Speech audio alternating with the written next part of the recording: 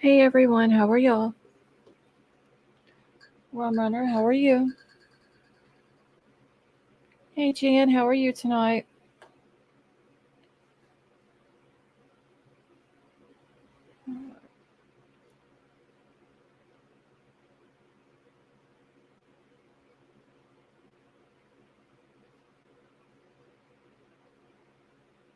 Werewolf Queen, how are you? Hey Emerald Queen, how are you?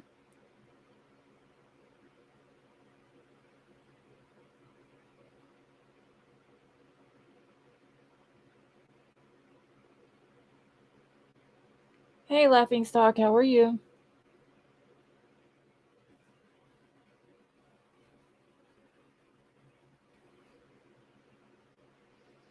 Hey Truth Seeker, how are you tonight?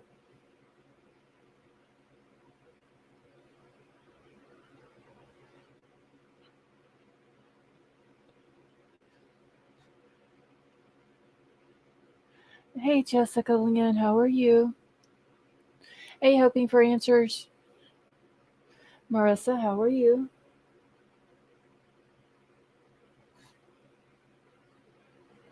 Okay, is night button not working again? What the heck? TV Steve, how are you? Okay, nope, it is working. Can't believe he's actually on time tonight.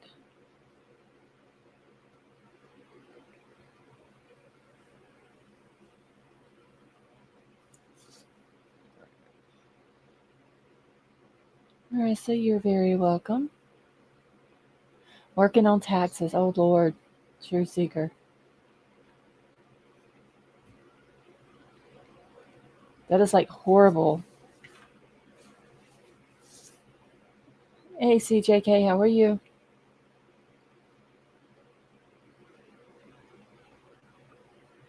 Finally stayed up long enough to catch a live. Well, hoping for answers. I'm happy you're able to join us tonight. Rayanne, how are you?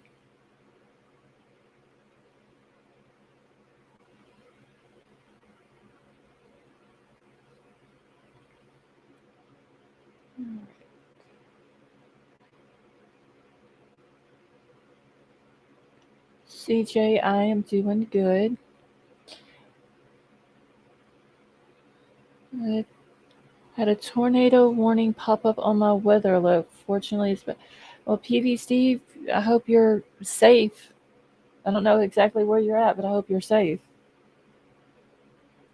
I think it's supposed to be storming here in like the next few days again. Like the storms are getting ridiculous.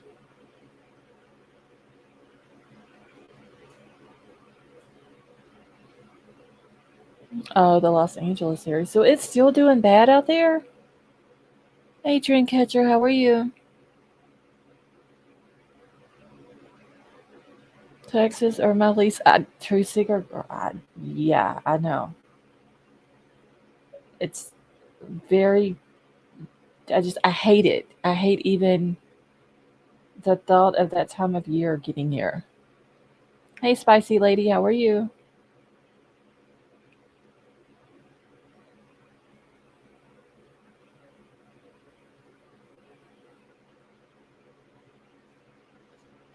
I don't know what the heck is up with my phone tonight, y'all. Dreamcatcher, I'm doing good, thank you. Cheryl, it was actually nice here today. I was able to actually raise the windows up.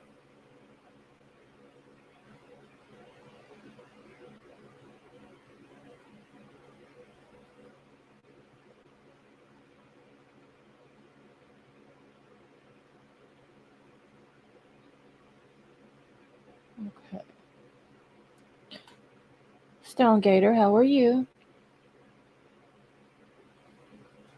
Stone Gator, are you still sick, honey? Stone Gator, how are Oh you? shit, y'all. About to cut my phone down.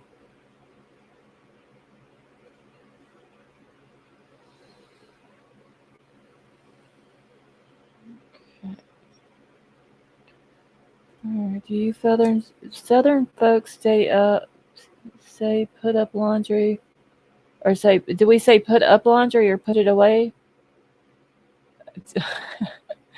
I always say put it up.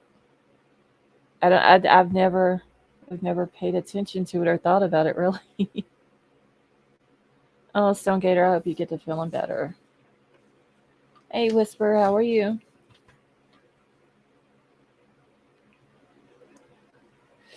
Ooh, 9 millimeter. That just hurts me thinking about it. Hey, lovable Mama Bear.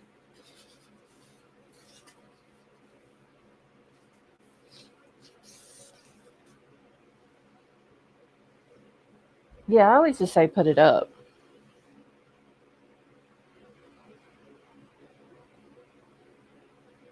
Like laundry, I hate doing laundry about as much as I hate doing taxes.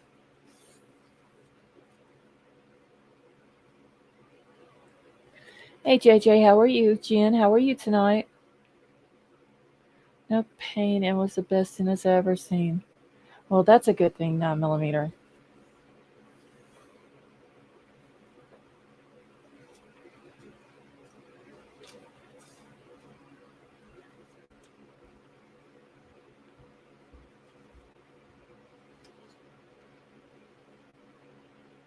See, I love laundry. The only thing I don't like is ironing. Oh, I just hate. I don't mind putting the clothes in the washer and then when they're done, throwing them in the dryer. But the folding and hanging up part, oh my god, I hate it so much.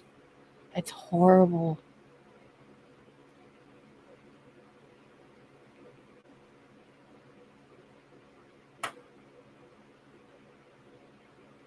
Thank you, Rayanne.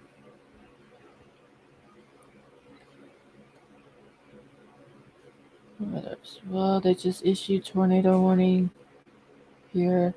Jen, that's what. Oh shit, who was it that just said that? Lord, y'all, I don't forgot who said that. That they had a PV Steve. He's in Southern California as well, and he said that there was tornado warnings and all that popping up down there. So y'all make sure y'all are safe. Michelle.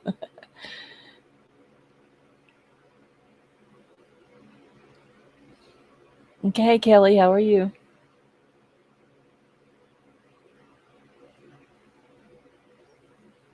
Okay, I have a dishwasher never used in 2 years. Oh, I love my dishwasher.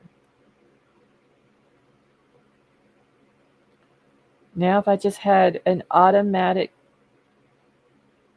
folder and clothes hanger on the hanger things or whatever, I would be good. I need a robot. That's what I need.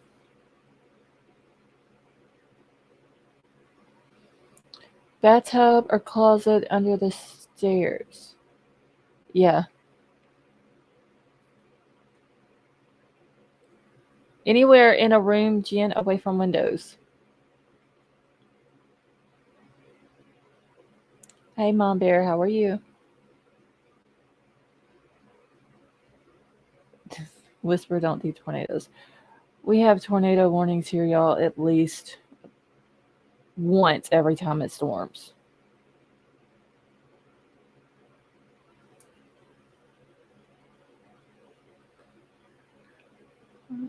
Take a program. That is too funny, JJ.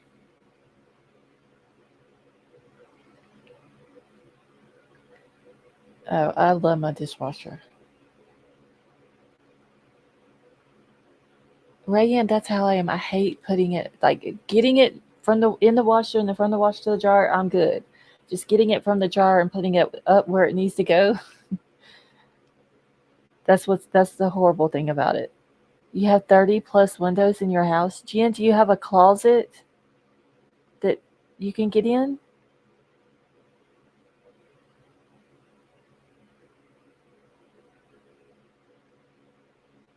Well, we don't have basements here, so we either have to get in a closet or the bathroom, or if we can make it out to a storm shelter, then we're good. But I think everybody needs a storm shelter. Honestly, that gets bad weather the way we get it.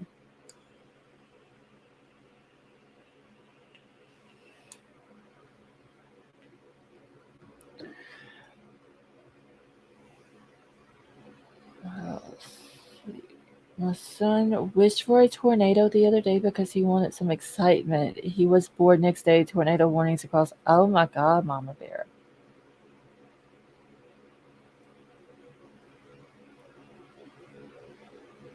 That is crazy. P Fox, how are you? It would only eat up paper plates and plastic forks. Yep. Yep, I don't like doing dishes either.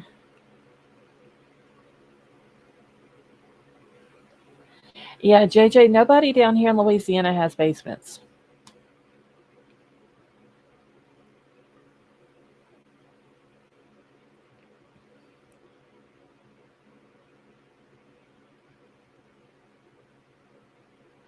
All right, y'all. So I was going to do the shoot the shit thing tonight. I don't think Big Al is going to be able to make it in here tonight. And I kind of wanted to wait till he was able to join me and Crime Crazy up on panel.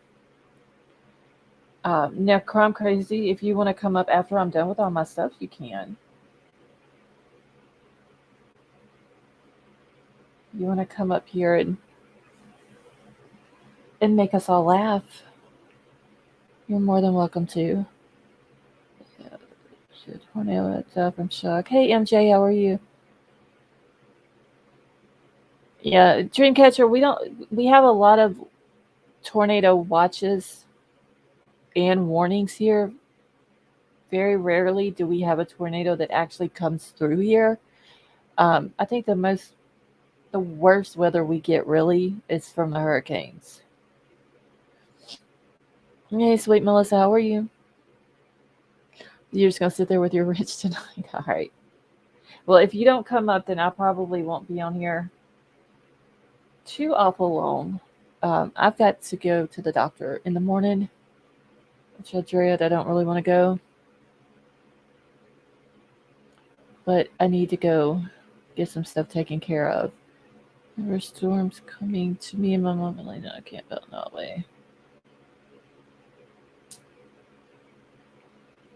Yeah, Emerald Queen, all the storms that y'all get, I end up getting after y'all.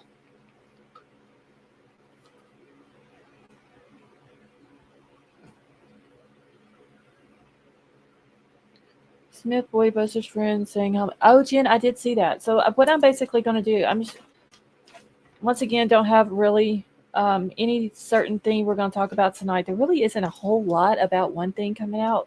It's just a little bit of a lot of things coming out. I did see where Stephen Smith they have now changed his case to a homicide. So I did see that. Good old Lori Vallow somehow worked her way out of not getting the death penalty. So Judge Boyce has taken the death penalty off of her. I still blame the state for that because, I have an article I'm going to read that explains what happened. But for whatever reason, the state decided not to turn over some evidence in time.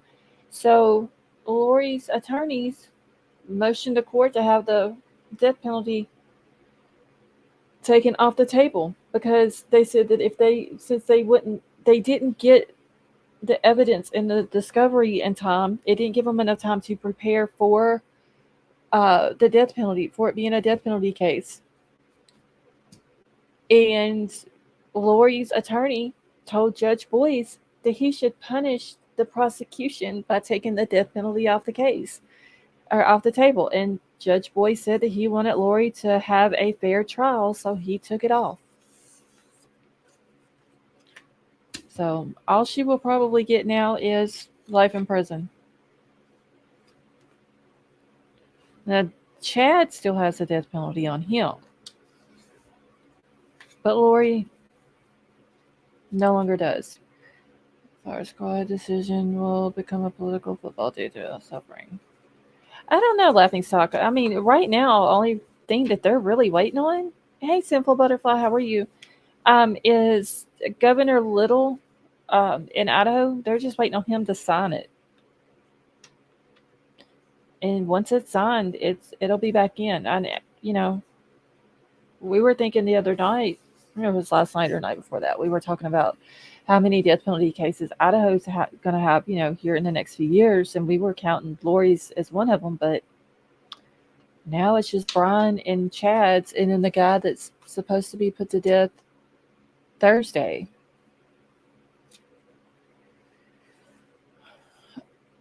Oh wow, spicy lady! You had a friend that, or a classmate that got struck by. Oh my gosh, Sonya was really mad. Yeah, I just can't believe the prosecution did that. I would have thought that, like, they would have been on top of everything, honestly.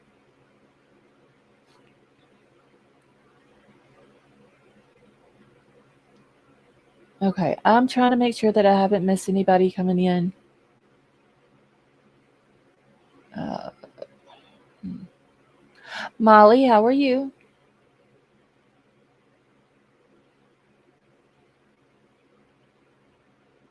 She feel life in prison be better for her, make her suffer all her days for what she did. I honestly, I don't really think she. I don't know. I'm not gonna say that she's incompetent, but she acts like she just don't care about her kids being deceased. The amazing Tiff, how are you? Hey Brooklyn, how are you? I have a stupid question. Why is there such a shortage of these medications for lethal injections? I'm hoping for answers. I'm not really sure why they have a shortage, but I don't know where they're getting where the medicine comes from.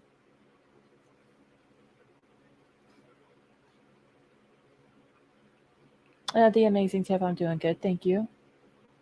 And Dreamcatcher, you're right. She don't care. I don't see how she can walk out of a courtroom and be all smiling and literally is on trial for her kids for them being murdered. Hey, Otto Flower Lover, how are you? So, women's prison is like a summer camp. I don't know. I'm curious if she's gonna make it in prison. Honestly, did you know they had her on first degree murder charges for JJ and Ty Lee, and I believe the conspiracy to commit murder was on. They had her for that for Chad's wife Tammy. I can't imagine what JJ and Tylee's, well, JJ's grandparents. Can't imagine what they're going through right now. Learning of this. All right, let me get this pulled up here, y'all. I was like super upset when I seen it today. And then this, like I said, the article it explains it a little more of why this is happening.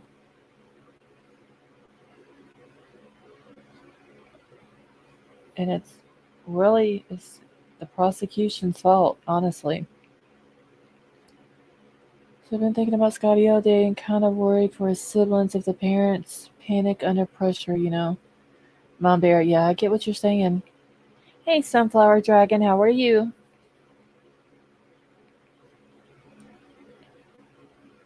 Okay.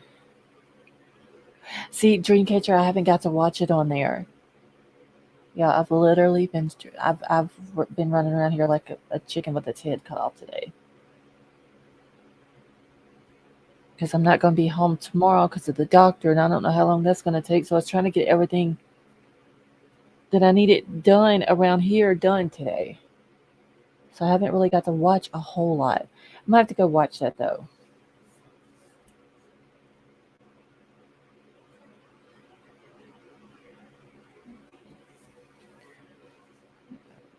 She's doing one of them out of the way. Okay, so it says Lori Vallow will no longer face the death penalty if convicted, judge rules. So it says the judge determined due to late discovery disclosure, the death penalty will be taken off the table to ensure a fair defense. Seems like they could have came up with something else. I really like looking at her, so I'm almost her and Brian Kohlberger need to be together. They would make the perfect couple. All right, so it says out of Fremont County, Idaho, Lori Vallow will not face a death penalty if she is convicted, a judge ruled in a hearing Tuesday. 7th District Court Judge Stephen Boyce said that there was a late disclosure of evidence by the state prosecutors, not in a malicious way, but the case could be turned over on an appeal if there was a capital conviction.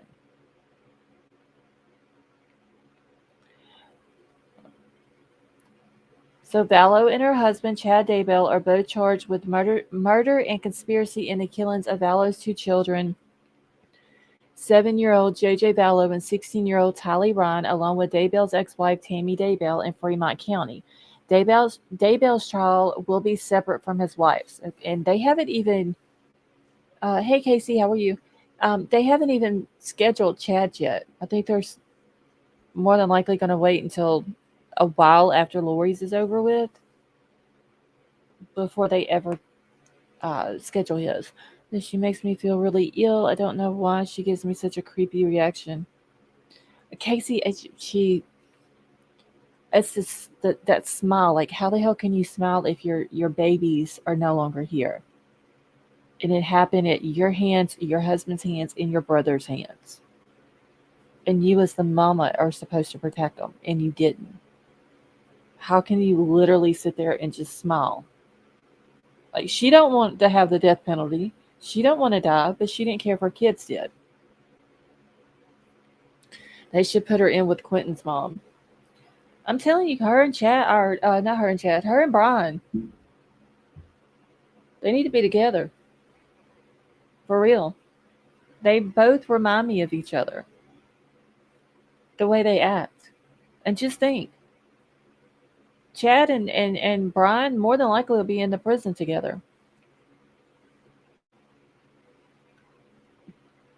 You can see her starting a cult out of Flower Lover. She probably has already tried to recruit people.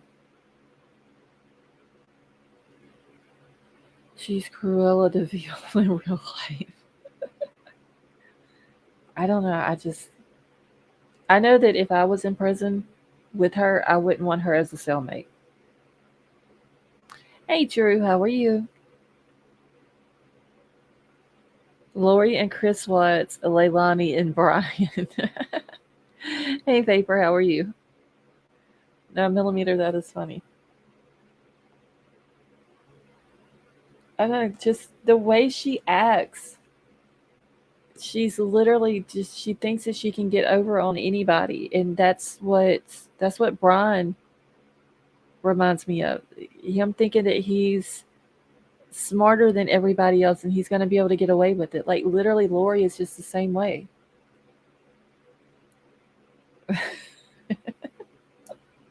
That was good though, 9mm. They just need to move Leilani to Idaho. That way they'll all be in the Idaho prison system together. Who wants to be responsible for piggybacking letters for PK and her?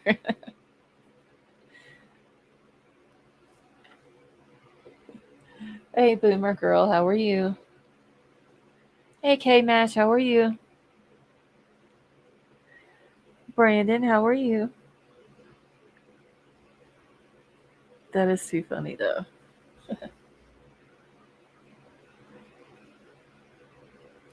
All right, yeah, I forgot where I even stopped off at.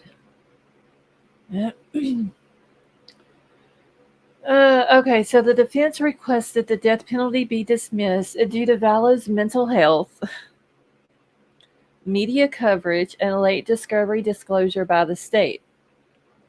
And as a punishment for the late disclosure, the court should sanction the state by ruling against the death penalty. Boyce said that there is heightened level of scrutiny with the death penalty case. The court determines that the late disclosure of discovery has materially prejudiced the right to prepare for a death defense, Boyce said. The state turned over evidence that they had to the defense on March the 13th, which Boyce said was too late for preparation in the midst of Vallow's trial set to take place April the 3rd in Ada County. So that's what got them. It's because they didn't turn it over in time. Literally, they turned it over last Monday.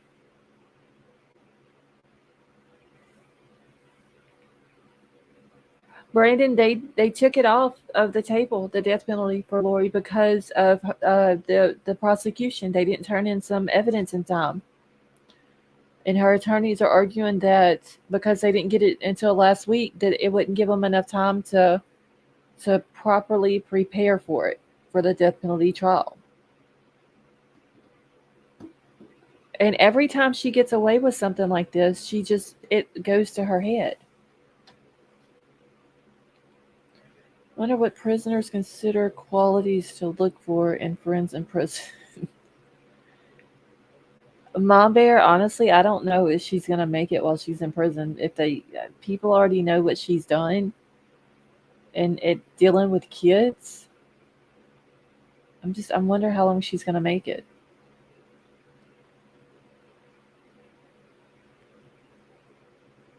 And Crime Crazy, let me know if you need me to slow the chat down or anything like that. Okay.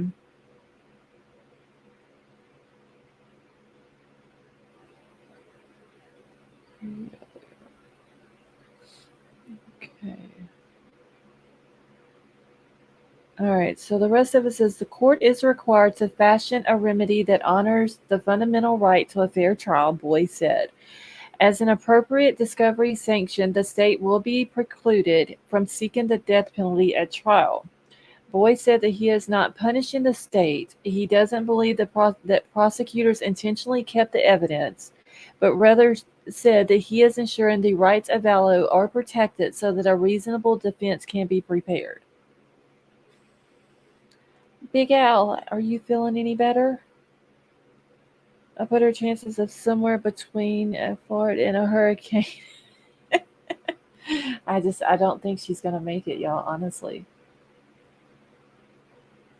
I really don't.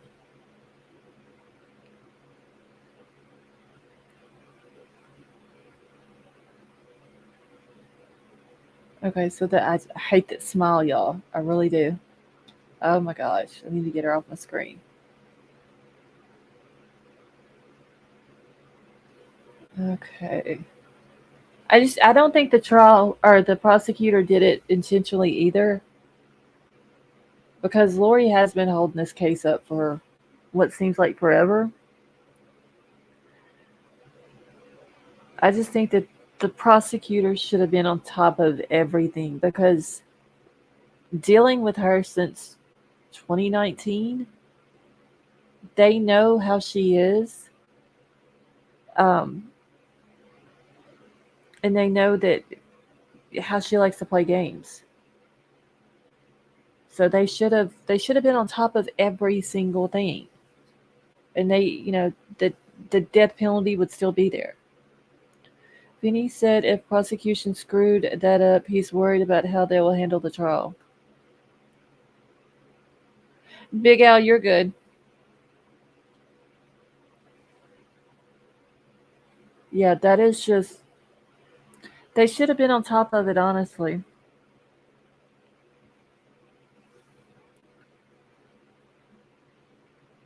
Because I mean, it's this case is like super high profile. Look how many people have died around her. Her two kids.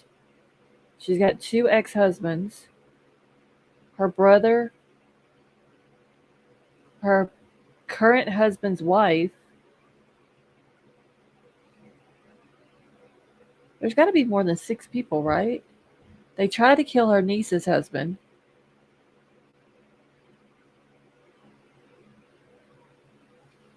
I mean, there's got to be more. I want to say there was more than 6, but that may be all of them. She has too much death around her for her not to get the death penalty, especially with it being 2 of those deaths is her kids. Somebody in the prosecutor's office is in trouble. I'd be mad.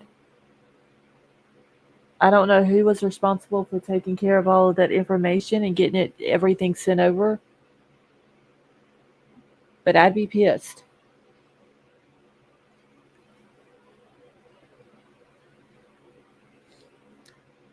See, I can't believe how long the Daybells have gotten away with all these killings and missing people.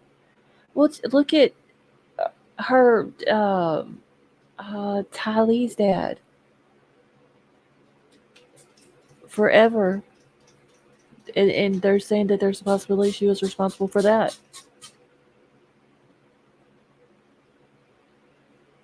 Should be fired. The whole damn prosecutor's office should be fired. Liz, how are you? Okay, poor Tylee to be told she's a zombie by her mom, knowing what that meant because of, yeah. Yeah, she was telling Charles that he was, um, yeah, he was no longer Charles, that he was now Mick Snyder, I believe was the name that she used. And that man even went to the police department, tried to have her put somewhere because of the stuff that she was saying. He was worried not only for JJ, but he was worried for Tylee too, even though that's not his child. He was still worried about her.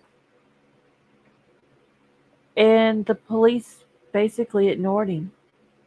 He told them that he didn't know what she was going to do with the kids, if she was going to hurt them or anything else. And they didn't take him serious, and he ends up dead, and then both of the kids do.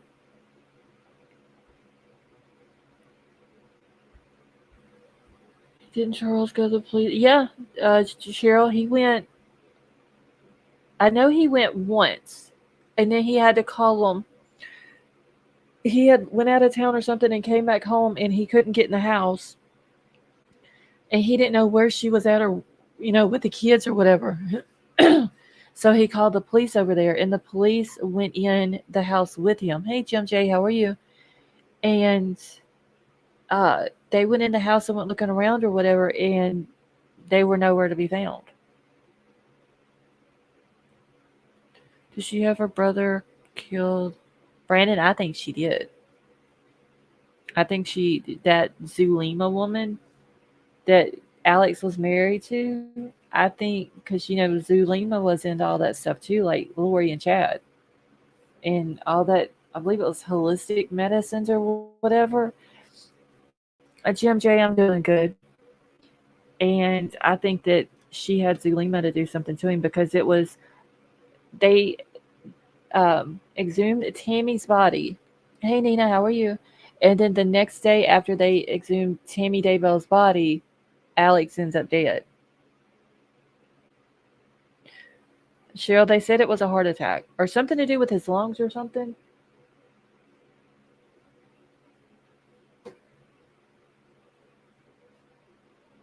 And but I don't know. It might have been something to do with his lungs. But that's what I'm saying. That Zulema woman was into all that kind of uh, holistic medicines and stuff like that. So I don't know. She could have gave him something and made it look like it was something to do with his lungs.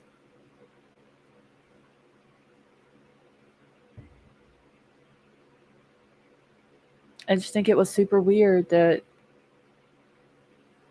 he shot at Tammy that October.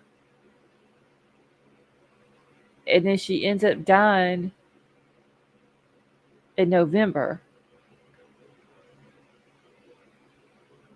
Then whenever they go to exhume the body the next day, he dies. Hold on one second.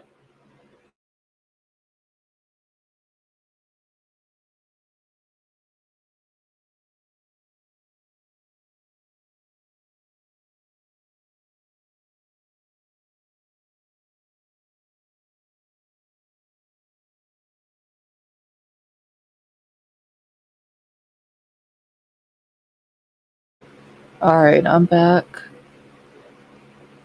See, I'm still brokenhearted over Charles. I think he was a good man. He loved those kids. Yeah. And see, Charles knew that something was up with Lori. That's why he changed the life insurance policy uh, from Lori's name and put it in his sister's name. American Princess, how are you?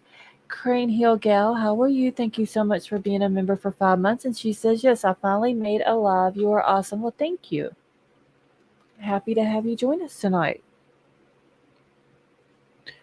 Brandon, yes. He did.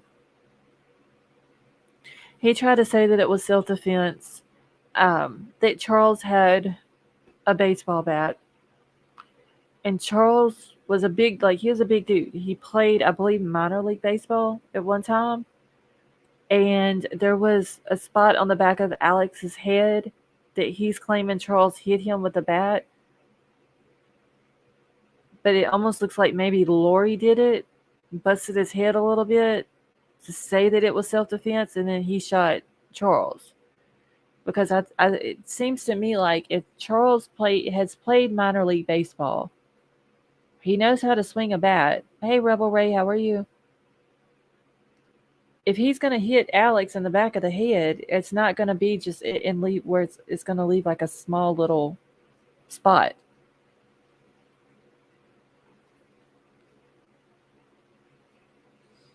Yeah, Mom Bear, they did. They literally they took Alex. There was body cam footage that had came out of the entire ride where they took Alex. They talked to him outside the house the entire ride to the police station. Then they got him whenever he was telling what happened. He explained everything. Lori, after or right when Charles got shot, her, Tylee, and JJ leave in the car that Charles had drove there to take JJ to school. Let's see, I saw a skull caved in from a baseball bat. Not pretty. That's what I'm saying. And I don't believe that Charles hit him in the head. I think that it was Lori that hit him in the back of the head, just hard enough to bust his head a little bit and make it bleed, and try to say that it was Charles that did it. So he shot him in self-defense.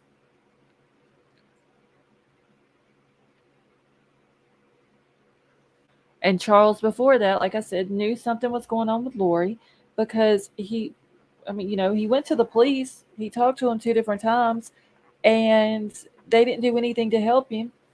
So he went and took his life insurance policy. It was like $1 million life insurance policy. Took it out of Lori's name and put it in his sister Kay's name, which is JJ's biological grandmother. Put it in her name. Lori didn't know until after Charles was already dead. So them planning out the whole shooting and his murder. Hey, see you too. How are you? Um, was basically did because she wanted his money. She wanted that life insurance policy, and she ended up not getting it. And she got like super mad.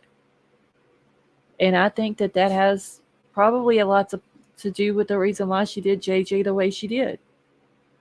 Because she knew that Kay and Larry, which is JJ's biological grandparents, which is Charles's sister, they would have taken JJ and took care of him. And they would have taken Tylee and took care of her also, because they knew how much she loved JJ. And I think that because Kay got that $1 million life insurance policy, which is not her fault, Charles gave it to her, that she had that done to JJ to get back at Kay for it. Okay, Chad's first wife was assumed thinks she was poisoned. Was she poisoned, or was it I can't remember if it was poison or suffocation. They're going to ride on the witch. Brandon, I'm wondering that because for whatever reason he wanted his case severed from hers. He didn't want their trial together. So I'm wondering if he's going to end up turning on her. It's going to be very interesting, y'all. Come April the 3rd is when the jury selection starts. And it's going to be like super interesting what happens. I just feel bad for JJ's grandparents. Because, I mean, they would have taken him, even though he was on the spectrum, they would have taken him and took care of him. And like I said, they would have took Tylee too. But in order for them to get rid of, in order for Lori and Chad to get rid of JJ, they had to get rid of Tylee first. Because Tylee would have fought him over JJ. So they had to get rid of her first in order to get rid of JJ. And that's sad that a mother can allow something like that, or even have anything to do with her kids being murdered. Okay, he killed first one. Yep, he did. He killed Tammy so he could be with Lori. And what was sad was that JJ and Tylee was buried on the property while Tammy was still alive, and she didn't even know it. She never knew the kids were out there. If y'all remember, that's when Chad sent her a text message talking about there was a raccoon in the backyard and he had to shoot it, and then it had to burn some stuff before the big storm came or whatever. And she never knew that they were even out there.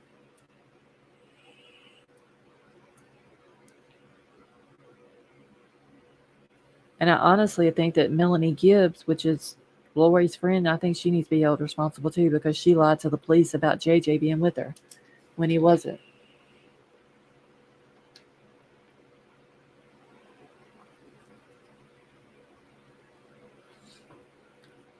Molly, thank you so much. And see, it says that you upgraded your membership. Well, thank you, honey. Hold on one second, y'all.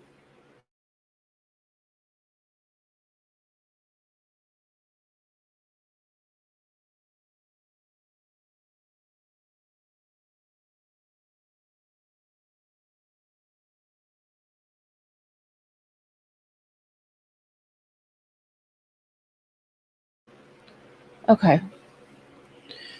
Let's see. Let's see. Story. Casey, I'm wondering if that's what Chad's defense is going to be. He's going to end up blaming it all on Lori. Like, Lori's the one that came up with the plan.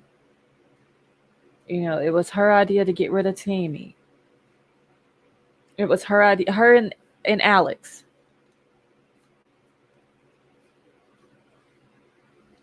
Okay, the text makes me. Wait, that text makes me sick. Oh, wait, y'all. I can't even read this. Hold on. The text makes me ask how often raccoons come out during the daytime. K-Mash, honestly, hardly ever. I mean, you may see some here and there that's out during the day. Not a whole lot. I think he's gonna turn and avoid the firing squad. Brandon, yeah, they did pass it. They're just waiting. And actually, do I have a thing about that in here? No, but I can grab the thing where they're talking about it, an article about it. They're just waiting on the governor, Governor Little, to sign off on it. I can chat a pastor. Um, I don't think he was a pastor, Cheryl. I think he was more of a motivational speaker, I would say. Yeah, the rabbit ones are usually the ones that come out during the daytime. Usually raccoons are more of a nocturnal type animal. Hardly ever do you see one out during the daytime. Cheryl. Well, they can't give her the firing squad now because they done took it off the table. I'm trying to see. Let's see. BK's in trouble. Yeah, I bet you BK, y'all. He is probably shitting bricks right now. Like the inmate. I think that's what's going to happen in Big Al. She's going to get into it with some of these inmates when she gets to prison. Okay, and also there is supposed to be some paperwork that is supposed to be, or some court documents that is supposed to be released sometime this week. Let me see if, when I checked them earlier, they hadn't been released yet. So they're saying either, usually it's Friday when it's updated, but sometimes they will release them during the week. But let me see what this is, because this is something to do with the House of Representatives. Okay, let me pull this up real quick, y'all. Because, I mean, pretty much with Chad and Lori being in Idaho as well as Brian, if Chad gets the death penalty, he's going to be facing the firing squad, or possibly could be facing the firing squad as well. Okay, lots of women in prison who can't see their children. I'm sure they'll have lots to say about Lori. Yeah. I don't think she's going to make a whole lot of friends while she's in prison, honestly. Especially if she starts talking about that whole zombie cult, uh, darkness and lightness and numbers. I don't think she's going to make a whole lot of friends. Okay, when my boy was a baby, I had a daytime raccoon trying to pick a fight with my Akita. I caught it goes. Yeah, the ones usually that come out during the day, though, um, usually are sick. And that's the ones you want to stay away from. Let's see, or they might pretend to be her friend. And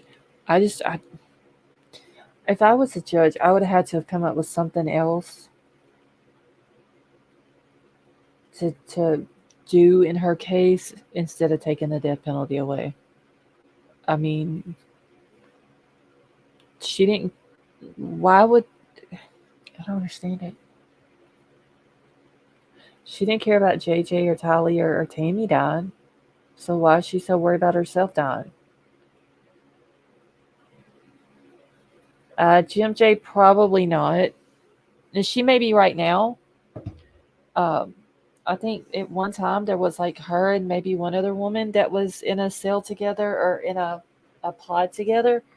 But I think once she gets convicted and goes to prison, I don't think she's going to be in protection. So, but they may be keeping her in protection right now just until she goes to court, so nothing happens to her. Okay. All right. So it says on the Idaho murders, the state Senate passes a bill to reinstate the execution by firing squad. And there's some stipulations that um, that they have to deal with in order to get to the firing squad part of it. Okay, it says boyfriend. Yeah, Cheryl, I saw that. Was it Law and Crime is on Verdict Watch right now? So, do you know what jail she is in now? Fremont County, I believe. Hold on. I know there's two different counties that's dealing with Lori and Chad. I think it's Fremont County though.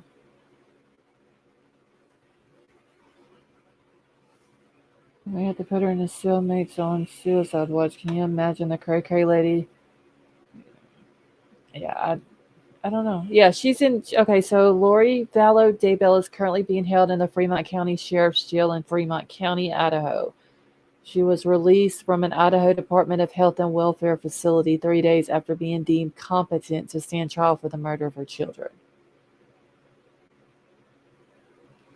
And at some point, she is supposed to be transferred to Ada County, which is where Boise is, because that's where they're going to have the trial at.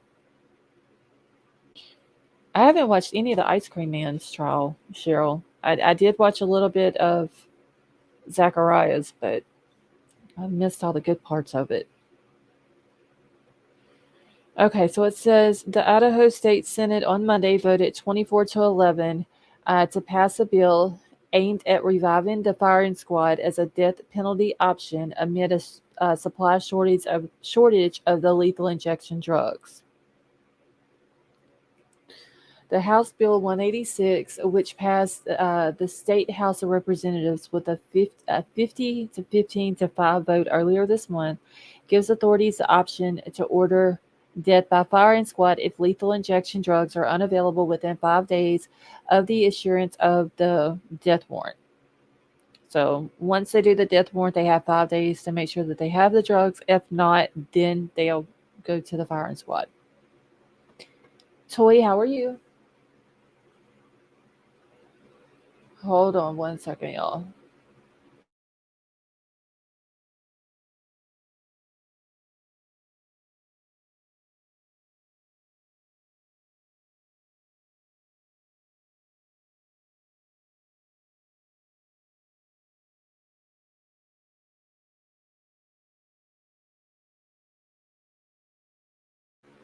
Okay, 1 second, y'all. I just gotta make a note because News Nation has a video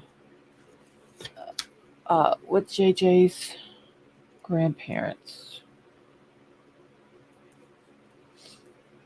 So I'll play it in just a second.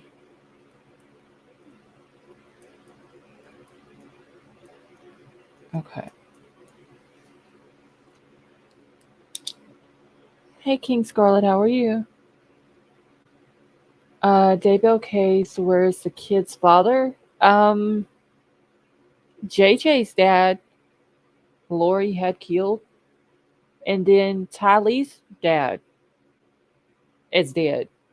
I'm pretty sure Lori had something to do with that too. Can you see how many people are in the jail, the building, in the Fremont County one? Let's see.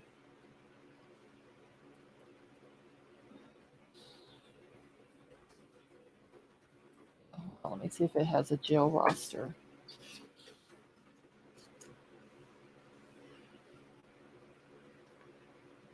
Let's see. No, shit, that's Wyoming. I don't need Fremont County, Wyoming.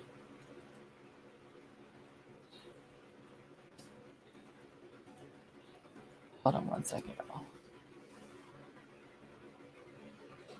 King Scarlet, you're welcome. Yeah, her Tylee's dad, they said, was a heart attack, but I'm pretty sure Lori has something to do with it because she claims that he had done something to her first son, her oldest one, Colby, and she had made a remark when she was at a meeting that she would kill him, and he ended up dead.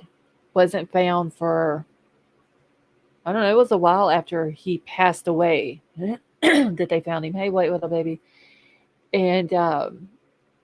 and then Charles, her brother Alex, actually shot and killed him and was claiming it was self-defense.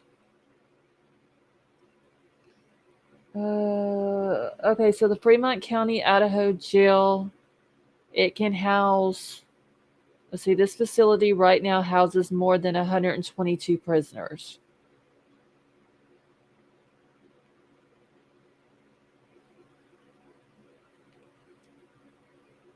I don't know if it has an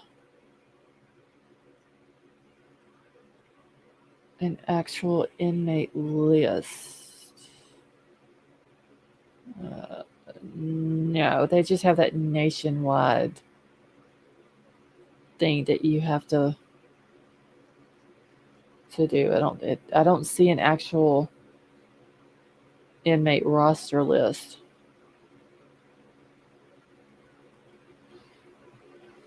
Okay, I'd rather be judged by 12 than carried by 6. Okay. Yeah, that's all it says is it can house more than 122 of them, but it doesn't say how many's in there right now.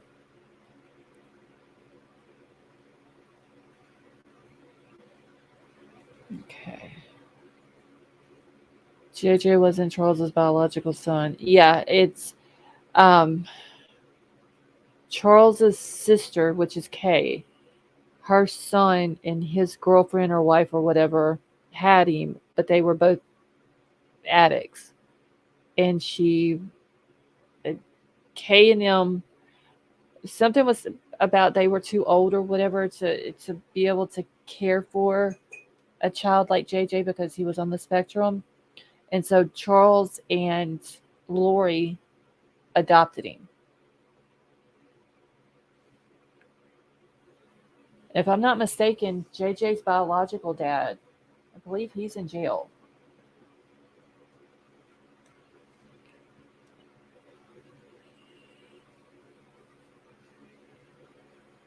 Okay. All right, let me finish reading this real quick. All right, so it says the bill will go to the Idaho Governor Brad Little's desk next. His office did not immediately respond to requests for comment on Tuesday morning. H 186 has now passed the Idaho Senate and the House with a veto proof majority. The bill's House sponsor, Representative Bruce Skagg, representative out of Napa, told Fox News Digital Tuesday that upon the signature of the governor, the state may now more likely carry out justice as determined by our judicial system against those who have committed first-degree murder. But yet, Lori won't be one of them, which is crazy. It says it is an important bill for victims, their families, and the rule of law, he added. The bill is not without critics, even on the GOP side of the aisle. Senator Dan Foreman, a Republican from Moscow, said that the people assigned to the firing squad, the witnesses, and the cleanup crew are all at risk of becoming traumatized by the experience, according to the Associated Press. Okay, so what about the victims who are no longer here and the victims' families who are traumatized by what happened? It seems like they're more concerned with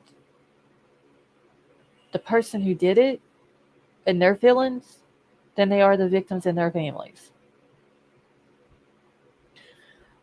All right, so it adds that Edwina Elcox, a Boise-based defense attorney, called the concept of using a firing squad atrocious. Now, if y'all remember, she is the one who also represented Lori Vallow at one time.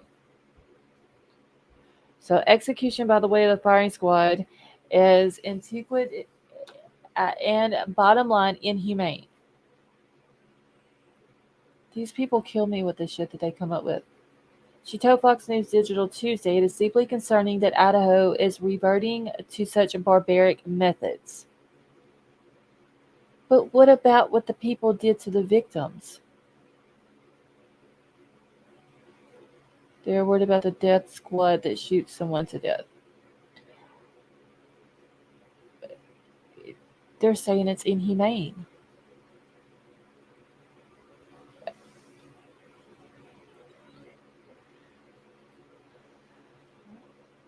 I think it's who? Yeah, but I mean, is that really who they're worried about? Is the people who are on the firing squad? Or are they just trying to take up for the person or defend the person, the murderer, and without just actually coming out and defending the murderer?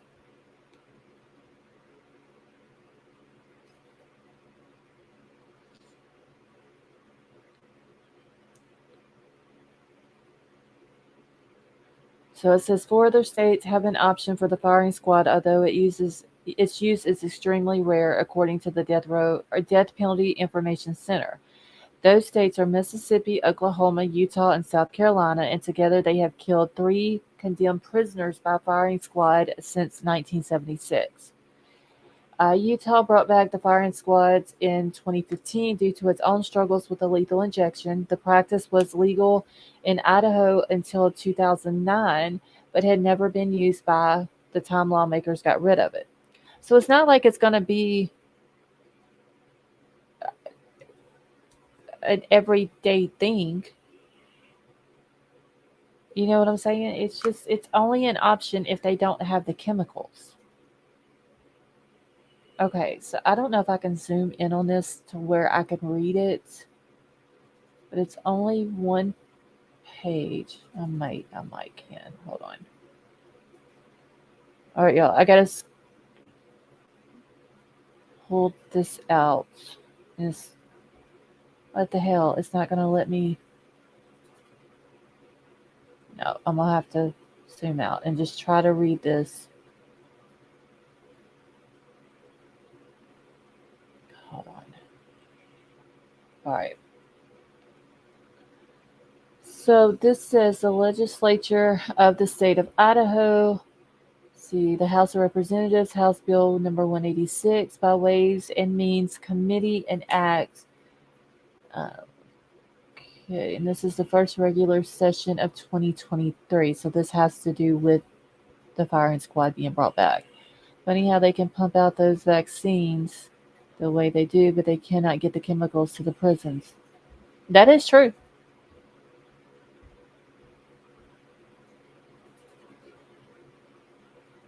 I don't understand why it's so hard to get. I mean, it's, hey Amy, how are you?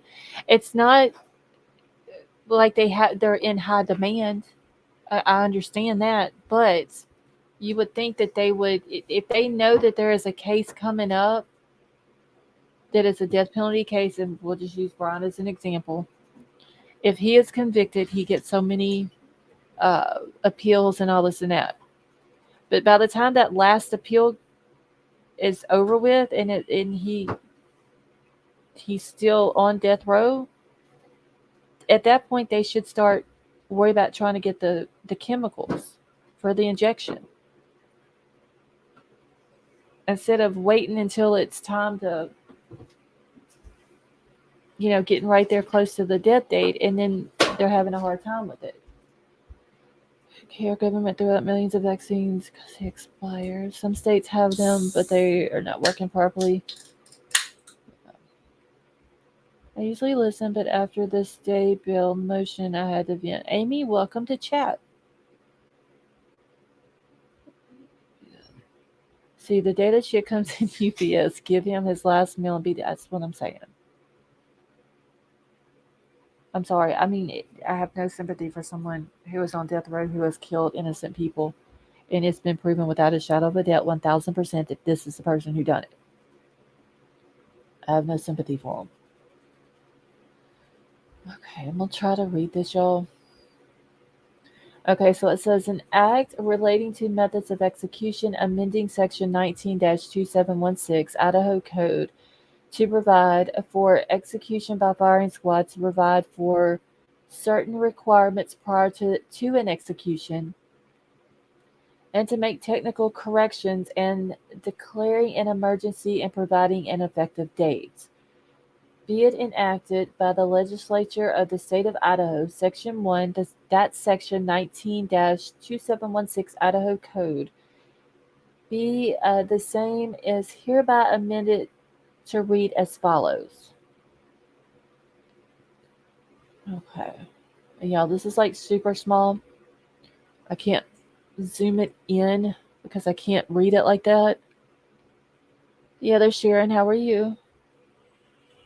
Okay.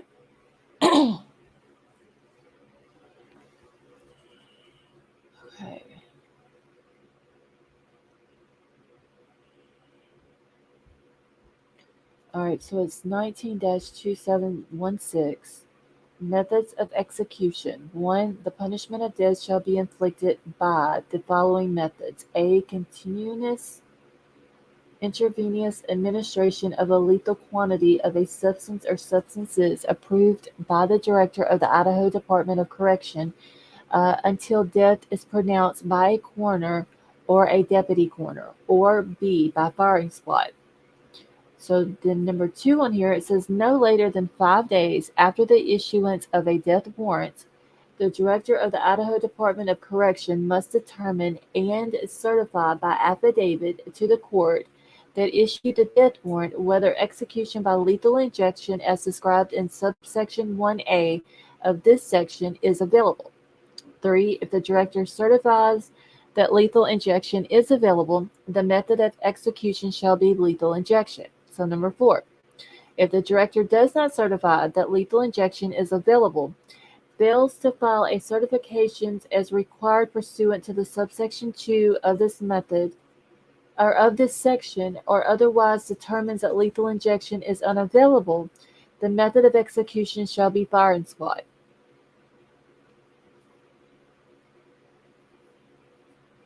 Number 5, if a court holds that lethal injection is unconstitutional on its face or as applied, or otherwise determines that firing squad is a constitutionally required method of execution, the method of execution shall be firing squad.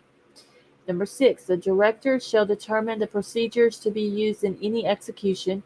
And number 7, the provisions of this section shall apply to all executions carried out on or after the effective date of this enactment, irrespective of the date sentence was imposed. And then section 2, an emergency existing therefore, which emergency is hereby declared to exist, this act shall be in full force and effect on and after July the 1st of 2023. So that's when they're saying it shall take effect, be in full force and effect on and after July the 1st of 2023.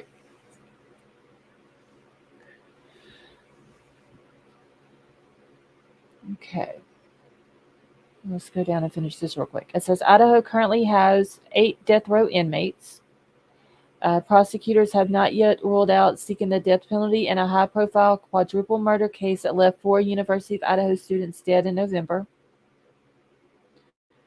Skugg, who is also a University of Idaho alumnus, introduced the bill in late February, weeks after police arrested a suspect.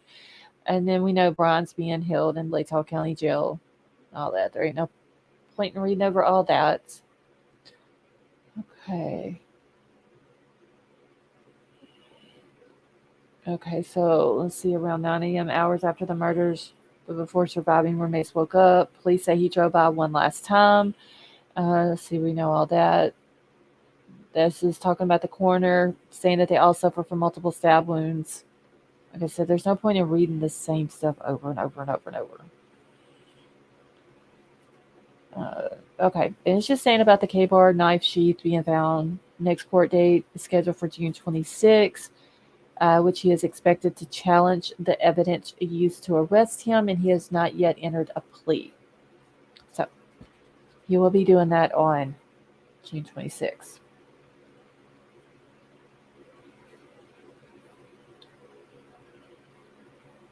So somebody said, and I forgot who it was, but it's, let's see, what about morphine? It slows down your heart. Tad's the one that said it. Can you imagine BK thought he was a genius and instead gets the firing squad? I bet you he is shitting bricks. Honestly. Wait, Widow Baby, are you feeling any better?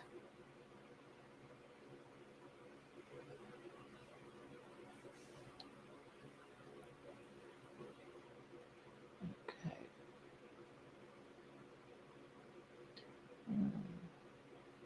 So, it sucks that Lori has actually gotten out of the death penalty part of it. Chad, as of right now, is still on it, but then again, his attorney may come out and say, well, you know what? It's not fair if Lori gets off of the death penalty, then Chad should be able to as well.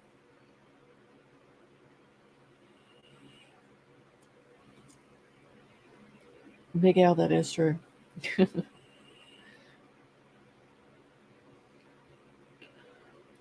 So I'm doing okay. Just took my medicine. Okay, good. Wait, what a baby. If you keep feeling bad, though, seriously, like y'all always tell me, you need to go to the doctor.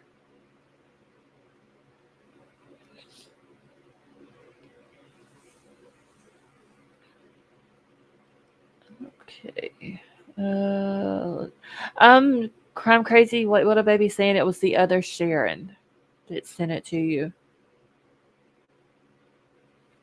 All right.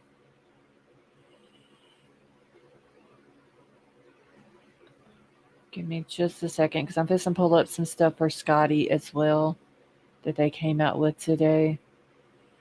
Wait, what a baby, I love you too. I actually, listen, I'm going to the doctor tomorrow. Y'all should be proud of me.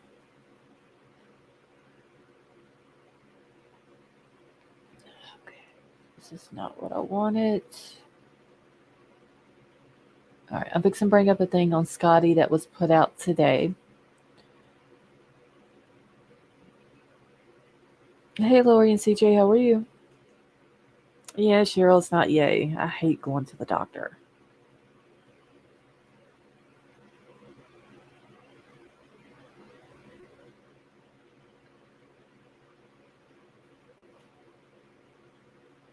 Wait, Brandon, what are you talking about?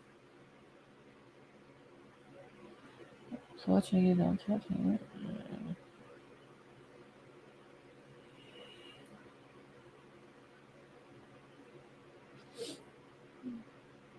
Wait, what has Brandon done? Y'all, I've missed a lot in chat. Oh, they're picking on you. Okay. Hey, Jay, look, how are you?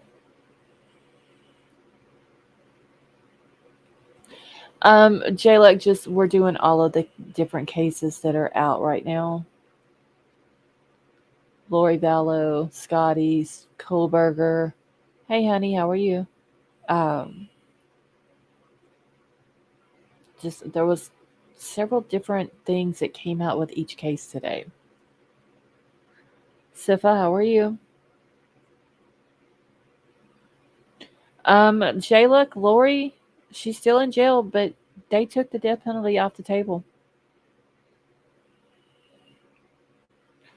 Um, it was it was taken care of today. They took it off because of the prosecution not turning over some evidence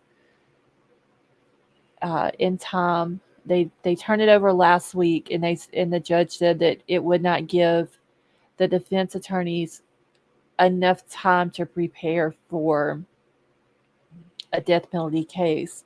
And Judge Boyce wanted to make sure that she had a fair trial. So, uh,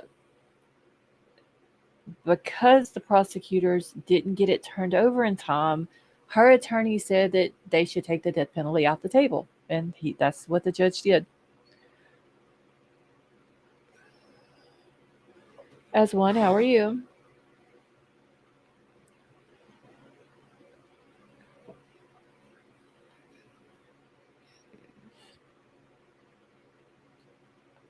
Let's see.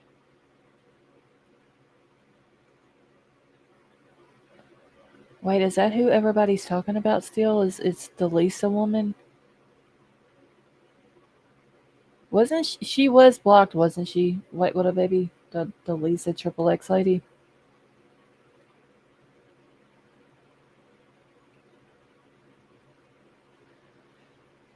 Okay.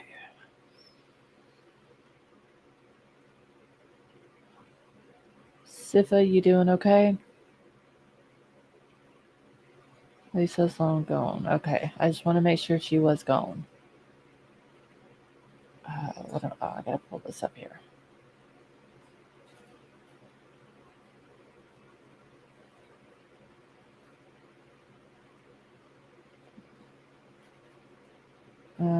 Yeah, Jay, look, Lori and her husband Chad's are both in Idaho as well. Hey, no way, how are you? Uh, Chad, death penalty is still on the table for him, but they did sever Lori and Chad's trials. So hers starts April the 3rd, and then after hers is over with, whenever after that, I'm sure they'll schedule his. And honey, yeah, that is true.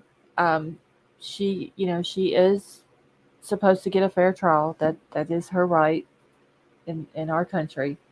I blame the prosecution though, because they should have known how Lori is and the games that she likes to play, so they should have been on top of it. Um, that they had everything right, and they dropped the ball with this. Okay, I'm doing all right. Bought a new computer. We'll be picking it up after work tomorrow. Oh, that's cool, Sifa. To do live streams once I learn OBS. Well, that is cool. All right, so this was put out today, well, the 21st. Uh, so for Scotty, and it says the search teams for Scotty Morris as of today, 3/21/23. There will not be any organized search teams from the public being conducted. Today, the Indiana Department of Natural Resources will be assisting with boats, sonar, and drones and dive teams if needed. This is only to check the areas of water nearby and further search of the river further out of Eatontown limits. Other canine teams will also be utilized today as well. Officers are still investigating and working leads as we receive them. We ask that you please refrain from making false statements and accusations. A law enforcement meeting will be held today with the Indiana State Police, Delaware County Sheriff's Department, Indiana Department of Natural Resources, along with a federal organization. Several interviews have been conducted and many properties and residents have been searched throughout the investigation. Now, they also did say that uh, or they confirmed that the parents did make Scotty wear that white t-shirt as a form of punishment and that they're looking into it. Werewolf Queen, thank you so much for that super chat. And she says, for anyone who is feeling unwell, and she's sending hearts. Thank you, Werewolf Queen. That was very nice of you.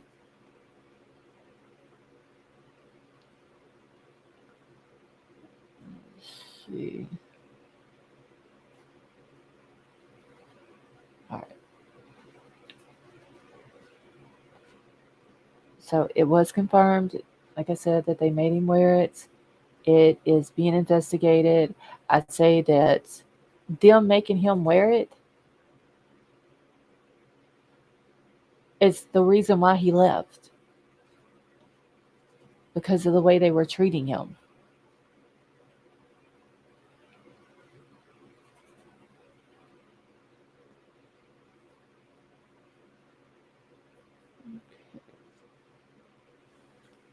They need to be locked up in the damn jail, is what they need to be done. I have no tolerance for parents like that. Okay, let me grab this other article that also came out.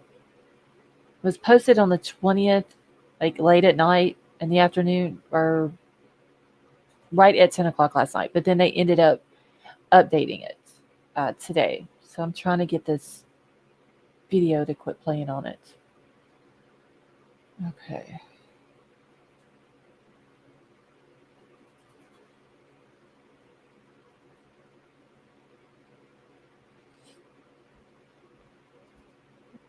I just don't believe leaving. Now, the amazing tips. Some people are thinking that his mom packed the backpack that he had there beside him. That she packed it with some stuff, clothes or whatever, and they made him leave. Some people are thinking that he ran away. I know, Brandon. He hasn't been found yet.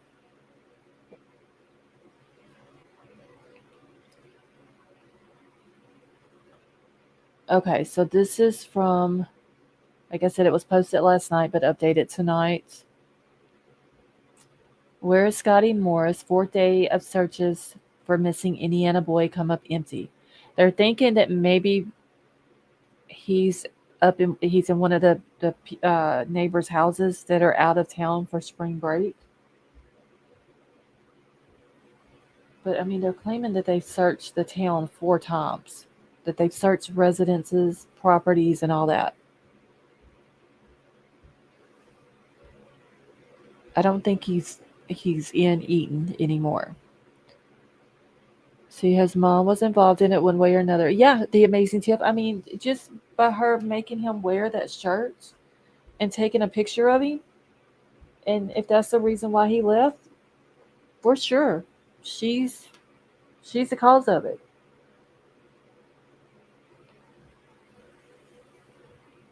All right, so it says police have once again come up empty-handed in the search for missing 14-year-old Indiana boy Scotty Morris. The teen disappeared on Thursday night from Eaton, a small town just north of Munis.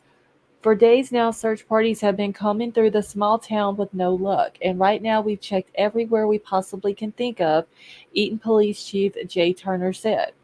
Turner said that at this point they don't see anything criminal about Scotty's disappearance. However, his parents have been looked into and were given polygraph examinations. True Crime and Faith, how are you? We've done several investigations, several interviews, and all that, Turner explained.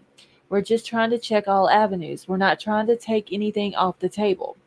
In the first few days after Scotty went missing, police searched vacant homes in the small town and have since started shifting resources to surrounding wooded areas.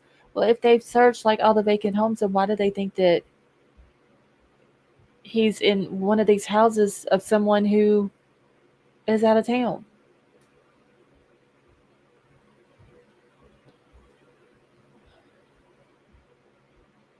So it says on Monday, volunteer searchers trekked through several square miles of wooded areas along the river, but still no sign of Scotty.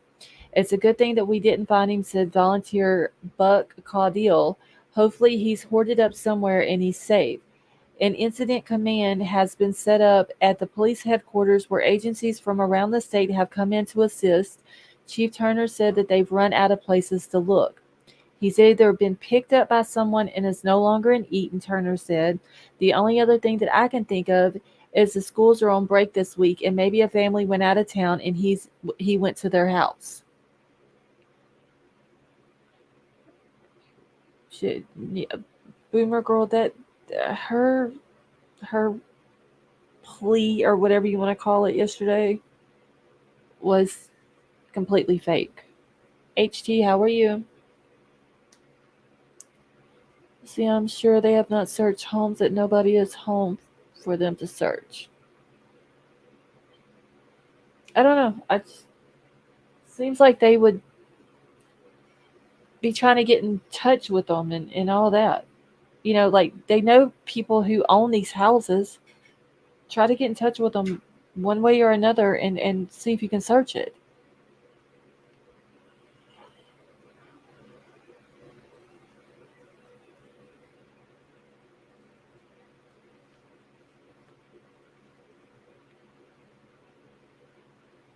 All right. Let's see. Wait, Jan, hold on. Did you see what I wrote in chat? No, Jan, I'm sorry. Let me go back up. Let's see. There was a lady on today who actually was searching, and she said things are coming out that don't seem to be true. Do you know what those things are, Jan, that she's talking about? Hey, Betty Joe, how are you? I think they were zeroing in on the parents with playing it cool. Like someone said in chat, one way or another, the parents had something to do with this. Either they made him leave or he left on his own, but it was because of that damn shirt that they made him wear and the way that he was being treated.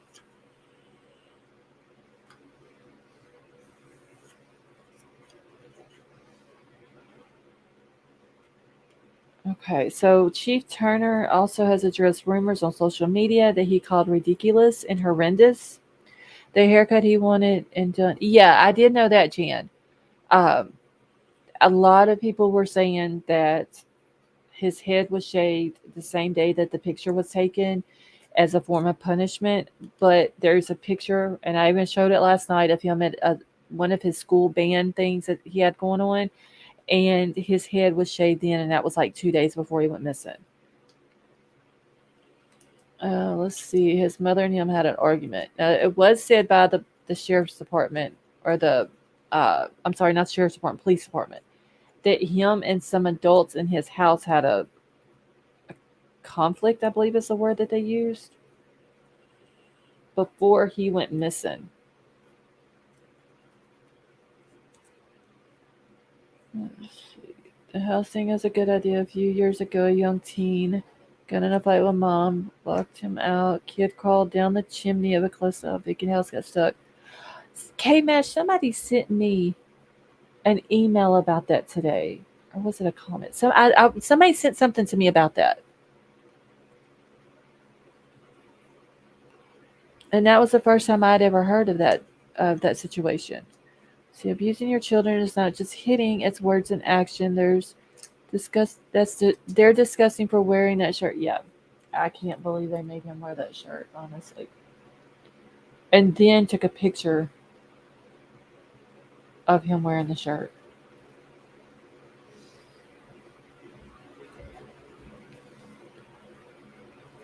Okay, he's ran away before, but they called police in 15 minutes.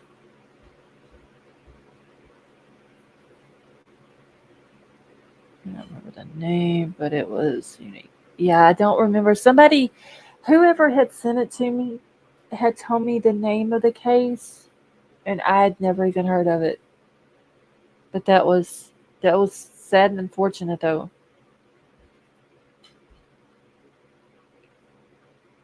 Okay, there are rumors that the father just went off, exploded, if you will, over whatever happened, and the mother wasn't in the room, but she knows exactly what happened. I wonder if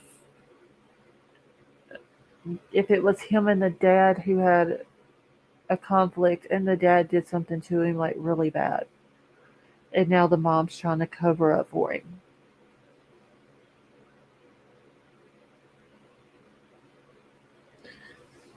Okay, let me go ahead and finish this out.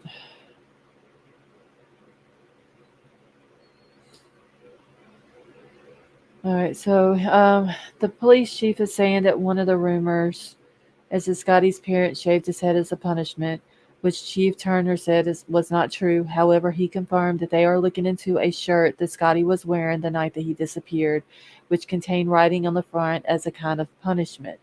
No matter what you think about how discipline was done there, that's something we're checking into, Turner said. I would ask you to please respect them. Hey, Judy, how are you? Why do I have to respect someone who abuses their kids?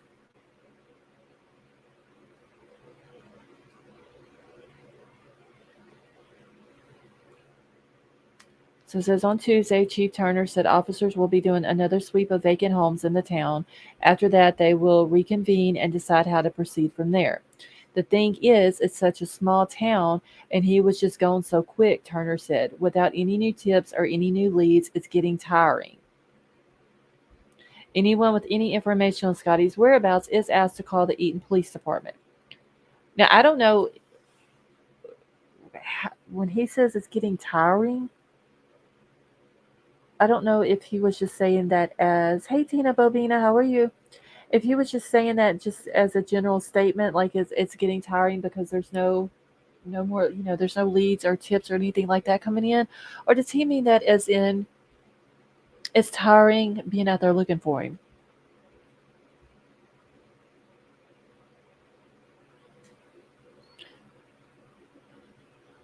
I don't like how it was said. Like there's a million other words that could have been used besides it's getting tiring.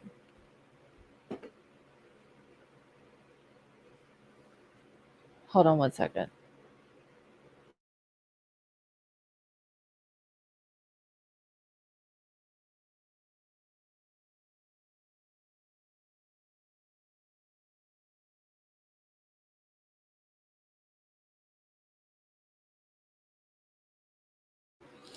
Okay. Deb, how are you?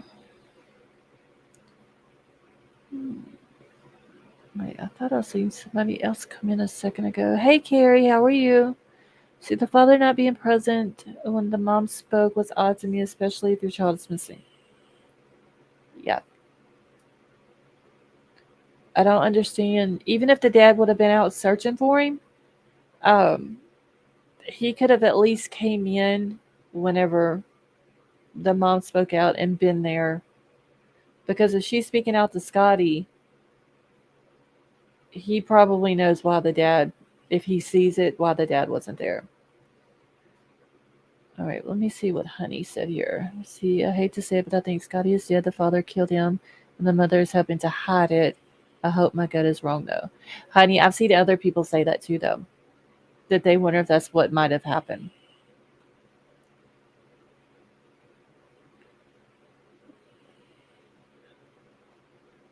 Okay, Harley Dilly is the name. Maddox case was messed up. Was it Harley? Harley Dilly's the one that was the chimney one, right? K Mash. So, do we have any wretched go? No, I haven't seen any GoFundMe pages yet. I actually thought about that today. If there was any, I haven't seen none.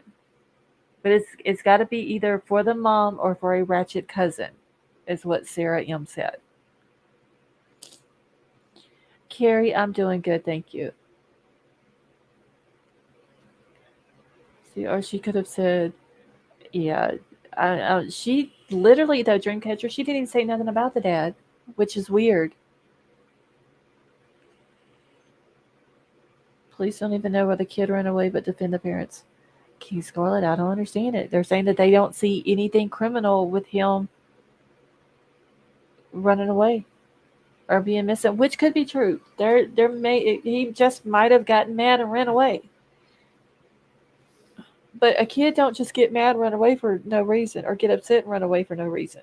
Trust me, I know. They just don't run away for just to be running away. Something went down in that house that caused him to want to get out of there. Does he really, Marissa? Do we know if both the parents and the amazing tip, they haven't came out and said if both were there or if one was there or anything like that. Hey Billy Harkins, how are you? Good job. The police are blind if you ask me. Okay, but they should have a better tactic to back up the child so he can come back. Yeah, Brandon, they're both together. They're still married. They're married. There is 5 kids total. The oldest, Scotty's oldest brother, is just by the dad, not the, not his mom. The older sister, we don't know if it's by both the mom and the dad or just by one. And then Scotty and his twin sister, and then a younger brother. No, Vapor, we haven't found out like the work history or anything like that. As soon as I got done last night on live, I went to bed. I know what Little Baby's been sick. Chrome Crazy's been busy, but we do need to figure out where he works at or what type of work. Not necessarily where he works at, but what type of work he does. See, I heard they had foster children. Okay, so sweet Melissa, there was a post, and let me see, I have it on my computer that I can bring up. The mom had made a post. Where did it? Right here. Oh no, that's not it. That's something completely different. Hold on, let me grab it.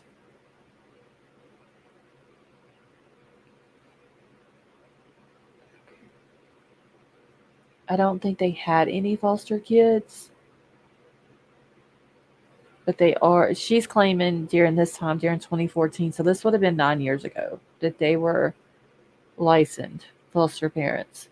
Um, see, I know where they work. Stevie, can you email it to me? Okay, so this was Scotty's mom. She posted this June 3rd, 2014. It says, school's almost out, need a babysitter. I can help. I'm trained in childcare, CPR, and Heimlich maneuvers. I and my husband are licensed by the Delaware County Foster Agency. My home is safe for all ages. Rates are as low as $1 an hour. I have a 15-year-old son, which is the oldest one, that is by Scotty's dad, not this lady here. 7-year-old daughter, 5-year-old son and daughter, which is Scotty and the twin sister, and then all ages are welcome. So I don't think they had any foster kids, but she is saying 9 years ago that they are licensed by the county to foster kids. So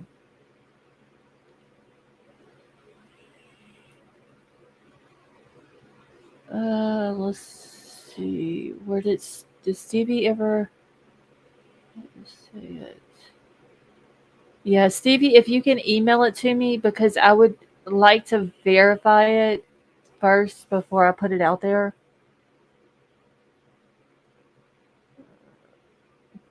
Don't they have free lawyers? Who, Cheryl, has free lawyers?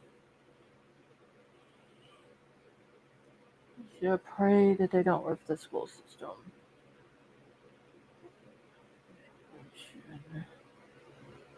Amy, there's no telling what went on in that house.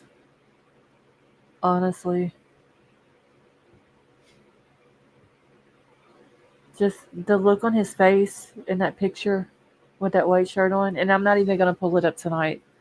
I don't want to keep showing it, but just the look on his face. He wasn't mad in that picture when that picture was taken. That was a sad. Uh, that was a sad look. That wasn't. That wasn't a mad look. Marissa said obsessed boyfriend had a GoFundMe. Oh, for legal fees. Okay. I didn't even know that, Cheryl. I didn't know that Zachariah Anderson had a GoFundMe.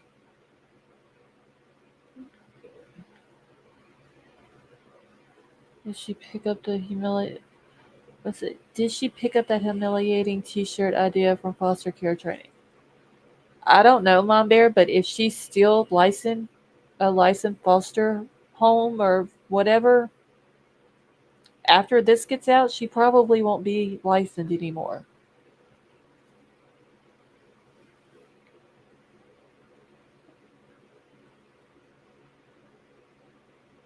Emerald Queen, you see fear also in his eyes. There may be some fear in there. I don't see the madness, but for sure the sadness. I can see the sadness in his eyes. He's sitting there. It's heartbreaking. The look he had.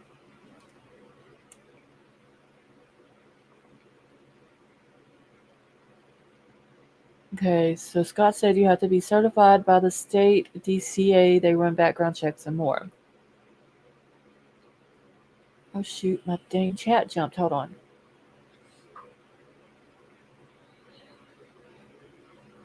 Let's see, humiliation, beatdown. Somebody said last night that, because I couldn't just like come up with the right word of what I seen, but somebody said defeat. It's like he couldn't take it anymore.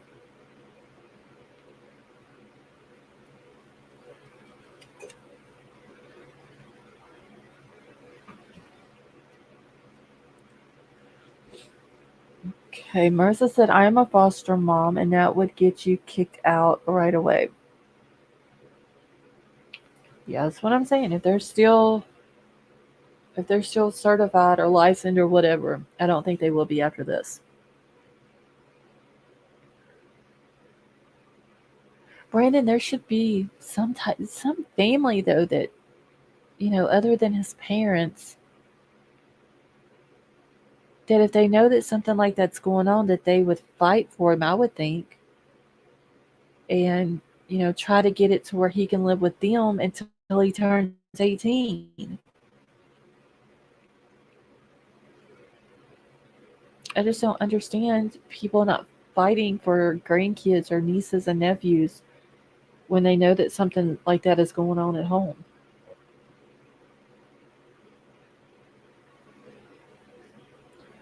Okay, let's see. All right, that's the thing I just read to y'all. All right, I'm gonna throw out the link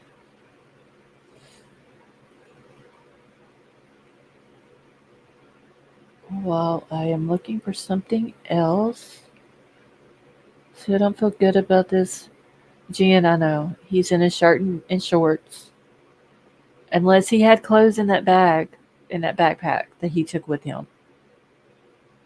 All he's got is that t shirt and a pair of shorts and a pair of shoes. Go outside. Oh, Cheryl, I remember reading about that. Nobody in the neighborhood even knew what was going on in that house. Had them kids chained to the bed, had them locked up in rooms and all that, and them two girls escaped and was able to call police.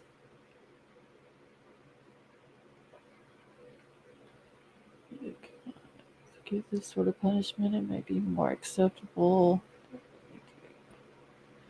The amazing Tiff, is your grandfather, is he from that area?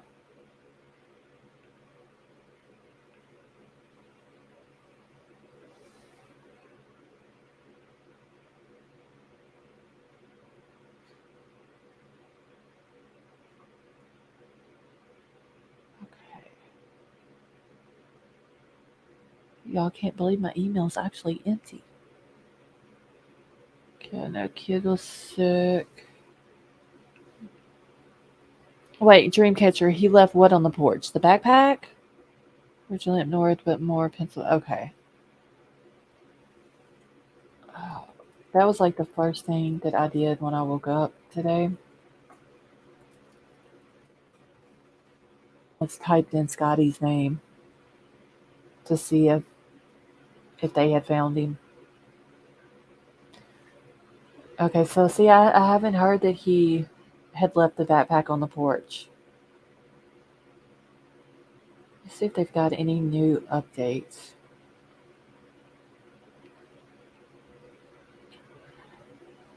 I mean, if they search the river and they don't find anything, I mean, what are they gonna do? Just give up altogether and just stop searching?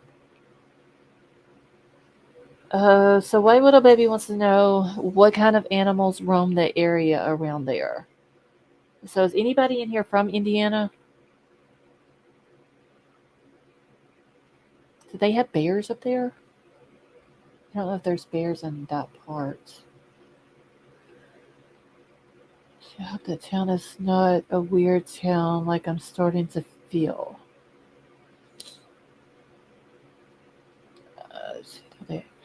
Brandon, yeah, they do have Amber Alerts, but the Amber Alert is only for kids who have been abducted. And the only way they can issue an Amber Alert is they have to have information on the abductor and the car. So because it wasn't a situation like that, and they're thinking a runaway. Uh, the Silver Alert was issued, which used to be only for elderly people with dementia, Alzheimer's, and stuff like that, or people with disabilities. But because of the Amber Alert requirements of an abduction, and they have to have like I said, the person information on the person in the car, then they extended the Silver Alert to kids as well. Okay, so there's no bears up there.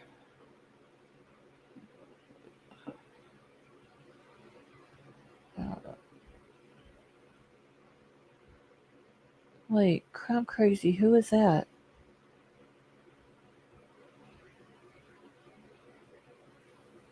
Does anybody know what type of animals they have up there?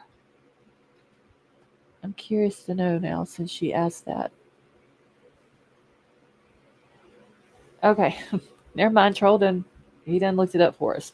Okay, so White Widow Baby. It says on here, and this is for Indiana. Okay. Bison, white-tailed deer roam the grasslands. Black bears have a small but stable population in the state. Indiana's chief predators are gray fox, red fox, bobcats, and coyotes.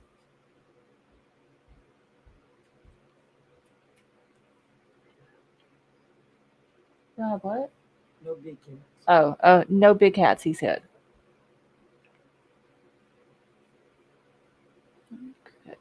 I don't know. That's what Google said, Brandon. I don't know.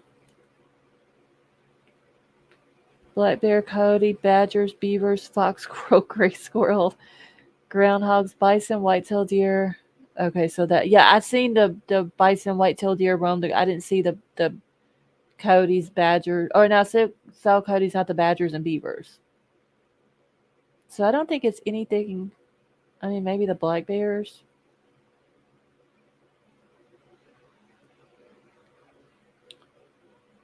Probably the black bear would probably be like the worst thing. See, animals leave a trace. I don't think an animal is involved. No, I don't either.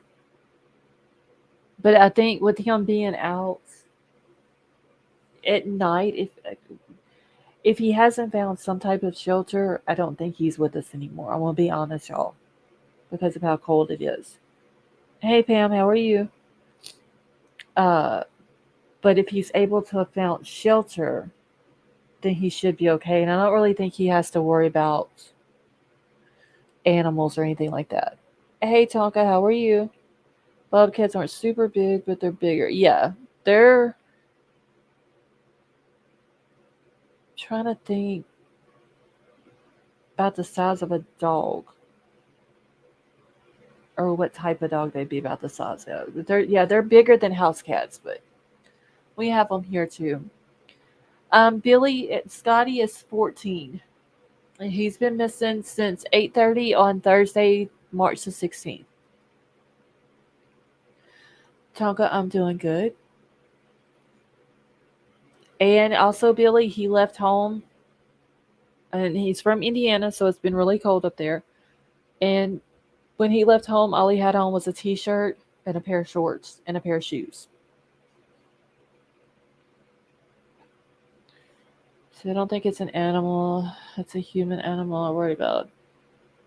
Yeah. Um, I don't think I don't think the animals would have anything to do with it in that area unless something happened in that house and he was taken somewhere else. And y'all know what I'm trying to get at. They're like 30 to 40 pounds, males are a little bigger. Yeah. Hey, Water Lily, how are you? Um, we have bobcats here too. We catch them a lot on our trail cams. And that guy, do y'all remember the Nathan? I can't think of his last name right now. I didn't write his name down. The guy that was from Georgia and he went down to Baton Rouge and he went missing. And then they ended up finding his body. Let me pull up his name. It's Nathan something. I can't remember the last name.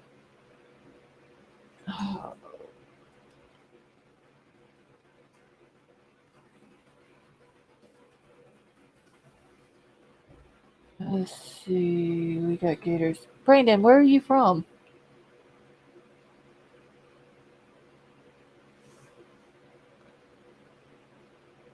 Hey, Joe, how are you?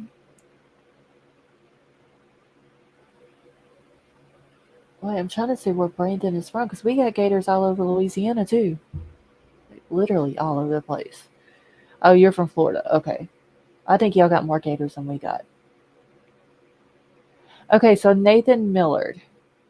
So anyway, y'all know I told y'all that he was found. His body was found. It was wrapped up in plastic and then wrapped up in carpet. Well, they've arrested the guy who done it. Um, I'm trying to find like the most recent uh, article about it. But they said that the guy, what had happened was he left the pub, the Irish pub, went around, somehow got mixed in with some guy and a prostitute who then hooked him into with this drug dealer to go do drugs together. And he ended up overdosing. The guy that they have arrested wrapped his body up, threw him in the trunk of his car, kept him in the trunk of his car for several days until the scent got so bad that he ended up dumping him out at, I don't know what the place is, but it was like an abandoned parking lot with some buildings around it. And then once it became nationwide news about this guy missing, that's when the guy dumps the body out and then goes and burns his car. And he ended up switching license plates and all that on his car and he burned it, but the dogs were still able to smell human decomposition in the car. So now they got the guy in jail. And I'm trying to find like the most recent one that they had. I should have kept the see, this is March 20th. Should have kept the article that I had read earlier, but I didn't. So they found some young guy with his head severed, but no foul play. Cheryl, that's the one that was caught running through the woods, wasn't it? And somebody had it on their trail camera, and he had called his mom or something and said that he was being chased by some guys. Okay, I remember reading about that the other day too.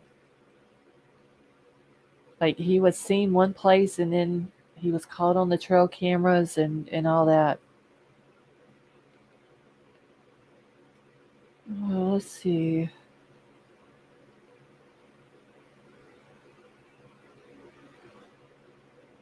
Give me just 1 second. Okay, so his body, the Millard guy, was found actually behind an old funeral home.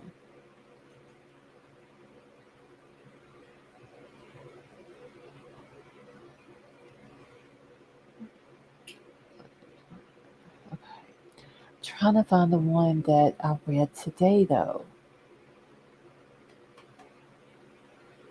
Give me just a second, y'all.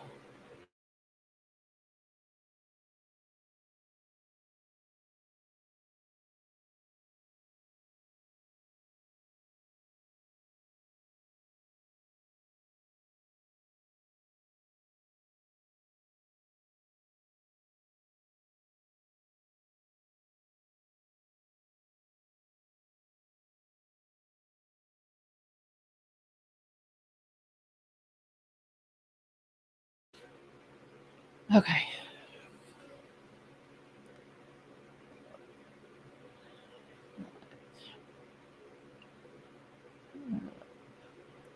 Okay, I'm not seeing. Okay, Anthony, how are you? Hold on. I don't see Nora's grandma. Where's she at? Oh, there you are, Nora. How are you?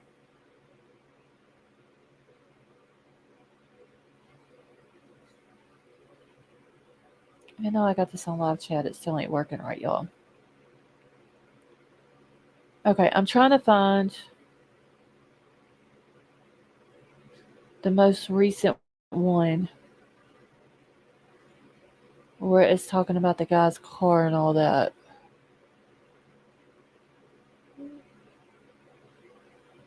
I'm sorry, Nora. If I don't watch the chat, I miss a lot of people that come in, which I'm not trying to do. Is this the one that I read?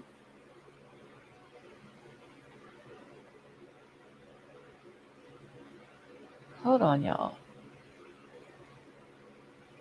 Let's see, this is the one I read, but it doesn't have all the information that I read earlier.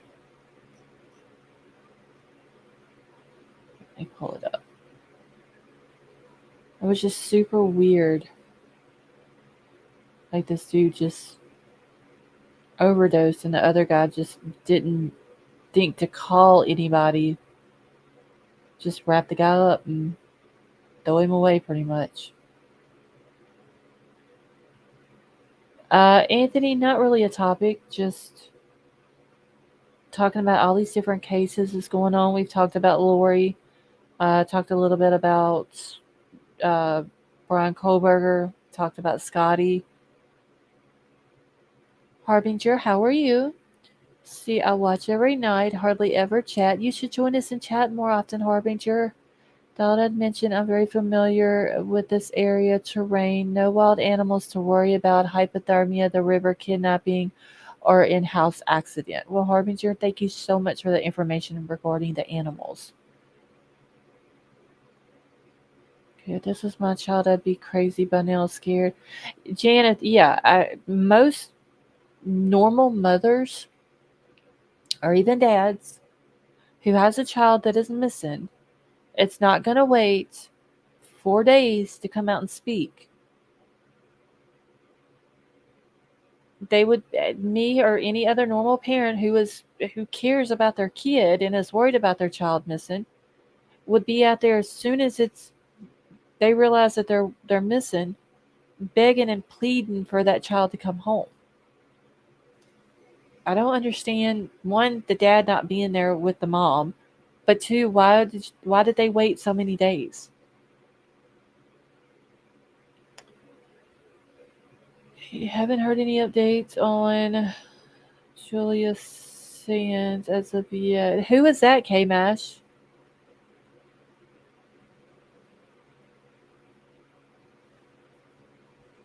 Listen. All right, Pam, have a wonderful night.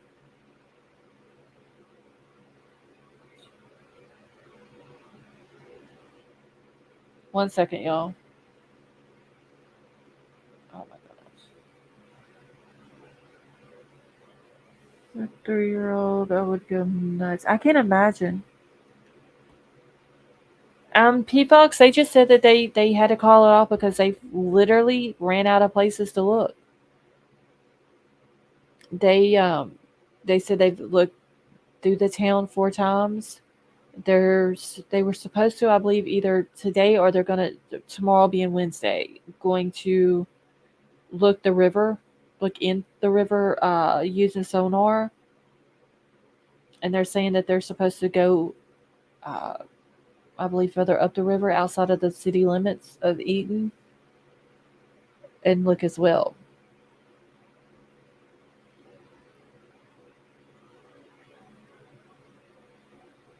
Okay, an actor who went missing while hiking.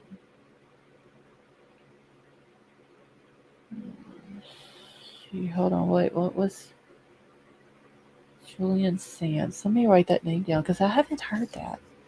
I've just made a mess. The hell.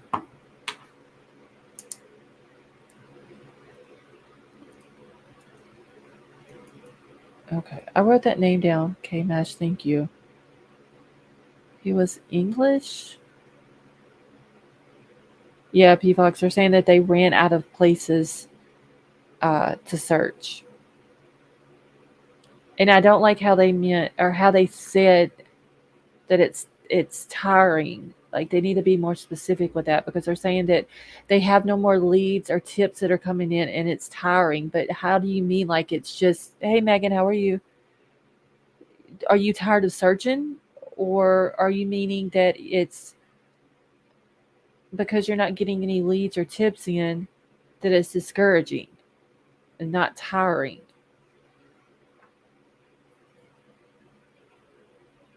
Okay, so this Julian Sands person, y'all said was an actor or actress?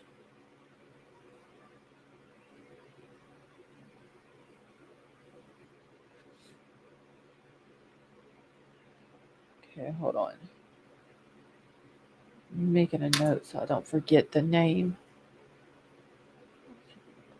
Let's see, email article or St. Louis. Okay, hold on. Troll has sent me.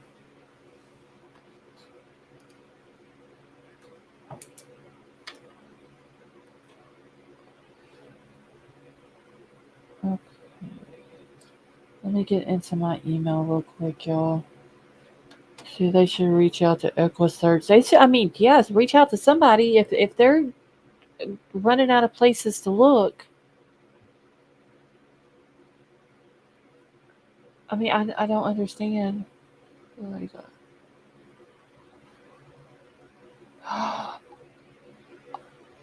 Oh, okay, Crime Crazy. I just got your email. Okay, so this is about. I got to get the lady's name.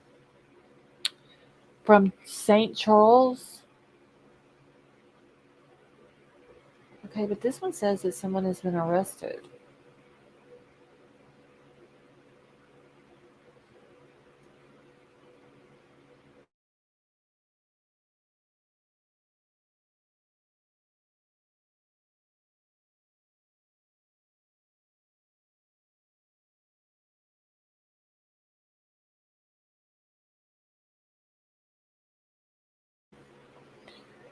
Let's see. Yeah, they found her last night. Ah, okay.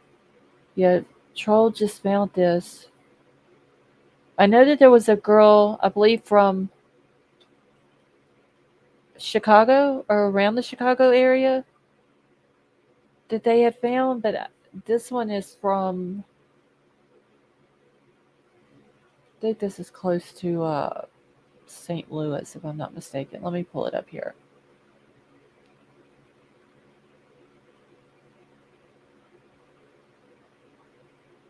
Okay.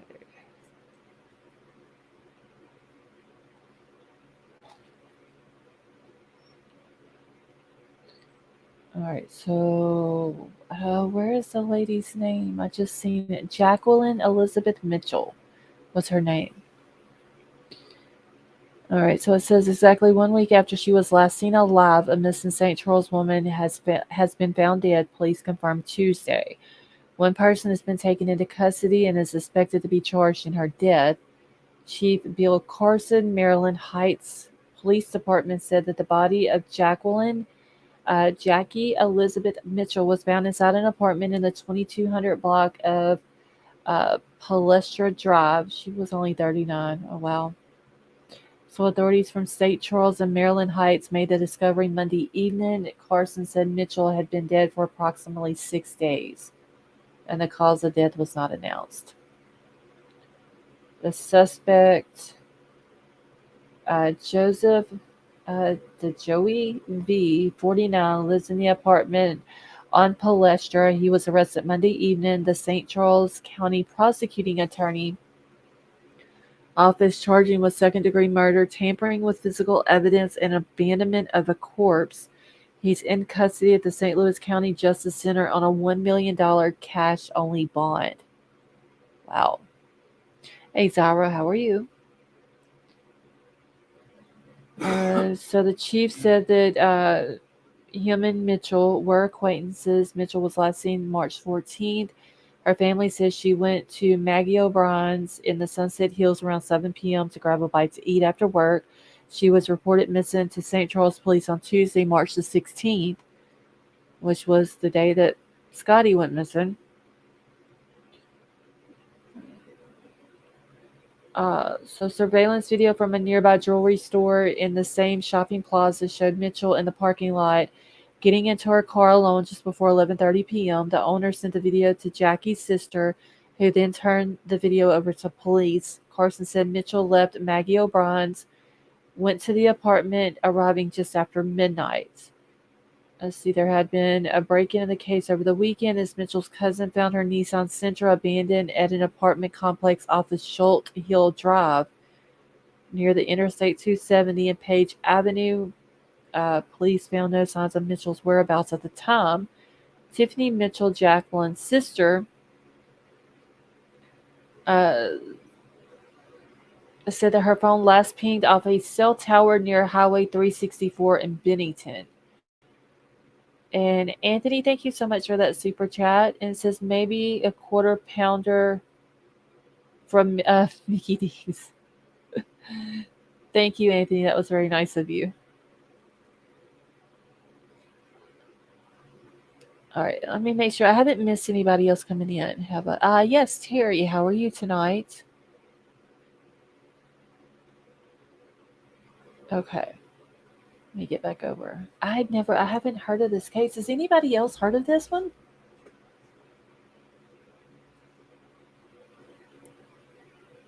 Okay, so they said that her phone pinged off a cell tower near Highway 364 in Bennington, which is what brought their search to that 6 mile radius in Maryland Heights. Chief Carson in Maryland Heights and St. Charles investigators obtained surveillance videos from a business that showed uh, DeJory driving Mitchell's Nissan Sentra. They were able to identify DeJory and tracked him down to his apartment on Palestra. According to the probable cause statement from the Maryland Heights Police Department, DeJory admitted to killing Mitchell. Police claimed that DeJory admitted to leaving Mitchell's body in his apartment and to wiping down both her body and car in order to conceal or eliminate evidence. So he wiped her body down in her car, but he left her body in his apartment.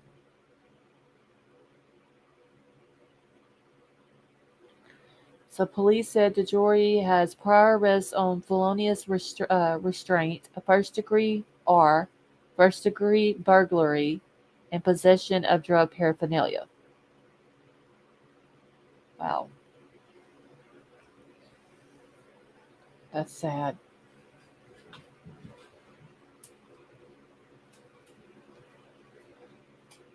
So at least they got him.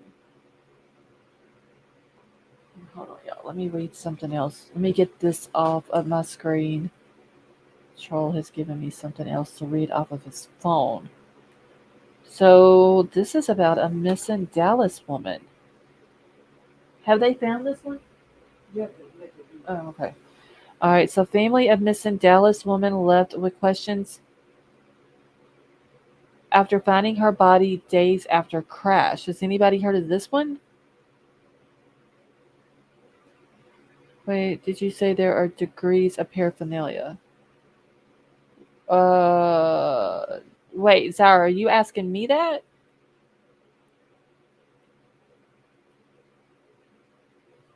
Hold on, let me go back down.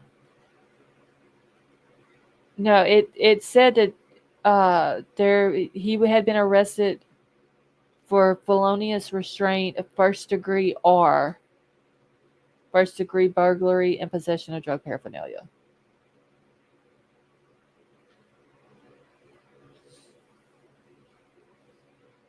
Okay, so this one here is about a woman in Dallas. Let's see, that left her family with questions after her body was found days after a crash. Let's see. It says there are very few details about the mysterious death of a mother in Dallas whose body was found over the weekend. Her SUV was found crashed out. Her family says her eyeglasses and her phone were in there, but her body wasn't. And it wasn't where the family thinks that she could have been thrown by the accident impact either. They have a lot of questions, and so do investigators. Jessica Martinez was a wife and a mother to a 1 year old girl. Her family has been searching for her since Friday. The search ended Sunday morning. My sister was the most amazing person, Martinez's sister, Adriana Diaz, said. She didn't deserve this. There are many unknown surroundings surrounding the 25-year-old's death. We seen her body laying in that ditch over there, Martinez's brother, Dario Manzo, said. I tried to ask questions. Nobody had questions for me. Martinez started a waitress job Thursday evening. Her husband, Mario Morales, said that she had messaged him while coming home but never made it home. This is just a dream. I'm going to wake up and she's going to come home and we're going to be happy, Morales said. The Dallas County Sheriff's Department said a 911 call came in about 1 a.m. about the crash. Martinez's family said that they were told that she was heard arguing with a man on the 911 call, but you could hear her asking for help, Manzo said. So she crashes her vehicle, and then she's not found where her vehicle was found at. So the family said that her phone and glasses were found in her wrecked SUV. She can't see without her glasses. There was no reason for her to be like, oh, let me set my glasses down so I can walk around blind. That's just not logical for her to do. And we told them, given the circumstances of what happened, we didn't believe she just left, Morales said. So Sunday, Martinez's family found her body behind a fence that first responders had to cut through. The fence is across several lanes of North Simmons Freeway southbound service road and below the freeway where her SUV crashed. We have been looking for 3 days nonstop, Diaz added. Martinez's husband called 911 looking for her earlier that morning. According to police, he had filed a missing person report the same day, and loved ones searched for her throughout the weekend. We seen her body laying in the ditch over there, Monzo said. So, how did her body get so far away from her vehicle?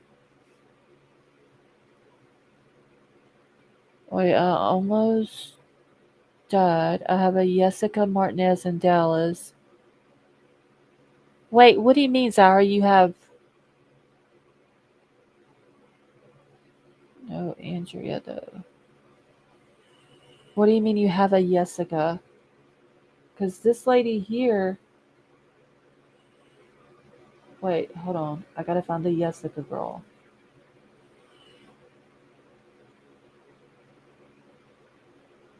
Sounds like a whole lot of felt. That's what I'm saying. Like, so somebody had to have moved her body or something. So yeah, Jessica Martinez was the girl who died.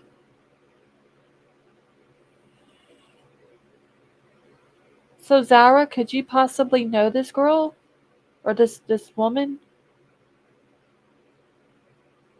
No, he says she was texting him from work saying that she was having a bad day. He told her to come home. I believe the cops found her car about 20 minutes later. Let me look again. Dallas is huge. That's good and bad sides. I hate Dallas.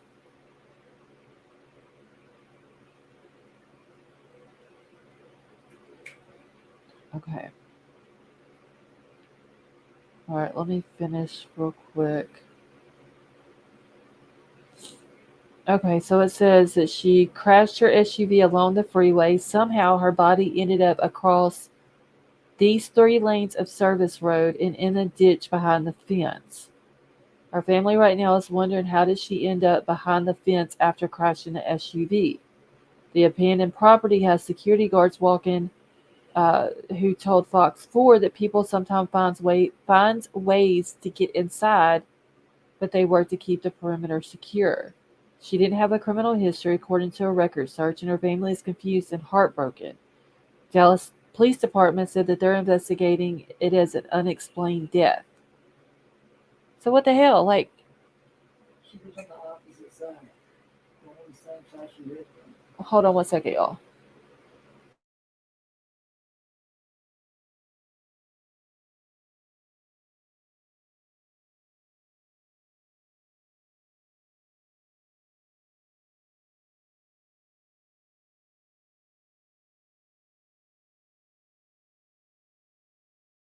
Okay.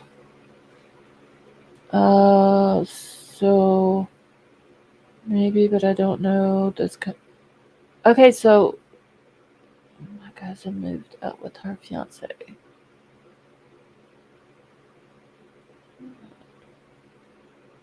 Autopsy, I guess. Yeah, Vapor. They didn't say if there was an autopsy. Well, probably not yet. They might have done one, but they probably haven't got the results back yet.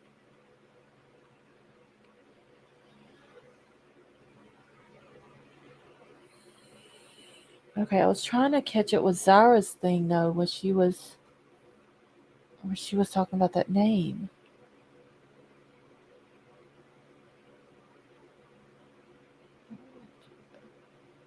Zara, if you find out anything about if you know this person, will you let me know?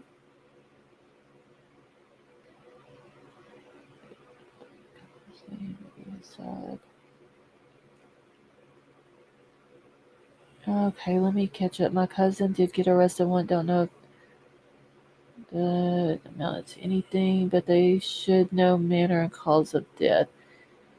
Yeah, if they're just saying that it's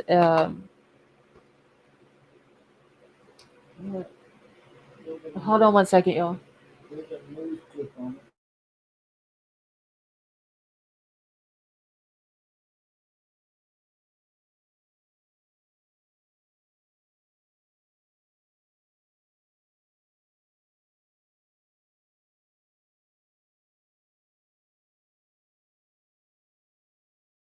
Okay, all right, y'all. Let me find the news article about it.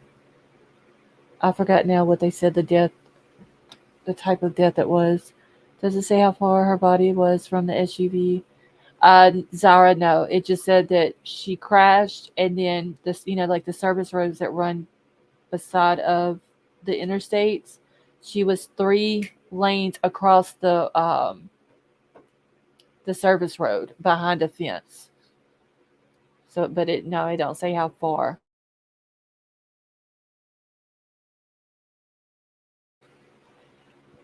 Let's see, you'll be the first. Thank you, Zara.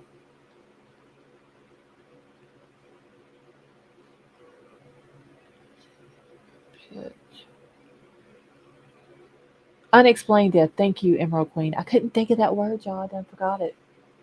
But Charles sending me a news clip of it. It has their picture and everything on it as well. Because I see his wife in the movie. Wait, what movie are you talking about, Brandon? Okay, that's a long way from her car. I thought the original story said she wasn't fully dressed either. Yeah, the one that I just read, The Amazing Tip, didn't have anything about that. And Anthony, I don't know. Like, she went across 3 lanes of a service road on the other side of a fence that property has security guards that walk it, because they say that people always find a way to get in there, so they try to make sure that nobody gets in there. and somehow she ended up in there. And also, they said that on the 911 call, they could hear her arguing with someone.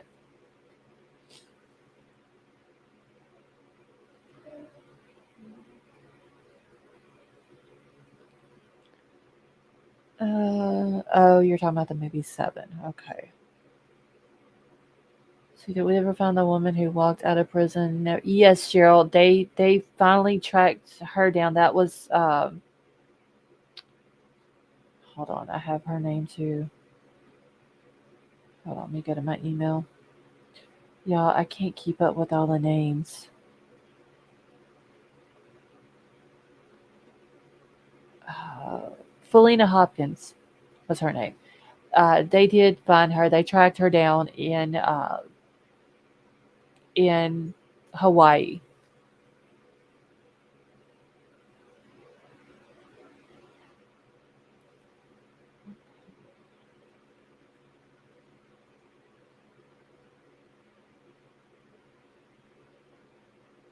All right, I'm just waiting. Oh wait, here it is, right here. So let me grab this.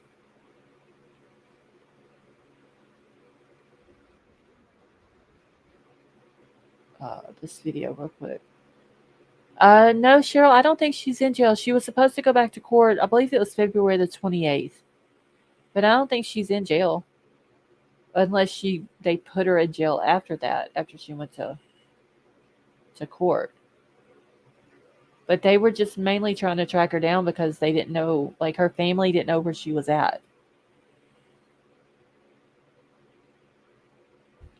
All right. Okay, hold on, y'all. I'm fixing to pull this video up, and it's talking about the lady that I was just talking about, telling y'all about. There's like a 2-minute clip, a news clip about it.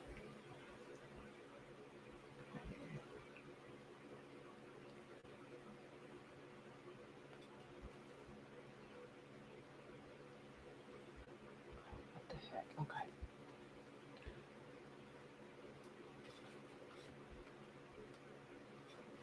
There are very few details about the mysterious death of a mother in Dallas whose body was found over the weekend. Her SUV was found crashed out. Her family says her eyeglasses and her phone were inside that SUV. But her body was not, and wasn't where her family thinks she could have been thrown by the accident's impact either. They have a lot of questions, and so do investigators. Fox 4's David Centenary live in Dallas with the story. David? Yeah, the family of Jessica Martinez says nothing is adding up right now. Of course, as you guys just mentioned, they said that her eyeglasses and her cell phone were found inside that wrecked SUV when they went to pick it up from the impound lot. Of course, at that point in time, she was nowhere to be found. 25-year-old Jessica Martinez's SUV wrecked at 12:57 a.m. Friday along the Woodall-Rogers Freeway near the I-35 split when it crashed into a median, according to the Dallas County Sheriff's Department. Deputies were dispatched, but the department says when they got there, Martinez was gone. It doesn't make no sense at all. Martinez's husband called 911, looking for her early that morning, according to Dallas Police Department. He filed a missing persons report that same day. Loved ones searched for her throughout the weekend. We seen her body laying in that ditch in there. Martinez's family spoke with Fox 4 Sunday morning, hours after they found her body inside the fence surrounding a vacant property that was once the landmark Cabana Motor Hotel. Martinez crashed her SUV along the freeway, which is above and behind that wall right there. Somehow, her body ended up across these 3 lanes of the service road and in a ditch behind this fence. You can see the fence right here is narrow, too narrow for anyone to slide through, and on top it is pointed. Investigators on scene, first responders, they actually had to cut through this fence to get to her body.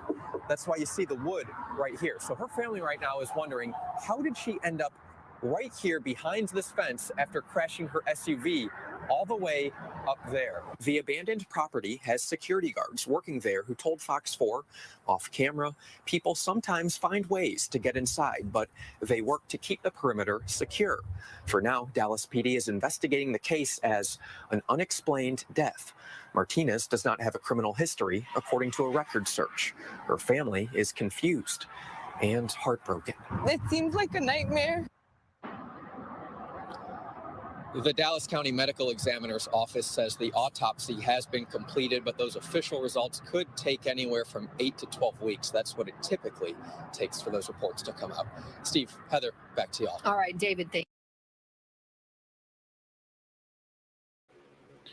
Okay. That seems kind of odd. How did she get on the other side of that fence?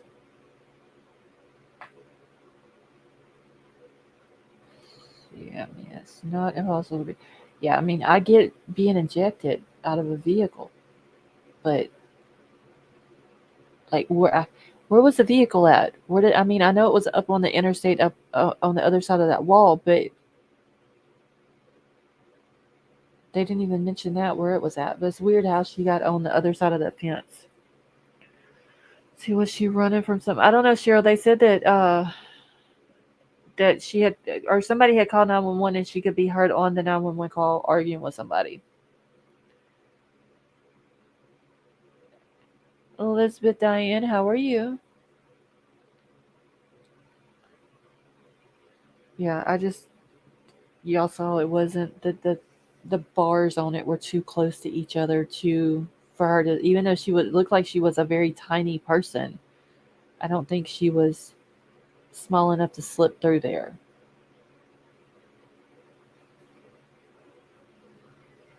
If she was ejected, wouldn't the windshield be broken out? Either that or people's been ejected out of their side glasses, like out of the door, the windows getting broken out and being ejected like that. But I just don't see how she ended up on the other side of that fence. So that's what doesn't make sense.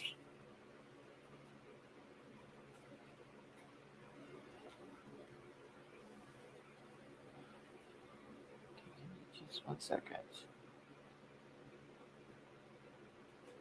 Okay, so it's over 500 feet away and the window was broken. Was it? It wasn't broken. You put it was. It wasn't. Oh. Charles said the window wasn't broken. And it's over 500 feet away from where the crash happened to where she was found.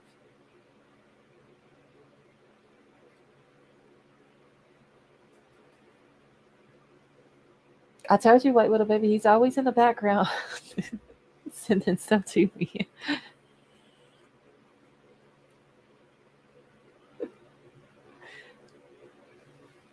Okay, my cousin in Dallas has a different name. The Jessica is in Austin, no kid. Okay.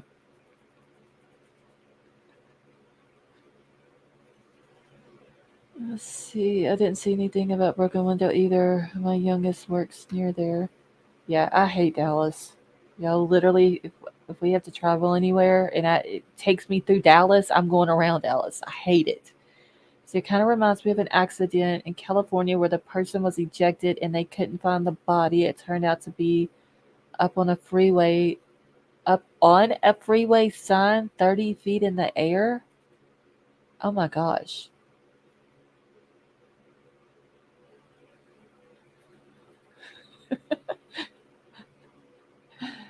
Chrome crazy. Charles says in his Louisiana voice that it wasn't. Well, he put in the text that it was.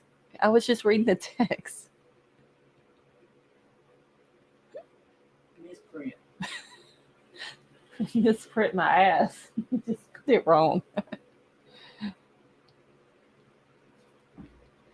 Someone was following her probably, and they got to her. Okay, doors open or window open. Hey, Delene, how are you? Yeah, there's been instances where a car can flip and the doors come open and people get ejected, or cars flipping and the window gets busted out of the car or out of the door and they get ejected like that.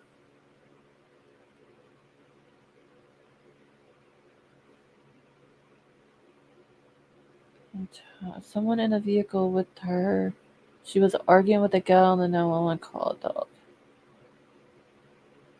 Okay, hold on. So her family claims that the car wasn't damaged bad. She called 911 after the wreck. Yeah, I know that. So she'd have been ejected from the car way over there. She wouldn't have Well, been. she could have been ejected 500 feet. I know that.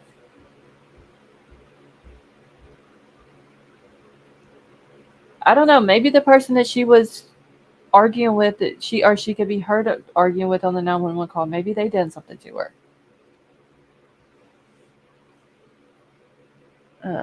See, when was this?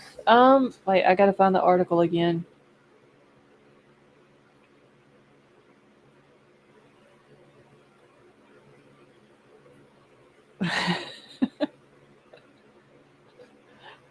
I told y'all, Crown Crazy is never a dull moment around here with him.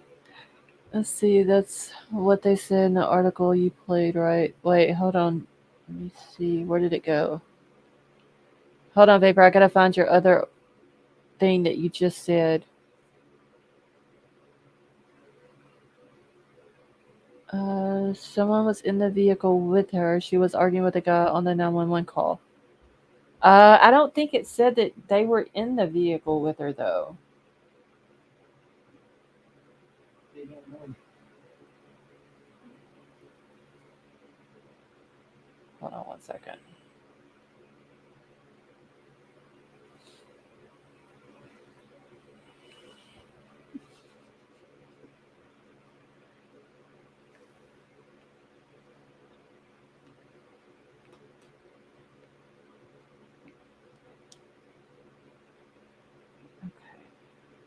Let me find the article so I can see. Didn't somebody ask when it was? Let's see. These cases can do your head in. It's Cheryl, I know.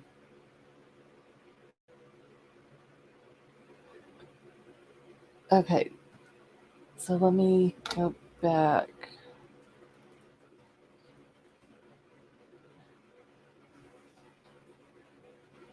I need an actual article.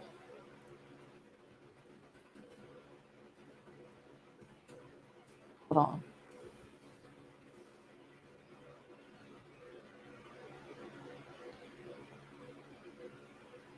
Okay, let's see. This article came out 2 days ago.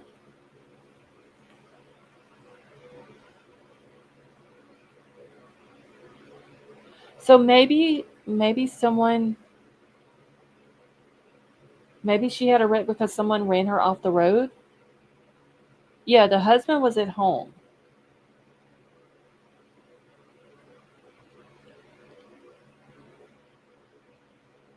So let me grab this article real quick. Okay, now that had happened, a friend argued with his girlfriend. She just unblocked and opened the door on the freeway. Oh my God. Amy, have a wonderful night and thank you for joining us. Okay, let me pull this article up about it. My brain is like on serious overload right now.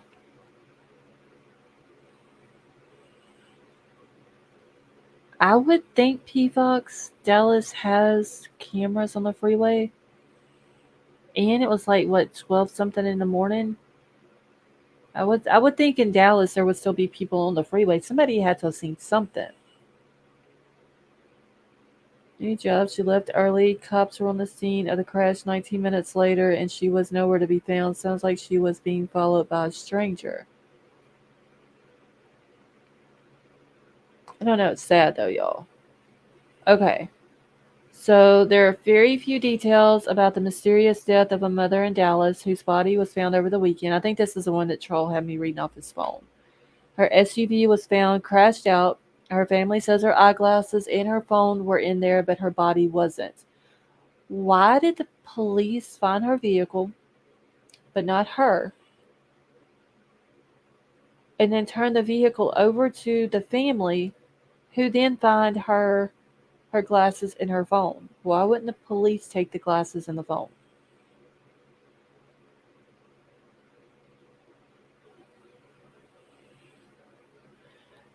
Cheryl, have a good night. So it says, and it wasn't where the family thinks that she could have been thrown by the accident's impact either. They have a lot of questions, and so do investigators. Jessica Martinez was a wife and a mother to a 1-year-old girl. Her family has been searching for her since Friday. Their search ended Sunday morning. My sister was the most amazing person, Martinez's sister, Adriana Diaz, said. She didn't deserve this. So there were many unknowns surrounding the 25-year-old's death. When we seen her body laying in that ditch over there, Martinez's brother Dario Manzo said, I tried to ask questions, nobody has answers for me. Martinez started a waitressing job Thursday evening. Her husband Mario Morales said that she messaged him while coming home but never made it home. It's just a dream. I'm going to wake up and she's going to come home and we're going to be happy, Morales said. The Dallas County Sheriff's Department said a 911 call came in about 1 a.m. about the crash. Martinez's family said that they were told that she was heard arguing with a man on the 911 call. So, did someone run her off the road? Or there something happened to where maybe either her or someone else caused the crash? The other person got upset about it. She calls 911, and this is the person that's hurt in the background. And that person did something with her body, or had to have done something to her and then moved her body, possibly.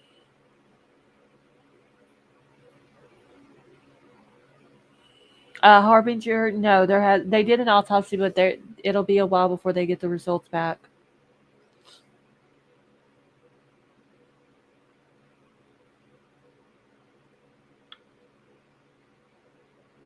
So what? So this happened over the weekend. What is today's date? It is now the 22nd.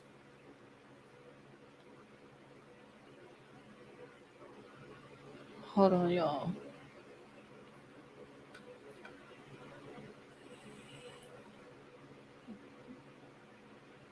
Okay, so it doesn't even say her family's been searching for her since Friday. Okay, so it must have happened, I guess, early Friday morning after midnight, Thursday night into Friday morning. Okay. All right, so it says she started the waitressing job Thursday evening. So damn, she literally started the job Thursday evening. Did something happen at work? And she came home early or something? That's why she called her husband and told him that she was coming home? Somebody followed her from work?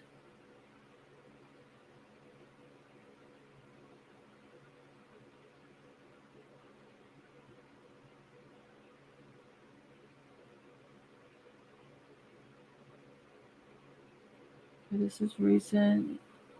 Yeah, Harbinger, this happened this past Friday morning the 911 call, it says, came in about 1 o'clock Friday morning, so the 17th.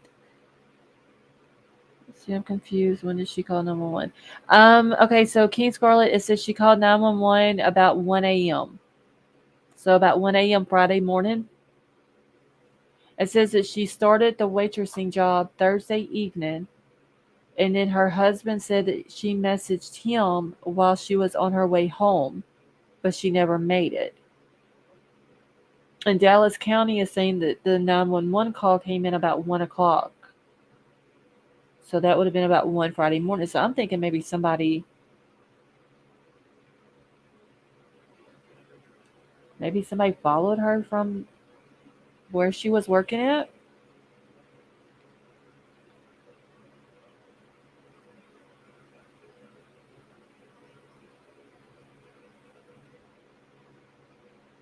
Okay.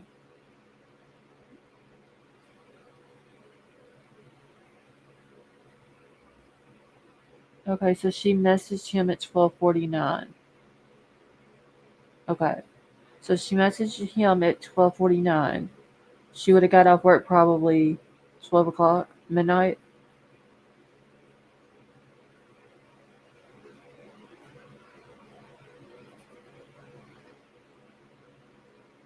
Kelsey, how are you? Did the person who called 911 not stay with her till help got there? No, Kelsey, I believe it was her that that called 911. Let's see, it says, okay, so the sheriff's department said 911 call came in about 1 a.m. about the crash. Martinez's family said that they were told she was heard arguing with a man on the 911 call, but you could hear her asking for help. Her family said that her phone and glasses were found in her wrecked SUV. She can't see without her glasses, and there's no reason for her to be like, oh, let me set my glasses down so I can walk around blind. That's just not logical. So was it her that called 911, or was it the man who called 911? Okay, it says that she was seen getting into her vehicle on camera. So vapor from her work is where they seen her at on camera?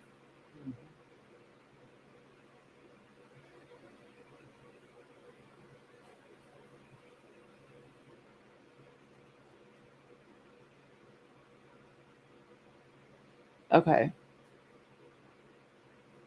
Oh, I wish we knew where she worked at. Hold on one second, y'all. Does it say where she worked at? I have to keep looking for stuff. Okay. Because this is not,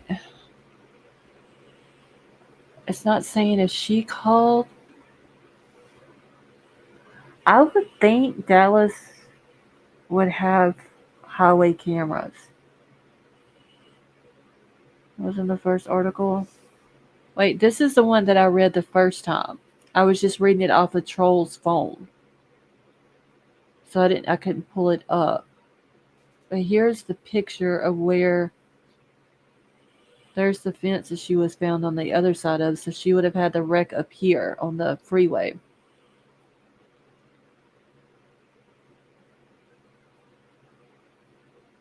Yeah, I would think Dallas has cameras.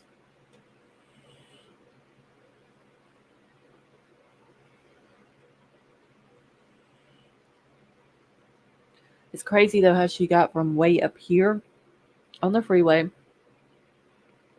She would have literally had to have jumped off the freeway onto the service road across here and somehow got on the other side of that. Maybe it was in the news clip, but I heard it being said. Okay. See what? The wreck was it straight from it? It was down with these. Okay. Hey, Illusions, how are you?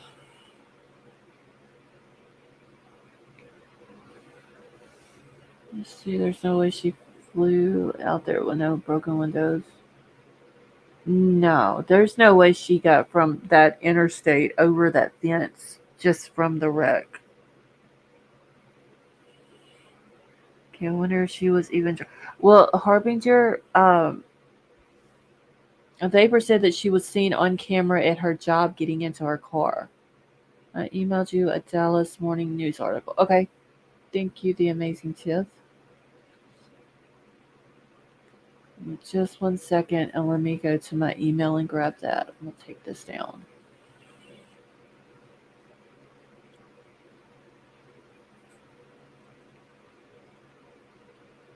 Okay.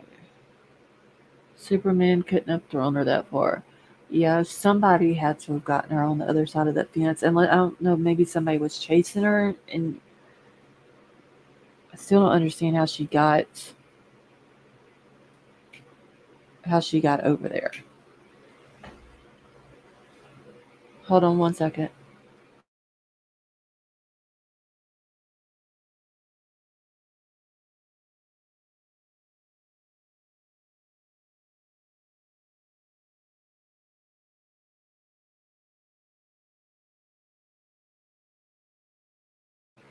Okay. Okay, she sure as hell didn't fly out over a vehicle of the crash because. Vapor, that's what Troll was just saying. There's no way she could have been ejected out of her vehicle during the crash, all that way over the fence, because she wouldn't have survived it to call 911.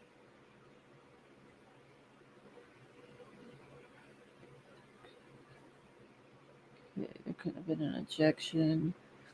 Okay, let me take this off the screen and grab the article. The amazing tip, you may have to send it to me again. I don't see it.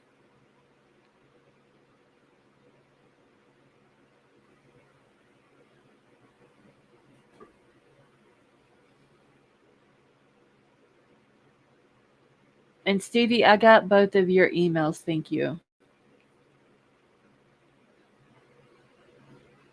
Oh, damn. That's where his parents work at?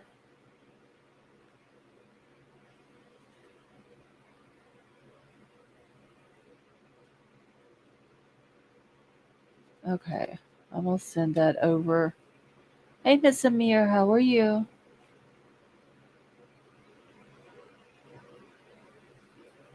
Okay. I help 4 people, all women with the flat tires. Okay, let me. I need to send this to myself real quick, y'all. Okay, here 911 asks you to stay on the phone with them to help. Kelsey, that's usually what happens here too, but I don't understand why. Then again, we are talking about Dallas, so okay. Wait, little baby, I'm about to send you and Crime Crazy an email in just a second with uh Scotty's parent stuff. The amazing tip. I got it now. Thank you.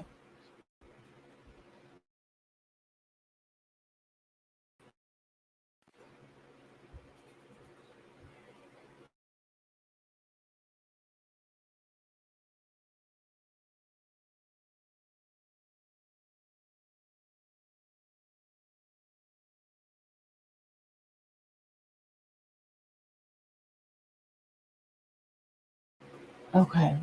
All right. Let me.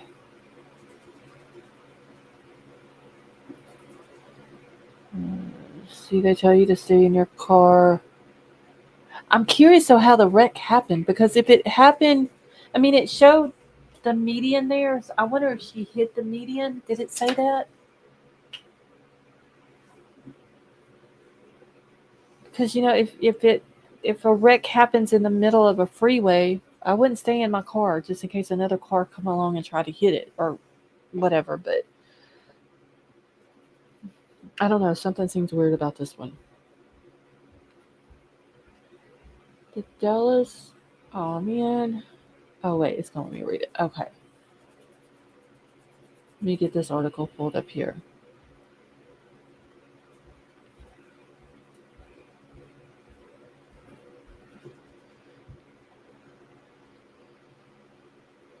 You think another vehicle came along and hit her standing on the road and sent her flying? Mm, that would be a long way. I mean, it's possible another vehicle could have come through and hit her and possibly threw her off of the freeway onto the service road down below. But I don't think it would have sent her flying across the service road, across that fence. That's a long way.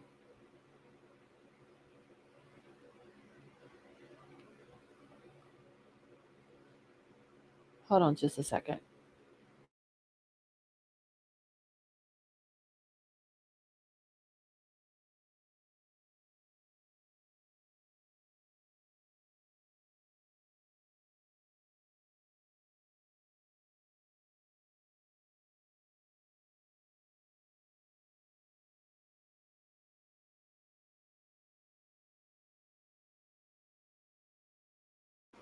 Okay. Hey, baby boop, how are you? Hurting really bad due to fever. See, but I have a big question. If she wrecked Friday a.m., why did her family not get told until Sunday? I believe it was her family was out looking for her body, and the family's the one that found the body on Sunday.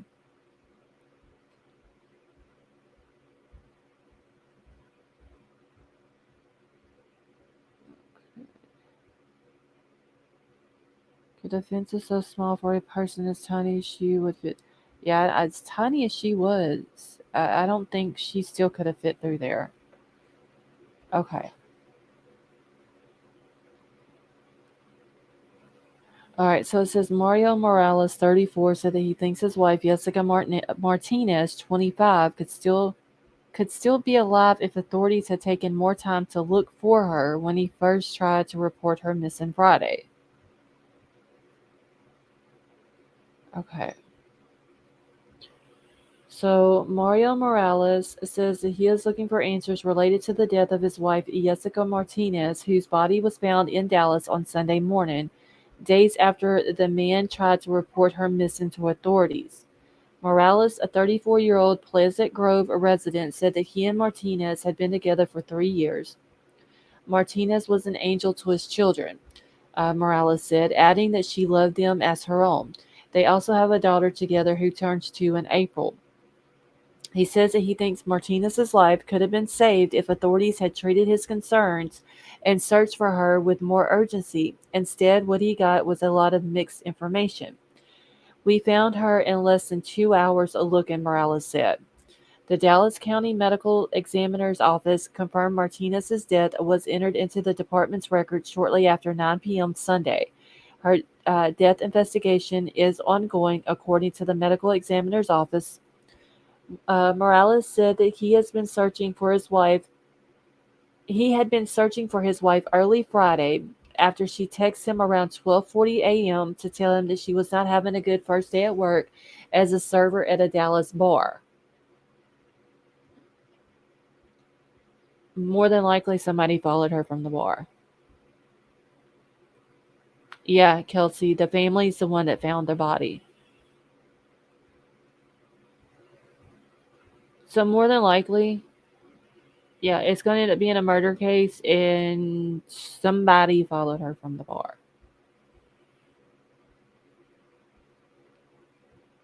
Probably ran her off the road.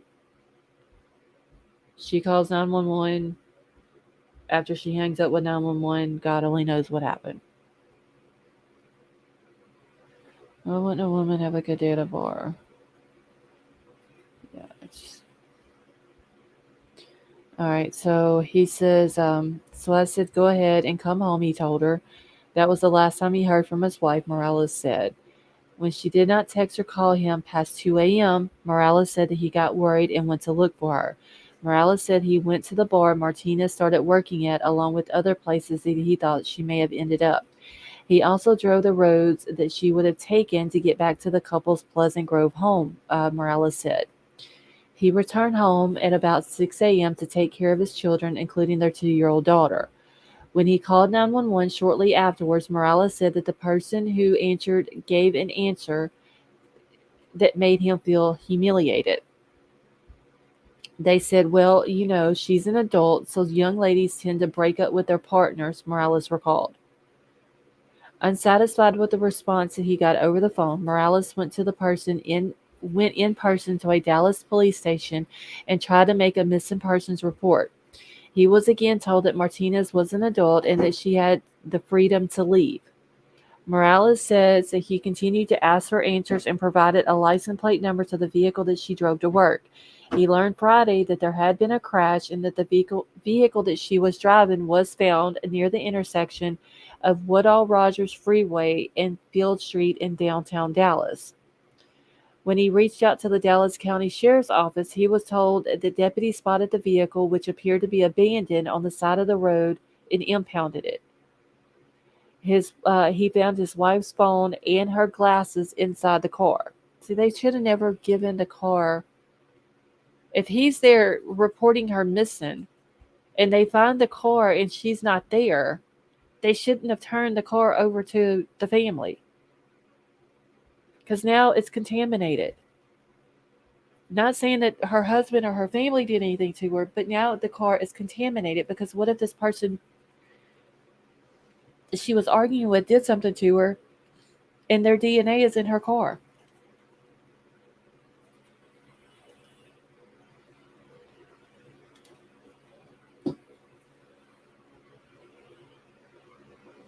See, I want to know if there's a known dumping ground behind that fence.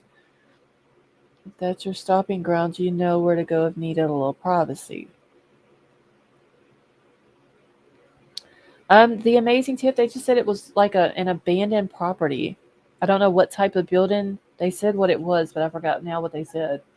Wasn't it a type of hotel or something? Like an abandoned hotel that was on that property? I hope he sues the department for huge baby boop. He should. Honestly.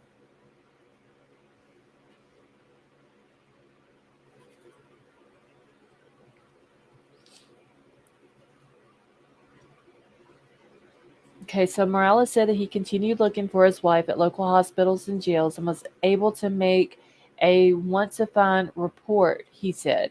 Dallas police have confirmed that the report was made.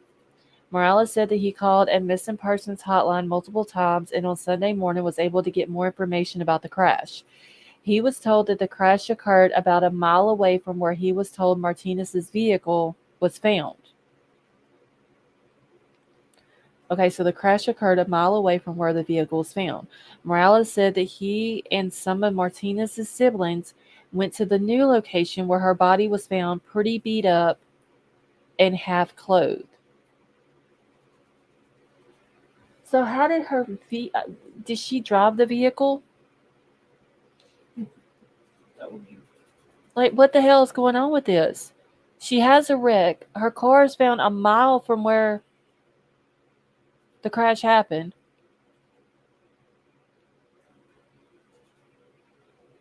Her body's found 500 feet from the car. That is crazy. Yeah, she was half clothed. But somebody in chat said that they had read that.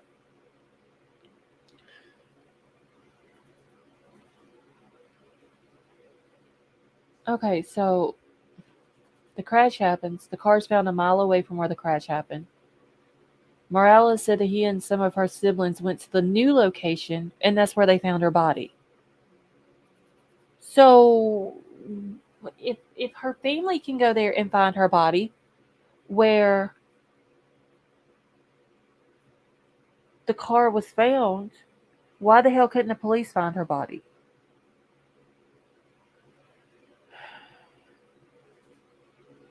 I told you this is going to be a murder with a, yeah, that's what it sounds like.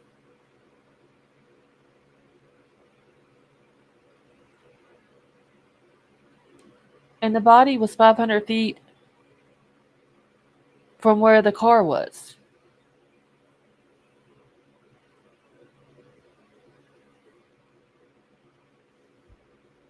So her body was found pretty beat up and half clothed. Dallas police spokeswoman Kristen Lohman said authorities are investigating the incident as an unexpected death. I mean, come on now. How is it an unexpected death? Y'all see now why that I don't like Dallas. Horrible people. Not everybody's horrible from Dallas, but I mean, it's not like she beat herself up and took half of her clothes off and threw herself on the other side of the fence. Come on now. They need bars, cameras from that night. Hopefully, they were smart enough to get it.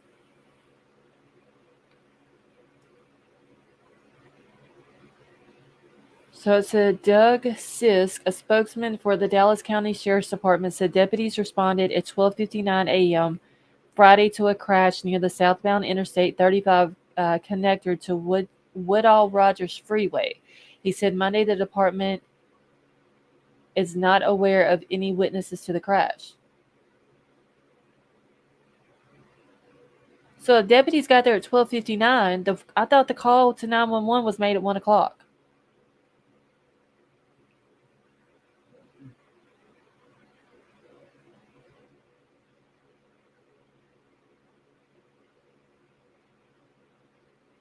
Hold on. I thought I read that.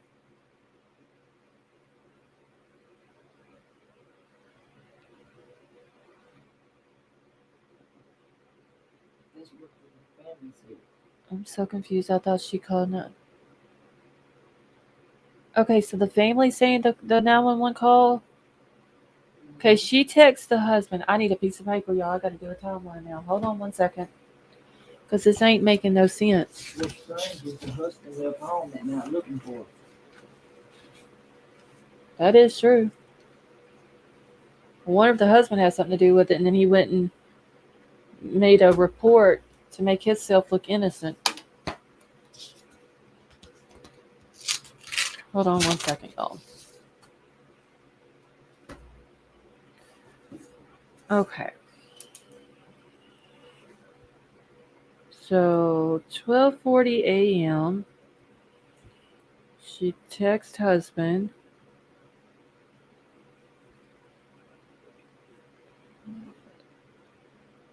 That she was leaving work. Okay, exactly was she not at the crash site then? She could have ran from the person. And in 29 minutes, she had a wreck, car was moved, 911 call, and police came. And how long?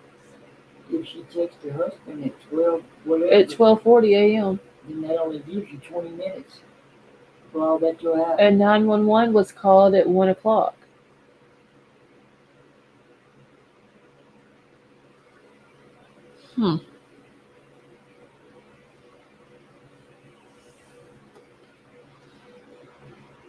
Okay, 1 second, y'all. Double take, how are you? And y'all, if I've missed anybody coming in, I do apologize. So once again, Ellie is within feet of a person getting murdered. This ain't making no sense. Hold on. Let me go back to the very beginning. Okay.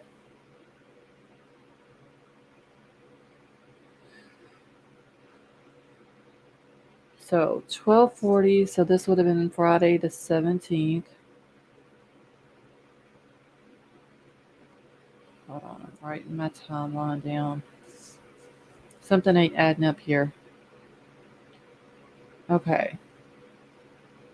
So she texts him at 12:40 to tell him she was not having a good first day at work as a server at a Dallas bar.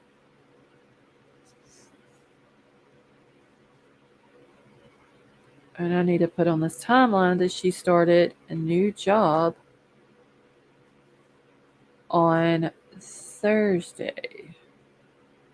So she literally only worked one shift, or maybe not even a full shift.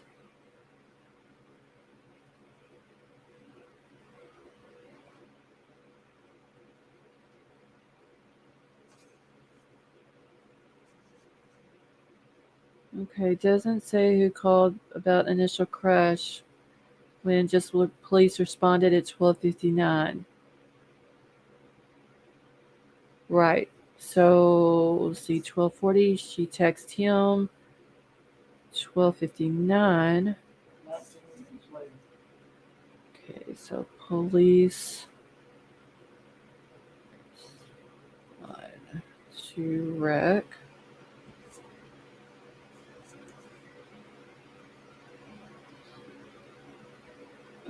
So when she didn't text him or call him past 2 a.m., he got worried and went look for her. All right, so we're going to put that on the timeline. That husband. I'm trying to write this down as quick as I can, y'all. Husband, let's see, left home.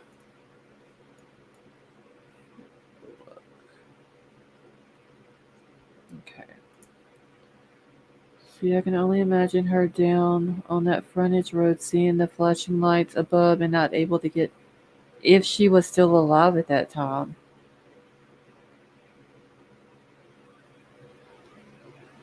That would be horrible, y'all, if she was still alive and was seeing those lights up there, but she couldn't get their attention. Okay. So Morales said that he went to the bar Martinez started working at, along with other places. How the hell did he go to the bar? Did he talk to anybody there? Bars closed at 2 o'clock in Dallas. So he leaves his house at 2 o'clock because she hasn't got there at 2 o'clock. She would have had to have worked until 2 o'clock that morning. So yeah, she didn't even work a full shift at a bar. Why would he wait until 2 o'clock when the bar's closed to go to the bar where she worked at?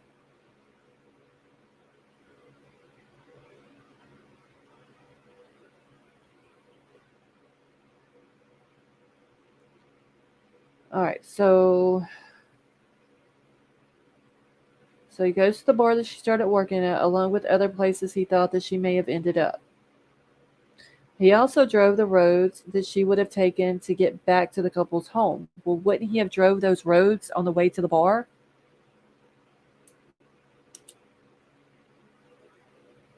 Wait, she made the 911 call after who was on the police were on the scene?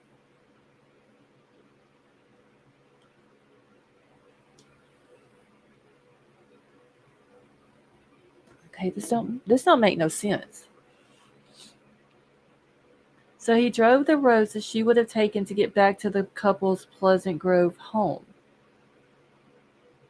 I mean, I understand if she's on the interstate, then she would have been on the opposite side of the interstate going home. But she's not going to take the interstate all the way back to their house. So therefore, he would have had to have drove some of the roads going to the bar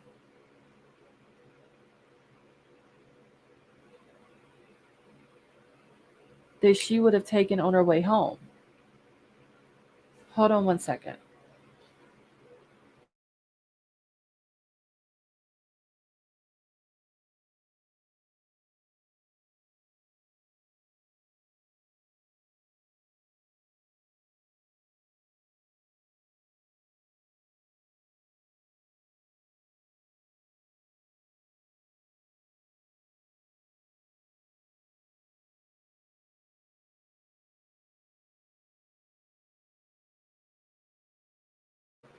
Okay.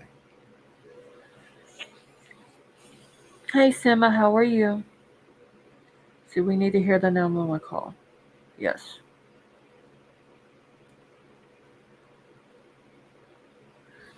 Okay, wait, let's see. Hubby did it allegedly. Of course, no further questions, Your Honor. So she made the 911 call at 1, and Ellie says they were on the scene at 12:59. That's what don't make sense. So I'm going to put... And y'all realize that she texts her husband at 12:40. She makes a call at 1 o'clock to 911. That's literally 20 minutes to let him know that she's leaving work, but she's not having a good day. Him to text her back and say, okay, come on home. Her get her stuff, clock out, whatever she's got to do, get in her vehicle, drive, because the bar's not going to be sitting on the interstate. So she's got to take side roads and all this and that to get onto the interstate. So there's going to be red lights and stop signs and all this and that. Get up on the interstate, have a wreck, get into an argument with someone, and call 911. All of that had to have happened in 20 minutes. And if anybody has drove in Dallas, at certain points in time, it takes several minutes to go one block. Just imagine having to leave from town, especially with where this happened at in downtown Dallas.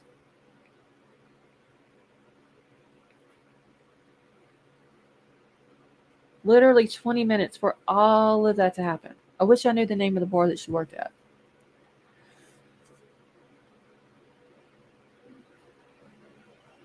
Okay, so at 1 o'clock, Jessica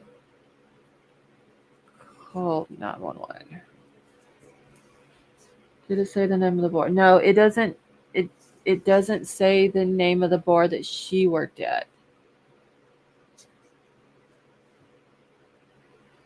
It just says that she works at a Dallas bar.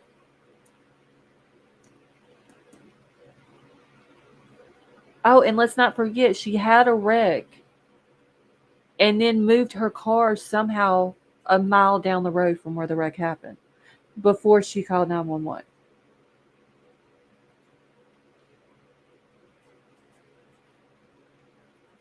Okay, so he's claiming the husband is that he drove the roads that she would have taken to get back to the couple's Pleasant Grove home. He returned home at about 6 a.m. to take care of his children, including the 2-year-old daughter. All right, so 6 a.m. he returns home.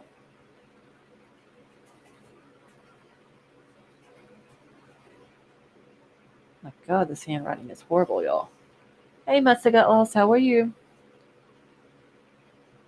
So she called 911 from her phone that was in the car that the cops were already at. Exactly, P. Fox. Her car and her glasses were found in her. Her phone and her glasses were found in her car. Let's see, I think she got into the car at 12:49. It says the name of the place she left from. In this article, it says the name of the place she left from. All right, well, let me go slow through here just so I can kind of build a little bit of a timeline. All right, so he gets back home, take care of his children and his daughter. Shortly after, he calls 911, which doesn't give a time. So I'm just going to say 7 o'clock.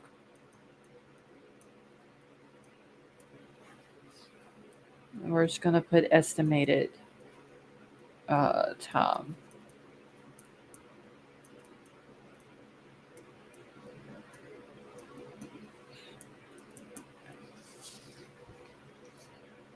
Okay, so let's see. I need the next time. Okay, can I rewind live and find where I heard the name of the bar and time on camera? Yeah, you can rewind the live. You'll just have to catch back up with it. Okay, so wait, let me see what Zara says. LSTC, help me out.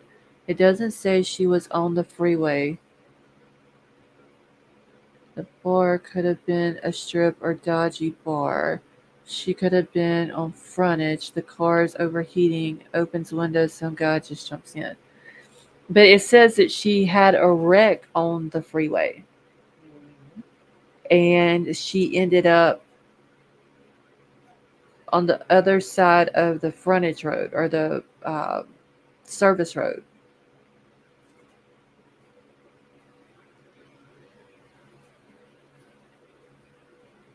Okay, let's see.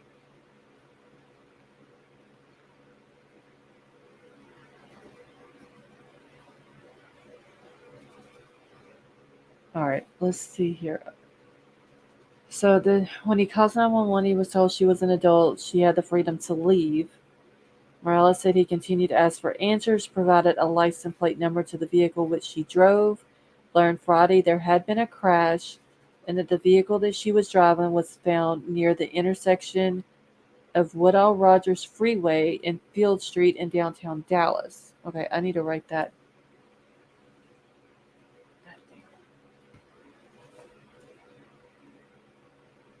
Okay, so the intersection, give me just 1 second, y'all. What doesn't make sense is if she had this wreck,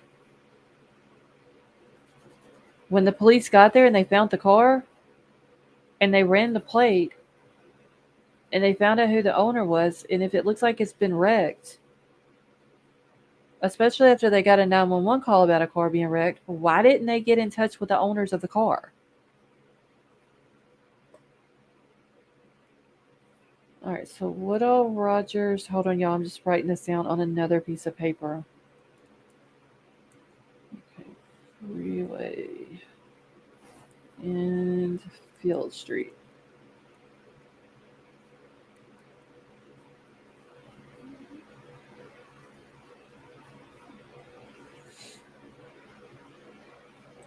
Okay.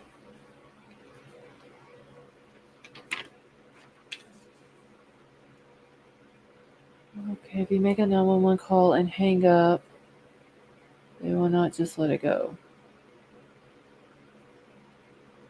Okay. So when he reached out to the Dallas County Sheriff's Office, he was told deputies spotted the vehicle, which appeared to be abandoned on the side of the road, and impounded it. So he found his wife's phone and her glasses inside the car. Brandon, I'm assuming she's the one that called 911, but it does say that she was heard arguing with a male on the phone call.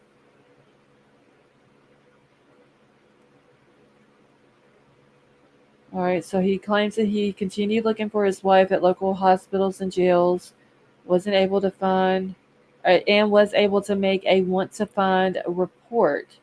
Dallas police have confirmed that the report was made. Morales said that he called a missing persons hotline multiple times, and on Sunday morning was able to get more information about the crash. He was told that the crash occurred about a mile away from where he was told Martinez's vehicle was found. Morales said he and some of the Martinez siblings went to the new location where her body was found, pretty beaten up and half clothed.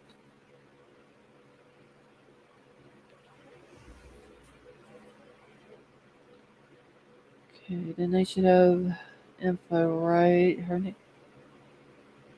I mean, they should have had that just by running the plates on the car.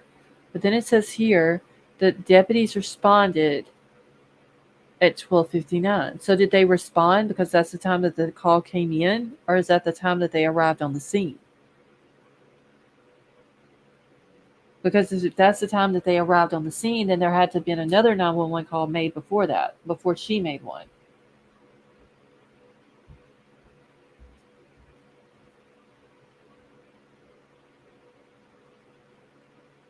Hold on one second, y'all.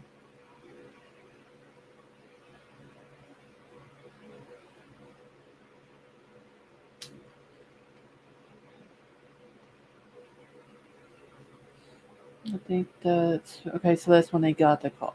Okay.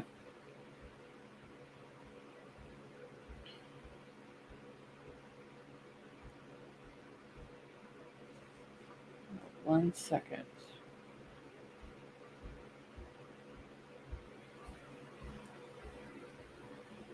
Let me write another note on here.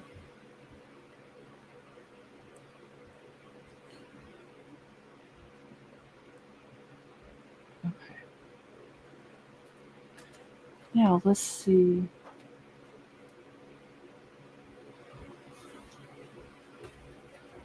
I'm gonna pull up maps. Okay, what I heard was from the St. Charles woman. Okay. All right. I'm fixing to pull up maps.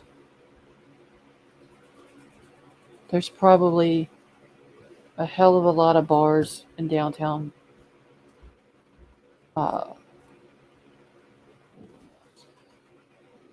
Dallas.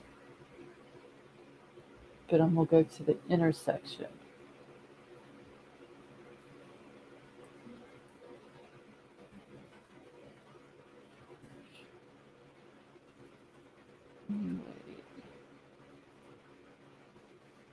Dallas. Okay. What is the husband's name? Oh, shit. Hold on. Let me go back to the article. It was something Morales.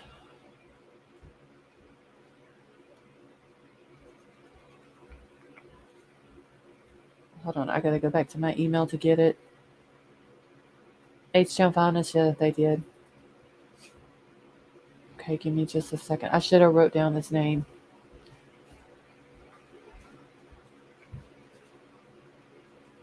Okay, I can help you decode it a little. Bar can be used very loosely.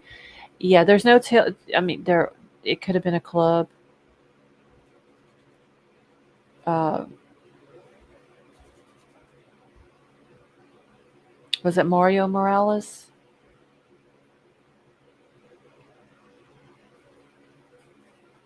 I wonder why she has a different last name than he does.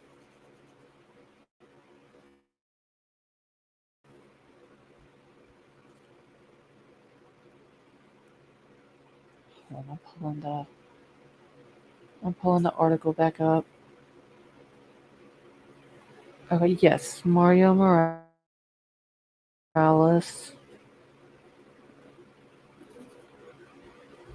Okay, he's 34. Okay, I don't want to sign in. I bet you it's not going to let me pull it up again. Shit. No, it's not going to let me pull it up unless I... Okay. And then Jessica... I can't pull the article back up now.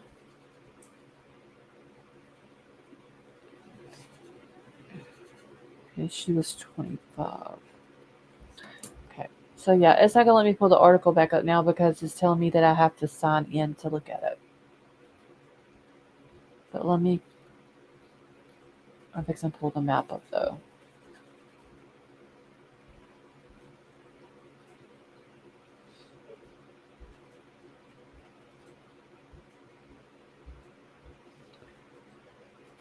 Okay, let's see. Morales saw just how bad the crash was after seeing the car at the impound lot where he found his wife's phone and glass. It's kind of weird how he's the one that found the glasses and her phone.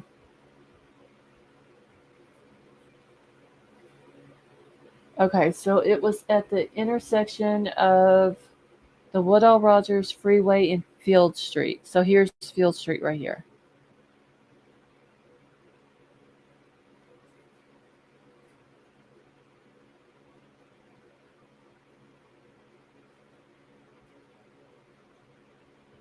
I need this. I can't look at it like that. We just don't know.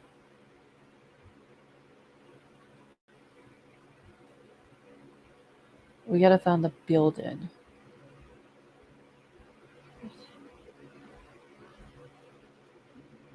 That she was, where she was found. And didn't it say an old hotel or something like that?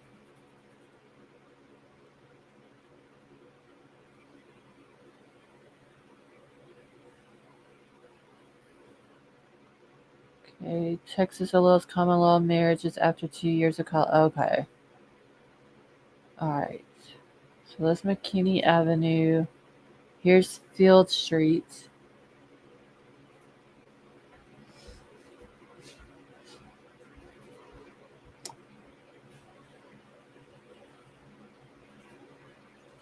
So where the hell is this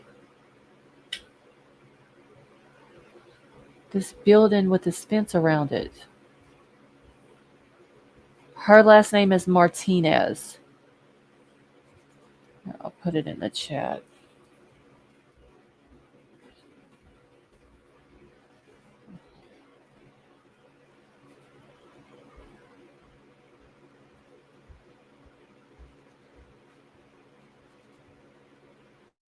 Okay.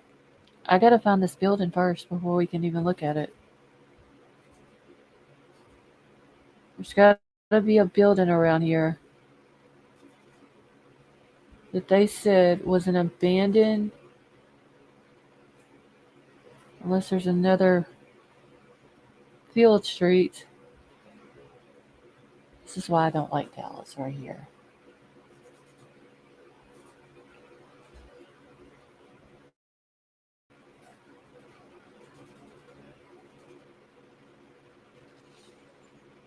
Alright, y'all, give me just 1 second. I'm just looking.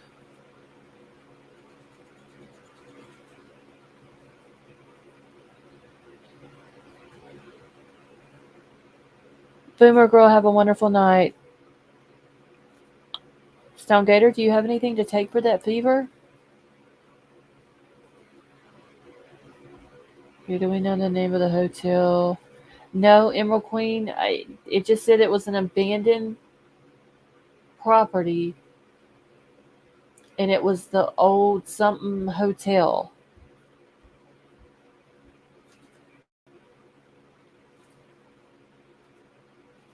Hold on, I'm gonna see if I can get Troll to find the name of the hotel for me.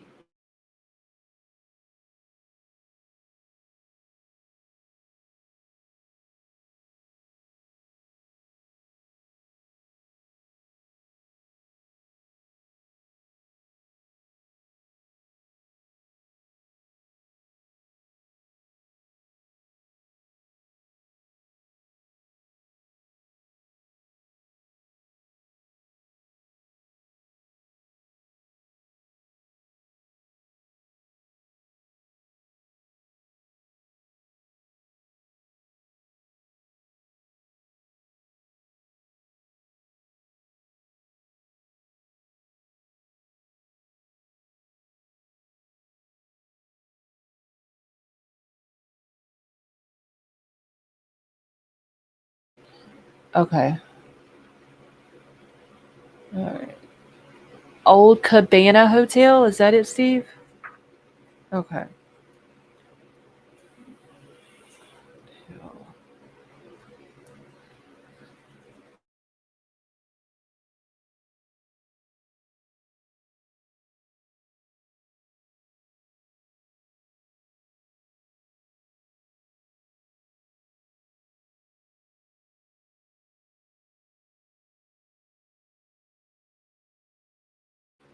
Okay, so let's see if we can find the Old Cabana Hotel. Hold on, y'all. I gotta get situated here.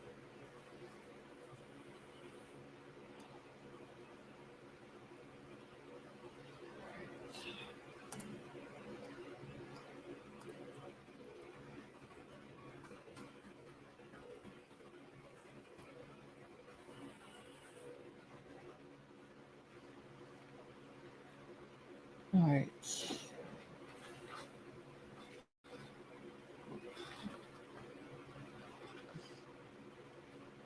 Okay, I don't know why that's bringing it up, but that's not what I wanted. I need to be back over here. Oh, that's the wrong freeway. We don't need that one. See, that's I-20. We don't need that one either. Where the hell is the freeway that I need?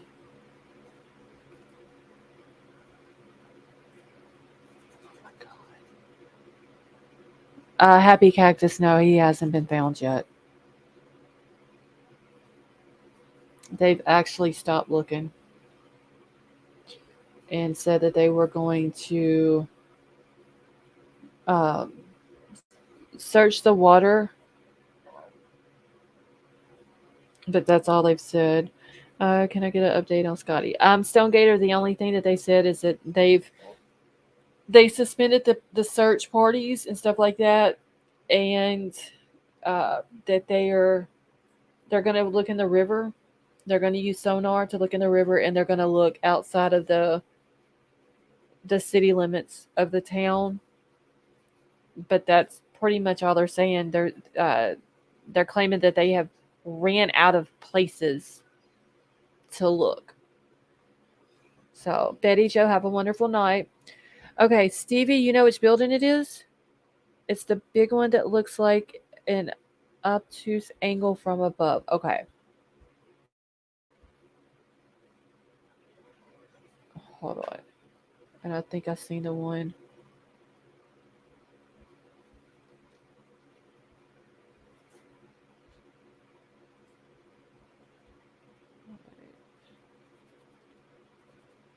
Which, okay, so Stevie, here's the freeway. Is it on the left side of the freeway, or the top of the freeway, or the bottom of the freeway? At Stonegater, they said that they're running out of places to look.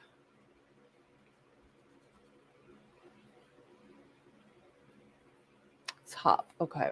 So it's got to be up this way because here's Northfield Street. What is this? Piro Museum of Nature and Science. Is this it right here that you're talking about, Stevie? zoom out. It's got to be right around in here because this is the Field Street. The injury tonight for Clippers. You might see. Oh, y'all are talking about basketball.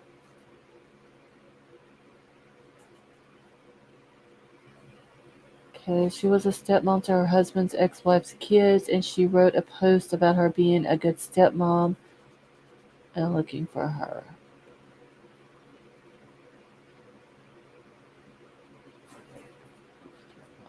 So, King Scarlet, that's what one of the husband's kids wrote?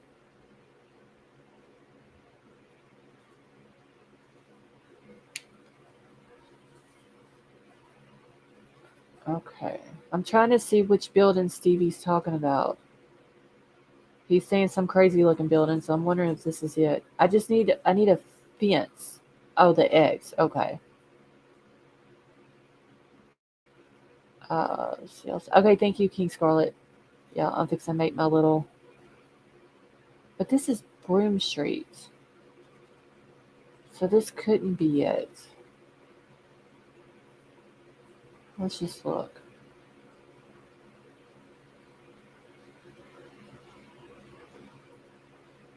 Yeah, that's not going to be it. Let's go down this way. They're saying at the intersection.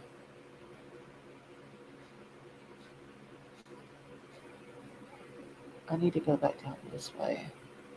I'm probably going to make y'all drunk feeling. I'm sorry. It should mean that that's the same kind of thing they said about Kylie Rodney. They were going to continue. All right, let's go this way, y'all. We need to find the fence.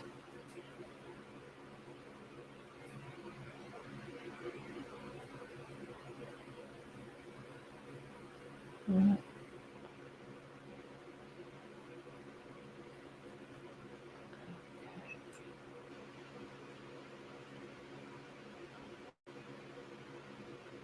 It's got to be on the opposite side of it.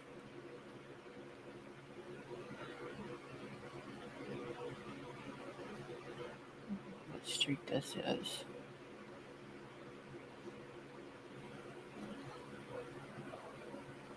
Okay, what is the intersection? It's the It says intersection of Woodall Rogers Freeway and Field Street.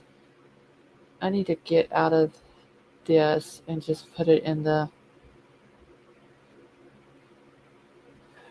directions.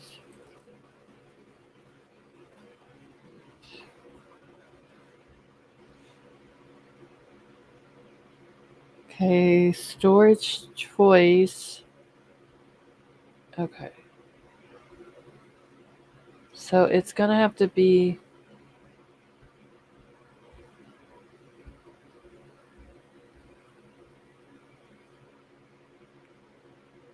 Okay, so Stevie, search 899 Simmons Freeway Trust.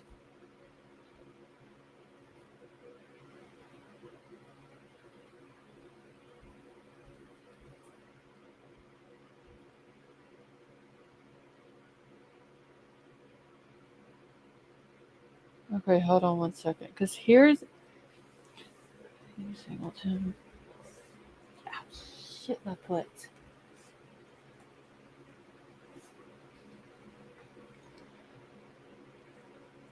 See, this is why I don't like Dallas. Y'all see, me and cities, we don't get along. Wait, what is on the 45? Wait, what a baby.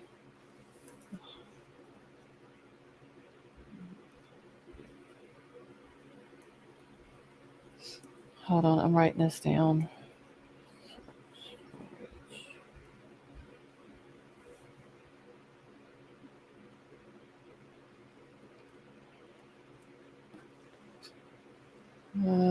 See, Dallas McKinney Singleton Boulevard. So this is what this hotel is supposed to be on?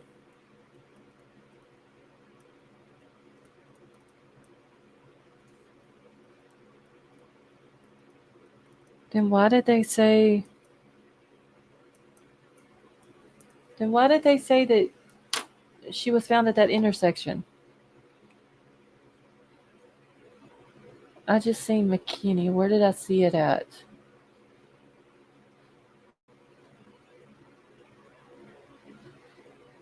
Oh my God. I hate Dallas. For real.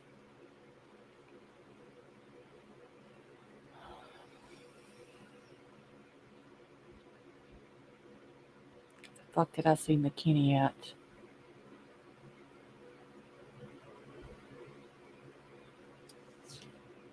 Okay, so Stevie, what is 899 Stemmons Freeway?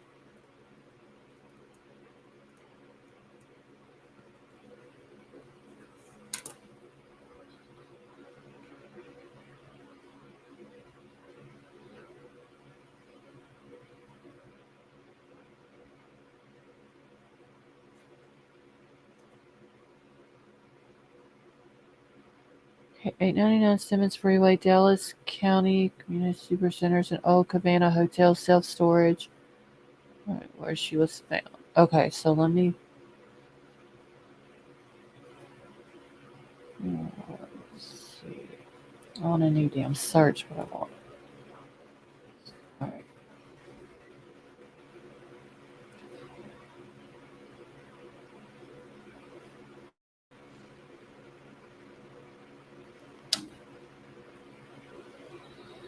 Search more, damn it. Son of a bitch. Hold on, y'all.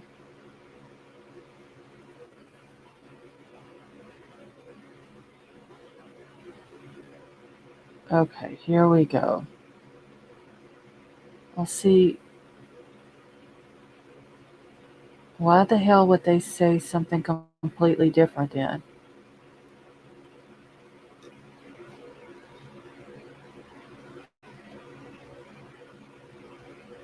All right, so Stevie, this is the building, right?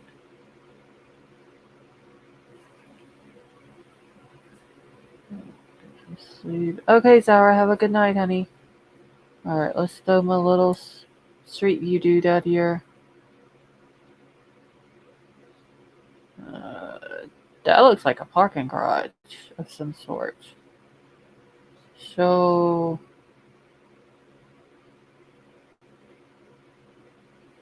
this don't look like...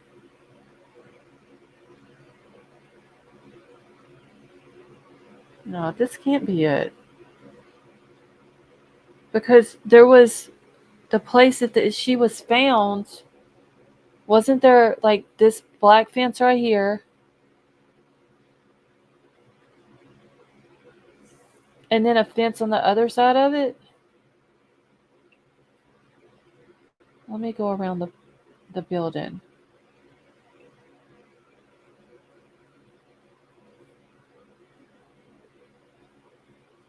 Okay, so the husband has a new IG page.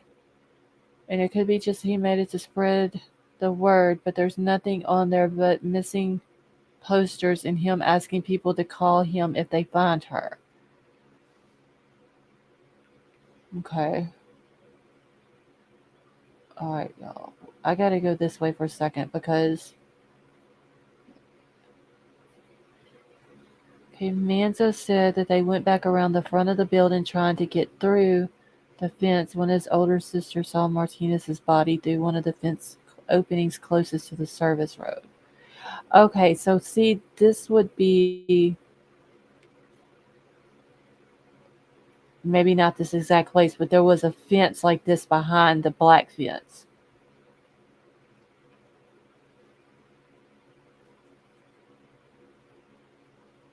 I wasn't down far enough.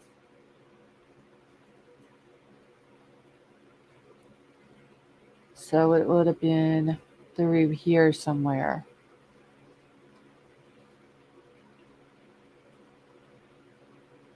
Through this little stretch of... This car needs to get out my dang way. Through this area somewhere through here. That's where it would have been. Okay, yeah, she was found at what's called the self-storage building just below the Cabana Hotel building. Okay, thank you, Stevie. So this was, what is this, 751 North Stemmons Freeway?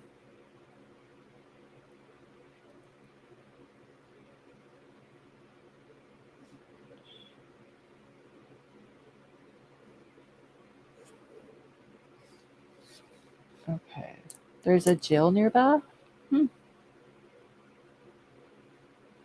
All right, let's see if I can zoom out of this now.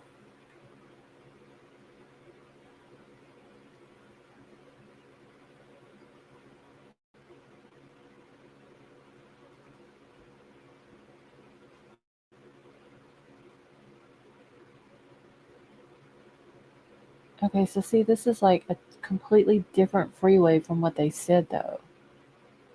So why would they say a different freeway?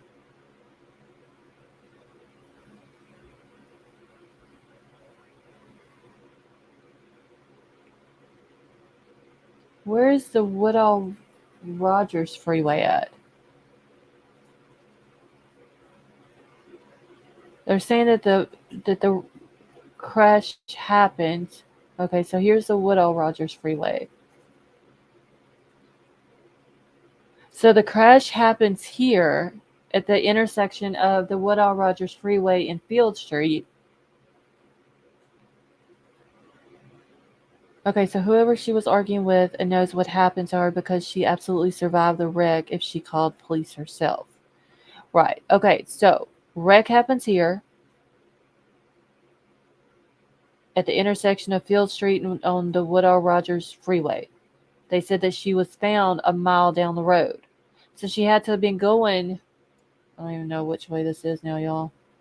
Hold on, I got to figure out where I'm at in Dallas. Give me a second to know if she had to go. So she would have been going west.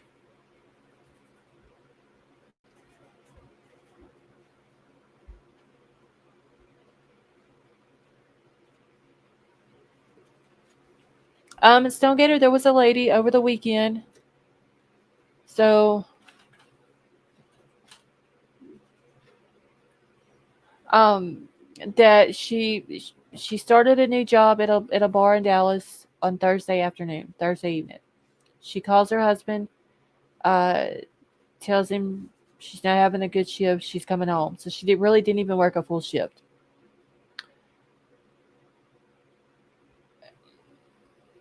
She's on her way home. She texts him at 12:40.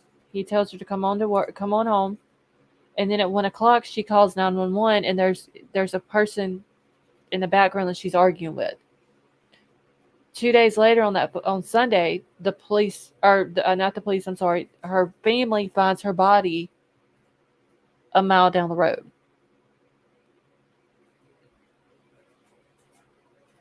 Okay, so wait. The Y in Stemmons Highway was where the crash happened. So what were they talking about back here on the Woodall Roger Freeway and Field Street?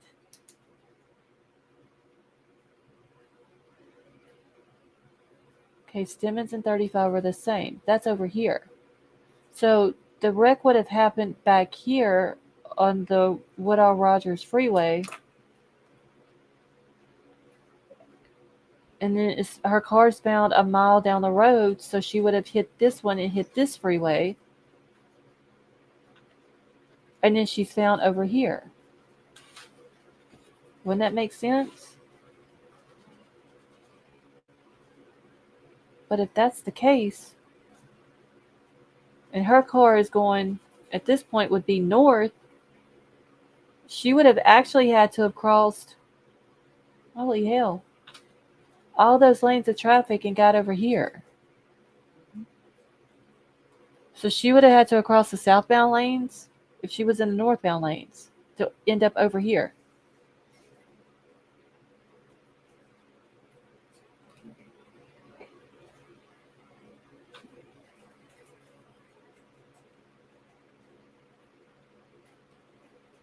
Wait, I'm looking for McKinney and Singleton Boulevard.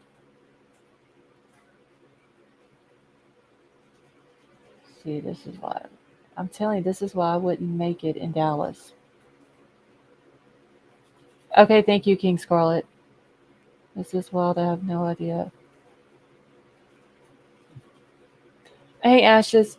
Okay, White Widow Baby. What is the McKinney and Singleton Boulevard?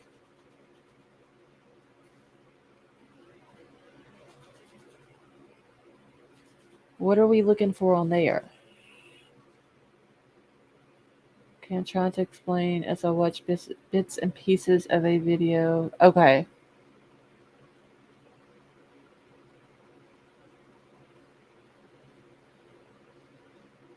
Oh, wait. No, this is... Another mystery. Hold on. She wouldn't have been going north. Hold on, y'all. I gotta zoom out for a second.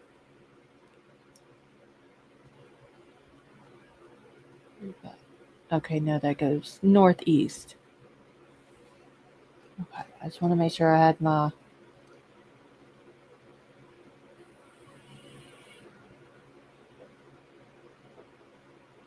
southbound lanes.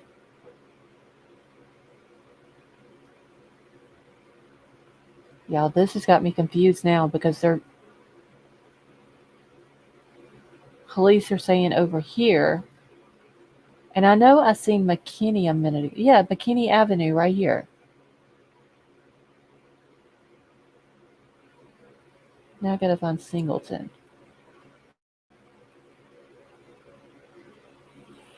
So is she not on the freeway?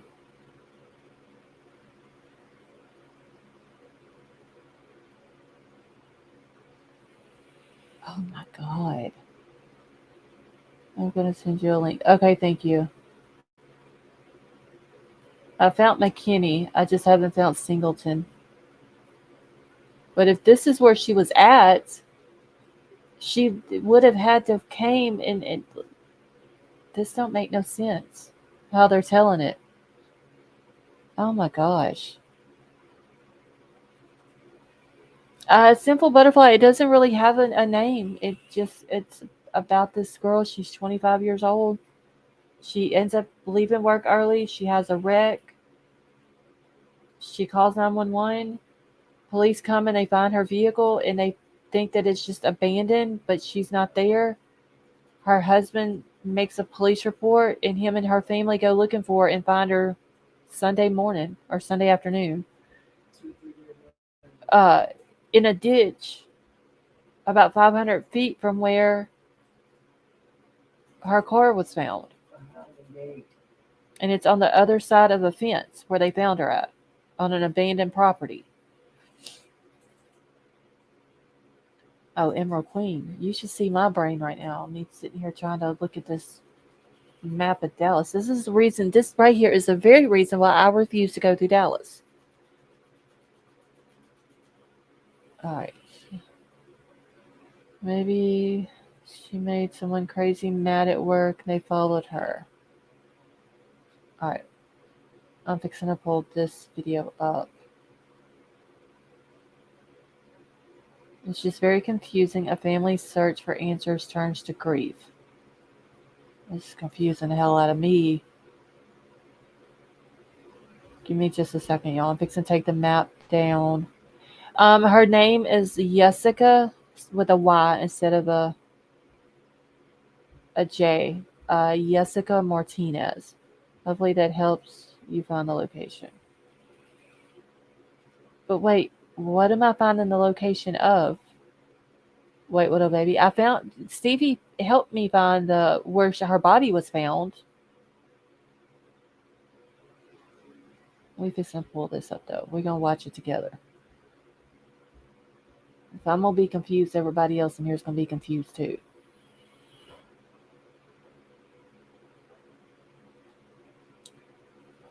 Okay. I hate the SpaghettiO. I hate Dallas. Of the car crash. All right. Why is this not playing? Oh, hold on. Of a young mother who had been missing. A Dallas family searches for answers after finding the body of a young mother who had been missing.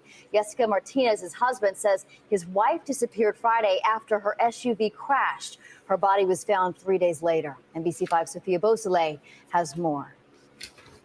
Jessica Martinez's husband told me that his wife crashed up here on the freeway and that days later they would end up finding her body next to this abandoned building behind this iron fence. The last time anyone heard from 25-year-old Jessica Martinez was early Friday morning. She messaged me about 12:40 that she was going to come home. Her husband, Mario Morales, said she never made it home from work. He learned that his wife crashed her SUV at the southbound lanes of I-35 at the connector to Woodall Rogers Freeway. Her family believes Jessica hit the median, but they don't know what happened. The Dallas County Sheriff's Office says it responded to a call of a crash, but the SUV was abandoned. It was towed. Mario. Is this her vehicle?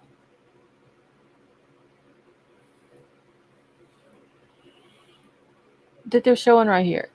How could this car, it's literally crashed on the front. So they find the car, they think it's abandoned. They don't run a plate to try to find out who owns the car to get in touch with the owners.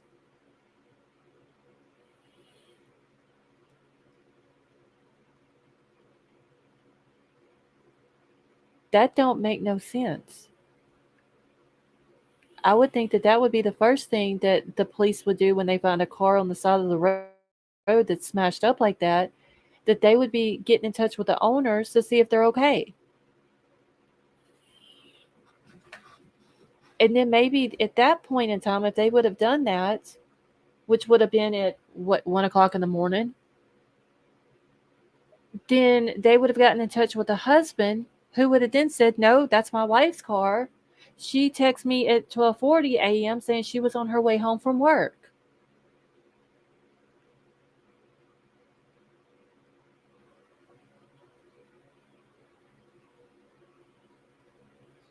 Let me back it up just a little bit so I can see a little bit better of it. Hold on. It was towed. It looks like the passenger window's out, but Mario shared a picture of the wrecked vehicle and says his wife's glasses, passport, and phone were still inside. Seeing the car in person, that's where I realized, she had to been hurt. So if she walked away, she was walking away dazed, confused. The family filed a missing persons report, and Jessica's brother. Yeah, look at this look on this dude's face. Hold on.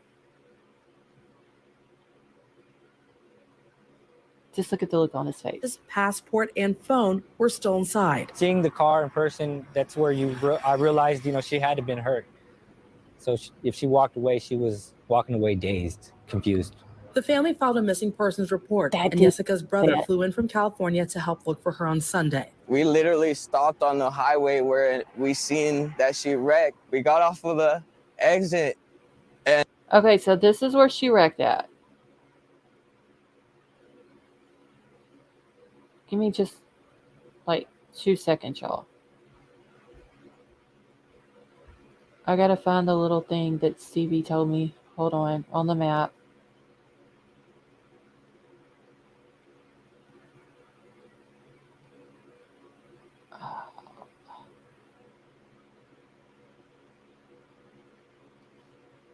Okay, y'all see how the brother is upset? Like, the brother can barely talk without wanting to break down.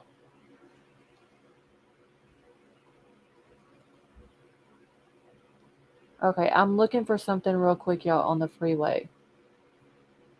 But I gotta keep it to where I can also see where her body was found.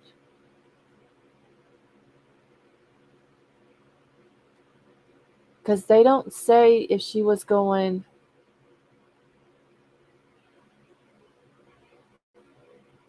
Oh, son of a bitch. Like, which way on the freeway was she going?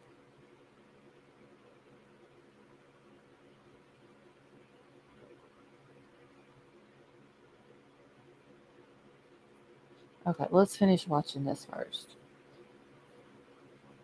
And we all just started walking around, and they noticed this abandoned building off the service road that is surrounded by a high fence.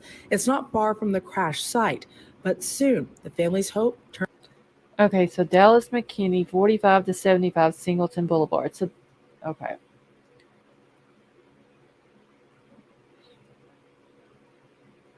So she would have got off on the Singleton Boulevard, right?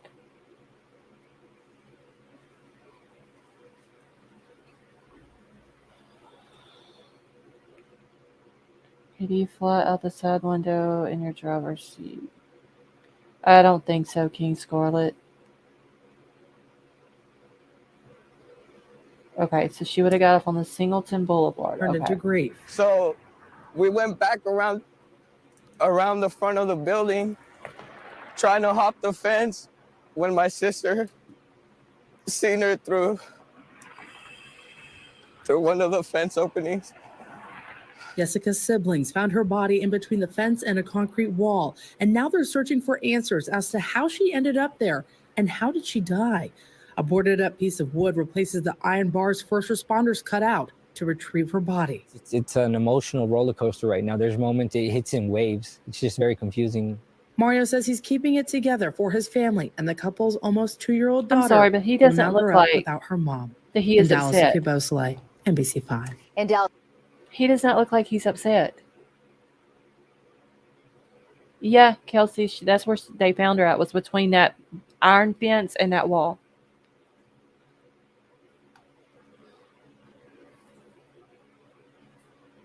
Like, you saw the brother, how he couldn't even keep himself composed. But look at the husband. I'm calling bullshit. Sorry. I don't believe the husband.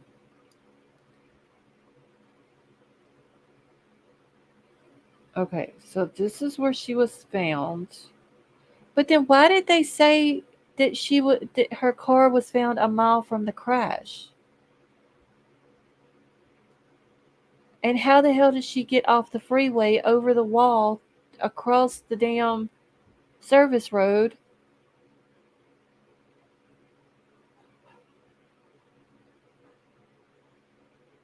And over the fence?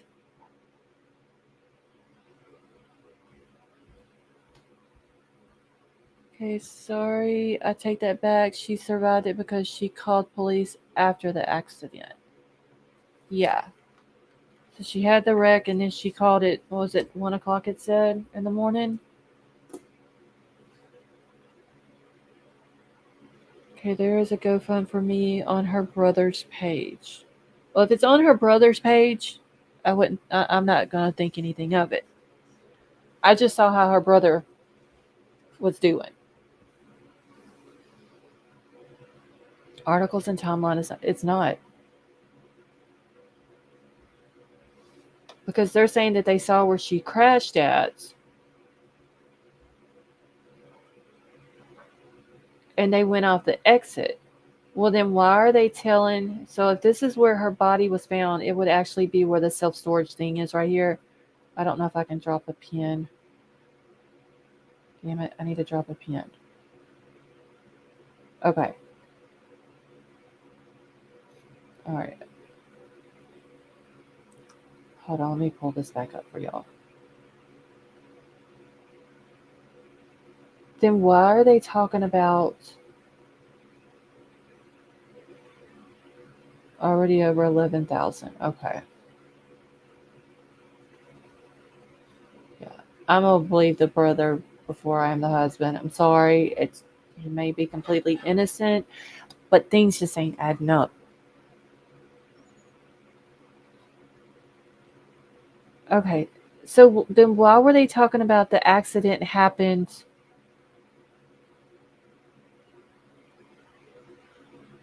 at the intersection of the Woodall Rogers Freeway and Field Street? And then they said that her car was found a mile from where it originally crashed at. So if it wrecked back here, it stopped here. Then how was she going?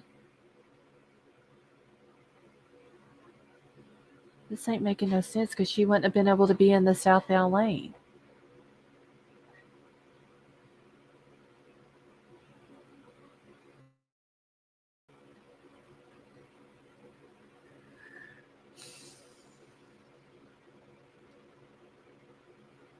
Okay, she originally called the right location, but something went wrong. The sister posted that 911 call got at 12:58 a.m. from her. We need to talk to the family because this isn't making sense. I don't understand why they're putting this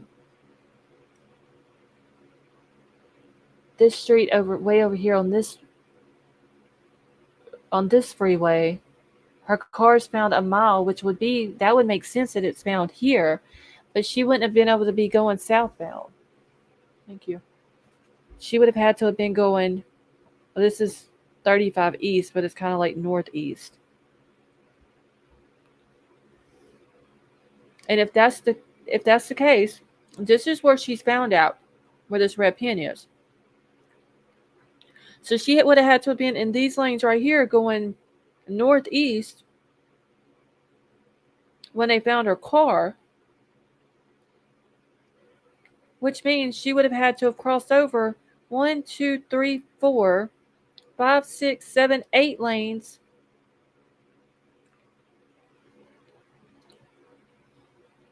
to get over here.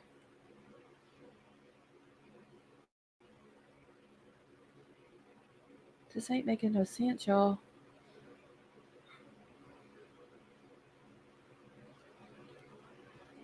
Okay, give me just a second, because I need to look at something.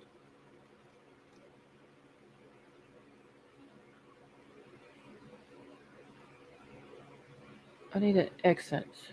So I wonder if that could have been. Oh, no, that's probably not going to show me. Oh, wait. Well, let me look. Okay. So see, this would have been the building that she was found at, only up this way. So it wouldn't have been there that she wrecked.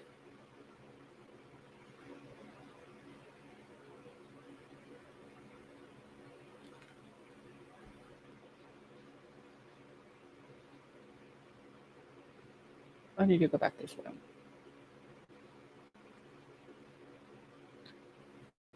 Oh my God, get me over in the damn lane of traffic, people.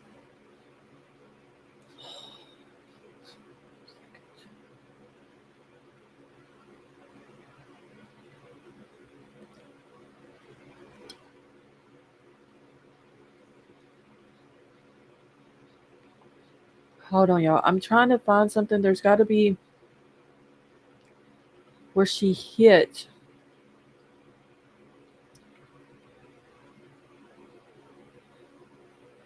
I wonder if that's it. I need to go back here.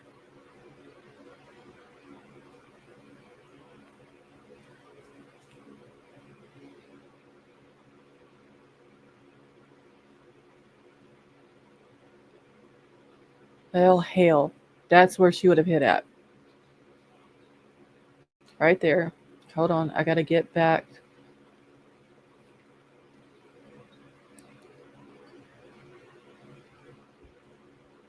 So that's where she would have hit. Was this right here. So the car's there. And her body's found through here, where the black fence is, and then the cement wall.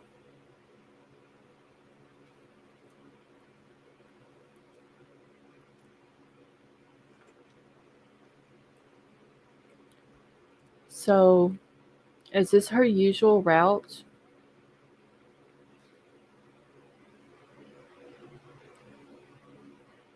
Hold on. I'm fixing to map something.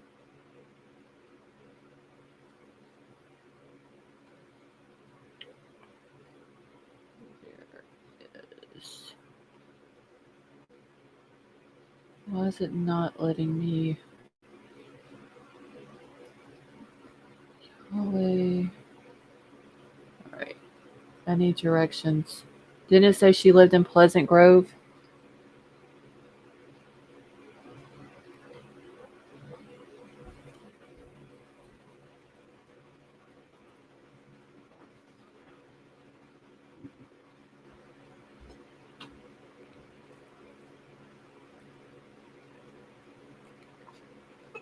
See, it was her first night. Yeah, it was her first night at the job.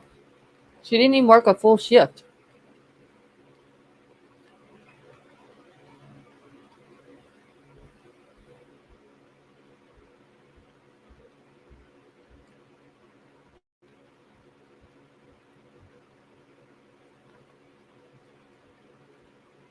Okay.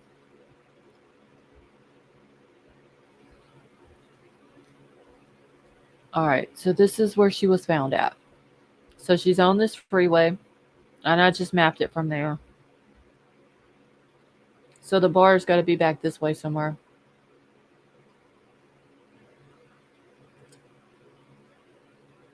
It's going to be like in the north part of Dallas. But it could be anywhere, though. Because we don't know where she went.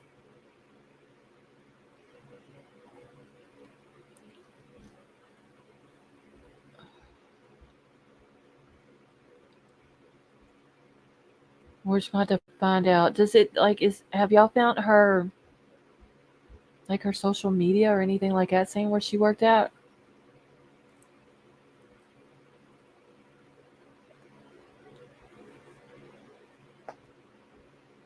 I can be on there one day.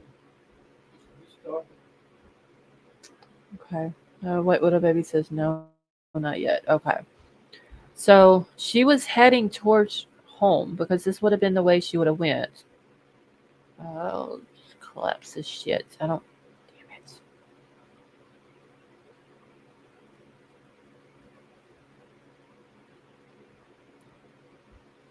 Damn it. So you having trouble finding her social and the husband's. Okay. Her siblings came from Cali to look for her. Oh my god. Y'all.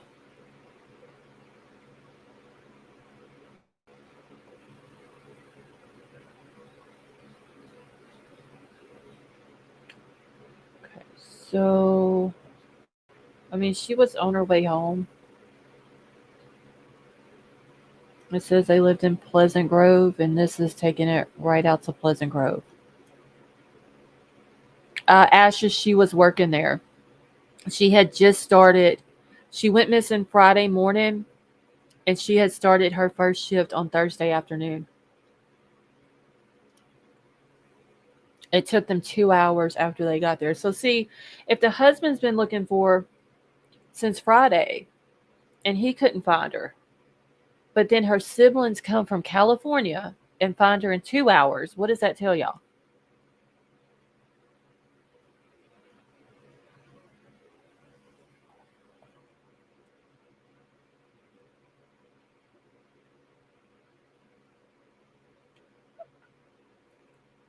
I don't know, White Widow Baby. Like I said, I'll believe the brother before I will the husband. The brother couldn't hardly talk. And the husband was just sitting there like, it was just another day.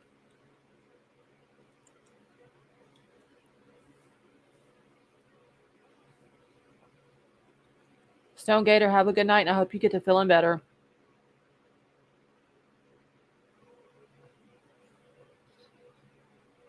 I'm sorry, y'all. I'm trying to eat pizza. Let's see. Anyone who couldn't find her was not looking for her. Yeah. It's kind of funny. Siblings get there, and in 2 hours they find her. He did not act like he was upset at all in that video. Stevie, it happened Friday morning between 12:40 when the husband claims that she texted him and says she was on her way home, and 1 o'clock when the 911 call was made.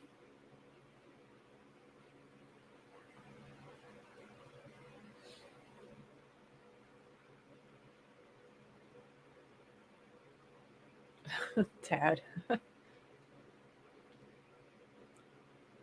I don't know. Something's not right with this. I can't believe the police find the car in that condition and don't even call the owners of the car to make sure that they're okay.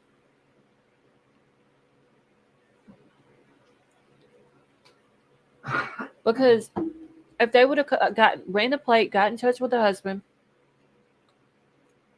could have been like, no, she's not home. She said she was on her way home, but she's not. Cops say, okay, well, we found her car abandoned, but it looks like it has been wrecked. Then you go to looking for any calls that's been sent out for or dispatched out for the EMS, call hospitals, and start working your way from there. Werewolf Queen, thank you so much for that super chat. And it says for her siblings specifically. Well, thank you. That is very nice of you. One of her older sisters came in from Idaho. So she had family just coming in from all over the U.S. to help the husband who was already here, who didn't find her. Siblings coming from states and states away, and they find her in 2 hours.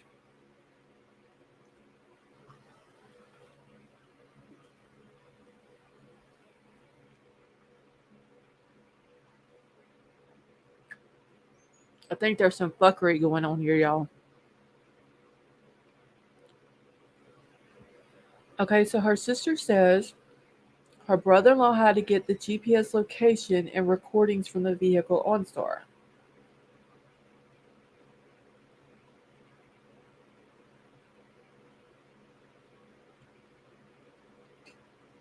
So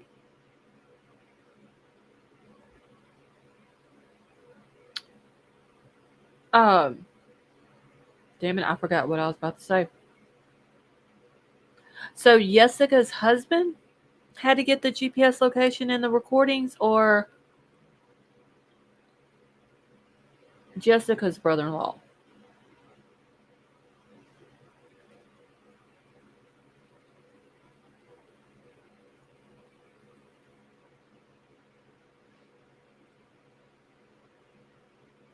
Okay, so that could be why he couldn't find her. I don't believe that he couldn't find her.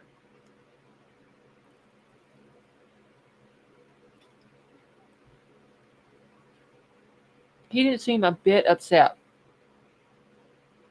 It was his vehicle. He didn't. Okay.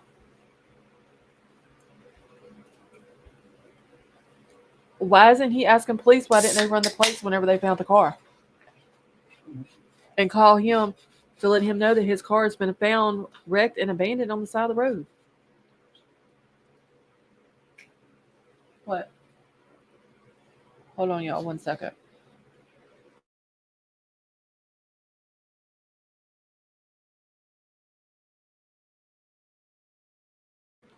Hey, Callie, how are you? Y'all, Troll's got jokes over here tonight.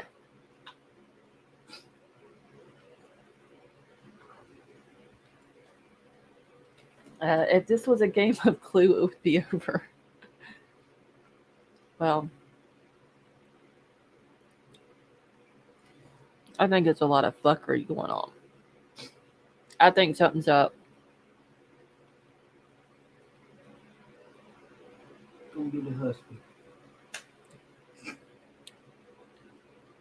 Wait, what, baby? What am I sharing?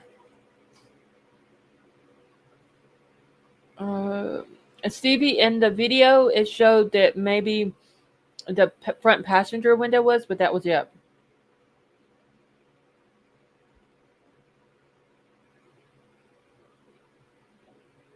Oh, the joke. He just whenever I said that, well, why didn't whatever it was I said about the husband, why didn't the husband ask the police or whatever? He was like, well, how do you know he didn't ask?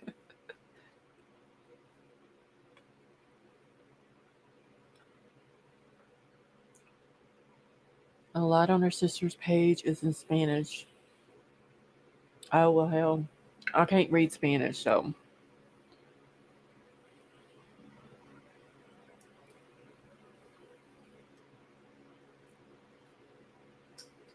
You need to come on here and help us.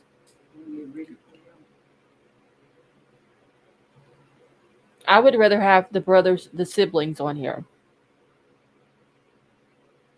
Can we read the Spanish for you? Hold on 1 second.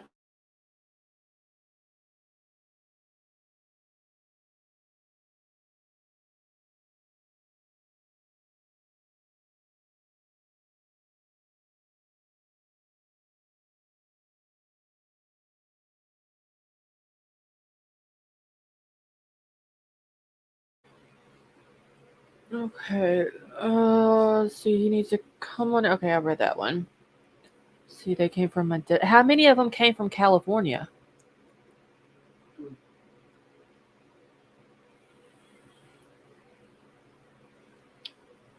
What else we needed to have a. I mean, I would talk with the husband. I would just rather talk with the siblings, though, honestly. I would come near believing them than I would him.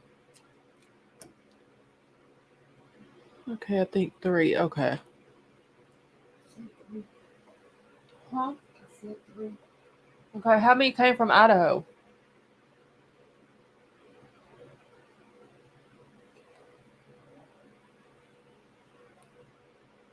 Was it just the one?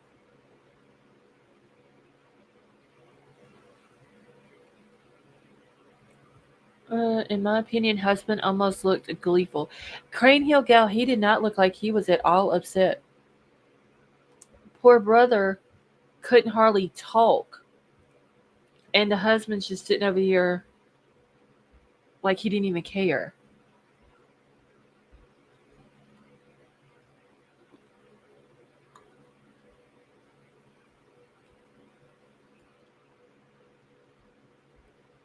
And in that article, the husband said that he left and had to be home by 6 o'clock to take care of his kids and his 2-year-old daughter with her. Well, I wonder how old his kids are. To be leaving them at home overnight like that by themselves.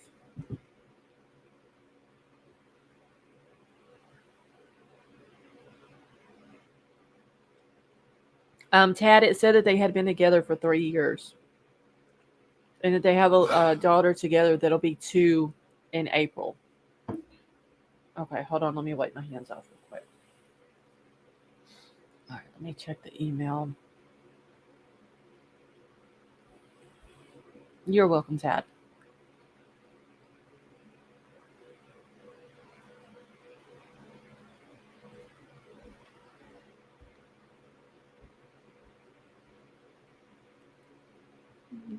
Okay. Majority of us are all thinking the similar things. I think so, Harbinger. Okay, let's see what a baby is. Yeah. Okay, so this is gonna be. Is this the sister? Okay, come on. Hold on. Let me download this.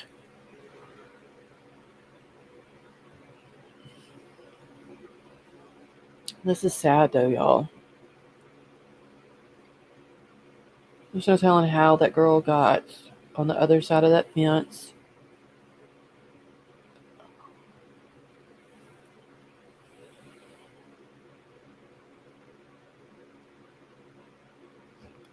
Okay, I gotta take the map down real quick, y'all, so I can get this to download.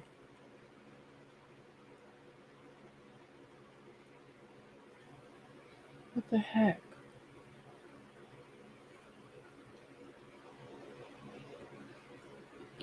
Second picture. Okay. I'm trying to get the first one to download, but I gotta get the maps off the screen before it'll do it because it's wanting to go too slow.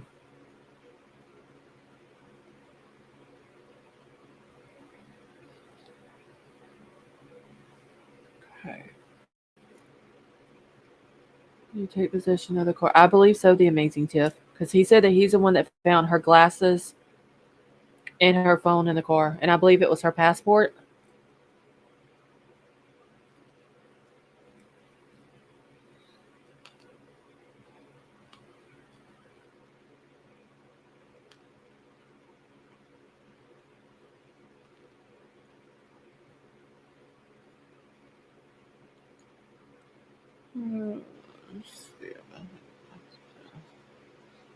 Okay, give me just 1 second. Let me grab.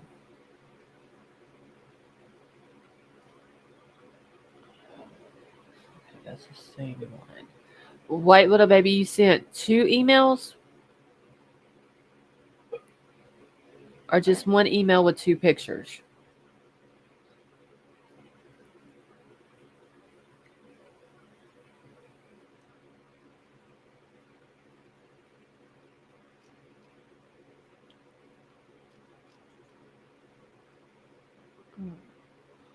Okay, so it was only it was the same picture. All right, give me just 1 second.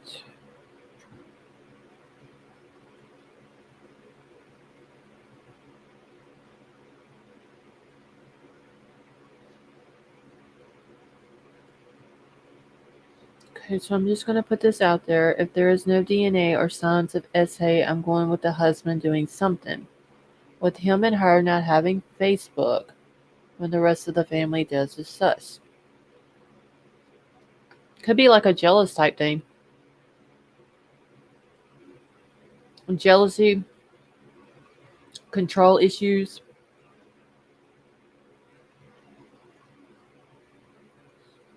Okay. Let me get this pulled up so I can read it to y'all real quick.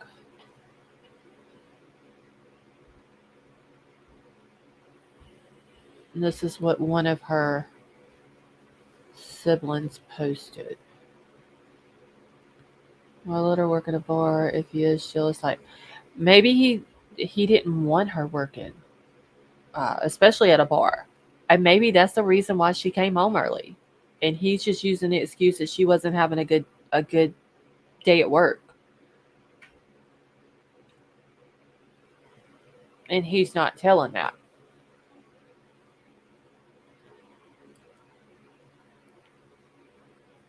Okay, so it says, I'm going to read this one first because it's responding to this one. So Maria Gutierrez is at Dallas, Texas. It says, I have an update. We found my sister. Sadly, we were too late. Never did I think I would be writing this. Rest in peace, my beautiful baby sister. We love you and will always love you. Justice will be made. I love you, sis, and I can't believe that you're gone. It's not fair and it's not right. And then they hashtag justice for my sister, justice for Jessica. And there's her picture. Oh, shit. Okay.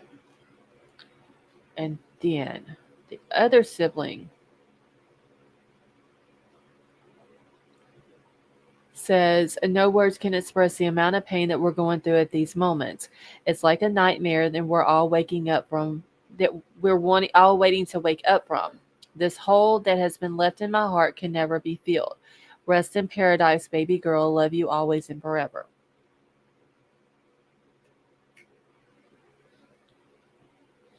One second.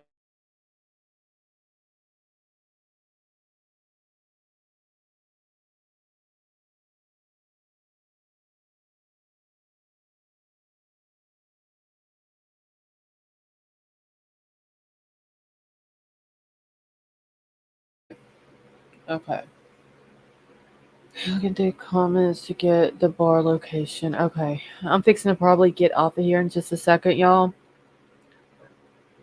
But I got a doctor's appointment in the morning. And as soon as I'm done with that, oh, wait, King Scarlet, you emailed it to me? Hold on 1 second, y'all. Let me go to that real quick. Emerald Queen, I do too. That breaks my heart seeing the brother like that. Hold on, y'all. Let me go see what King Scarlet has sent. Thank you, Tad.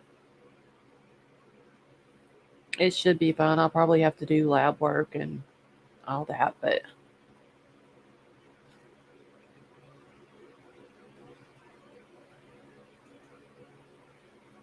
it's fine. Just have a good night. Okay, let me go find what King Scarlet has sent. Harbinger, thank you very much. Stevie, I got your email as well. Okay, so this is the new IG account. Wait, my cousin's wife. Wasn't the husband? Ain't his name Mario?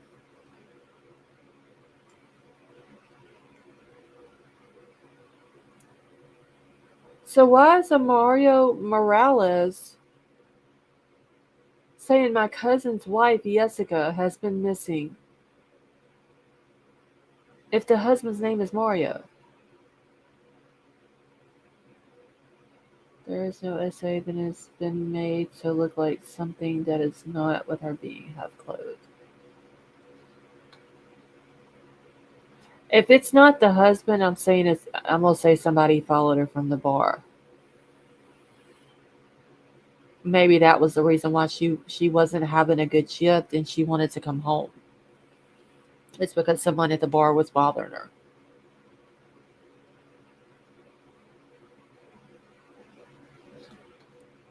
Okay, let me pull this up real quick because this is like weird.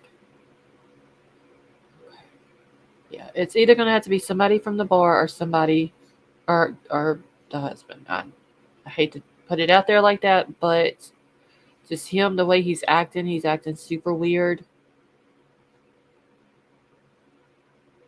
He's not acting like his wife was just found deceased. It's Mia Mario. Okay, so see Mario Morales, my cousin's wife, Jessica Martinez, 25, has been missing since this morning at 1 a.m. when she left work. Her vehicle was recovered wrecked with all of her belongings in it, including her phone and purse.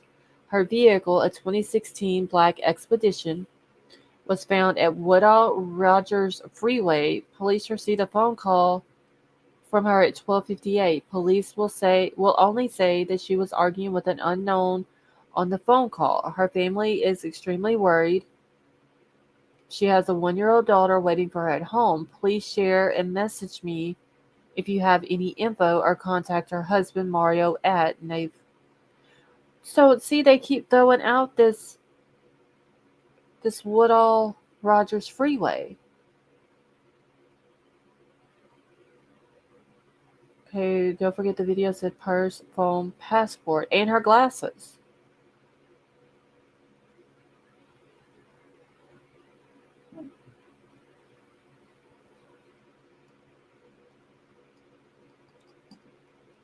So, it's a connecting freeway. It still ain't making sense with the names because the Woodall Rogers Freeway goes a complete opposite direction than where the freeway that she was found dead on.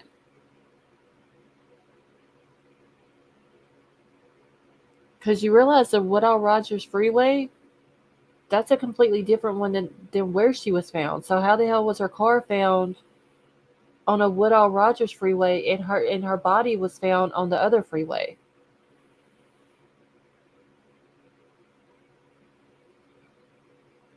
Let's see. I blurred the number, but if you want, okay. There's more. Okay, hold on. Wait, let me go this way. Okay, so this is her and her husband.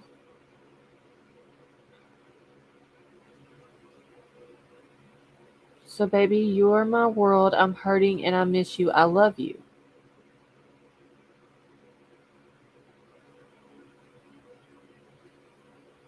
So, did he copy or share someone else's post?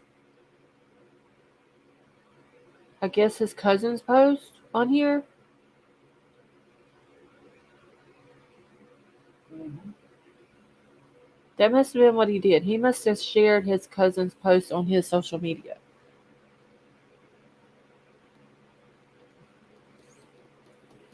So yeah, okay, so that makes sense. Because to begin with, it wasn't making too much sense.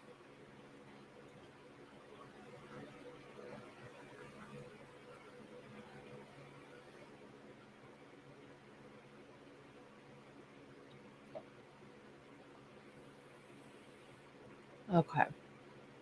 Hey, Scarlett, thank you so much for sending that to me.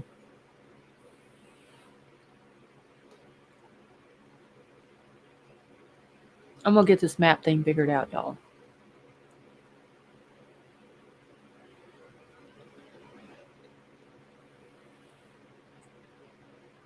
Yeah, that's what it says. She has been missing since this morning at 1 a.m. when she left work. He says that she left work, or the husband says that she texted him at 12:40 that she was leaving work.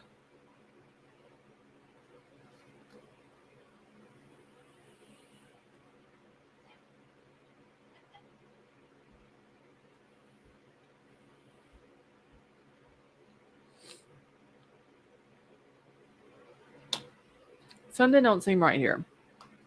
These damn freeways ain't making sense either.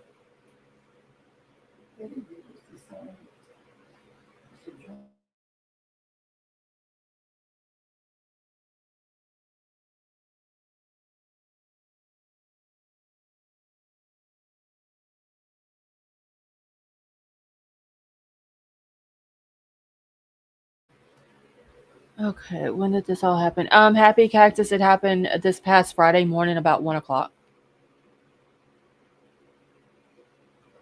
Her and her family seem like good people, yeah. About to do background check on dear hubby just because. Yeah, y'all go ahead and get your likes in real quick because I'm fixing to end this. Okay, so to be fair, if she was traveling from Woodall Freeway, that would be the only way her body would end up where it does from a crash at the crash location. Now, how she jumps 3 medians is another question. But see, okay, so Stevie, if she was coming from the Woodall Freeway,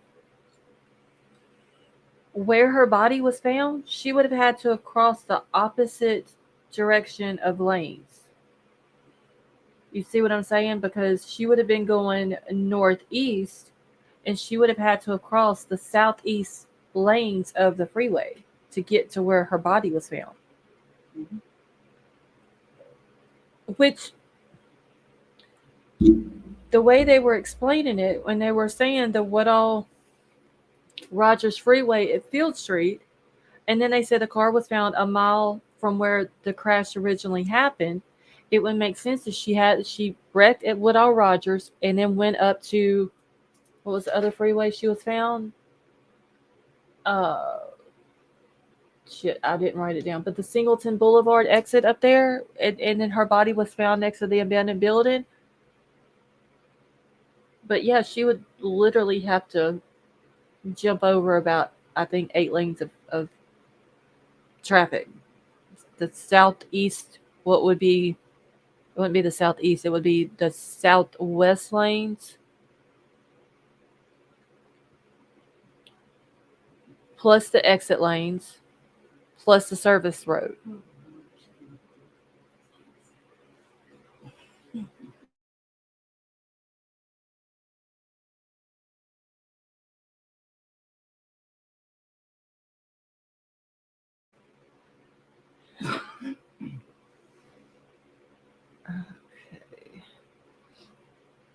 Okay, to confirm, police hear her on the phone in an argument, find the car like that, and just assume it's all good, impound the car, move on. Stevie, you see why I don't like Dallas. Okay, so if she left at 1 a.m., how did they get? I don't know. But what doesn't make sense is if she had the wreck on the Woodall Rogers Freeway, she would have actually been going away from where she lives at. She'd have been going the opposite direction. And that drop, P-Fox, I don't know exactly how many feet that is, but from that freeway down to where they found her body at, just down to the service road, 50 feet probably.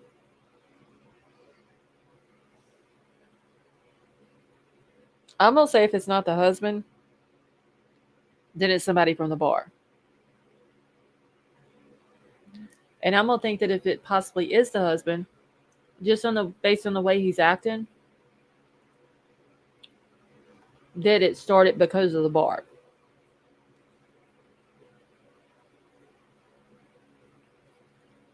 home. What if he had somebody meet her and do something to her? I don't know, Happy Cactus, but there's something really fishy with this.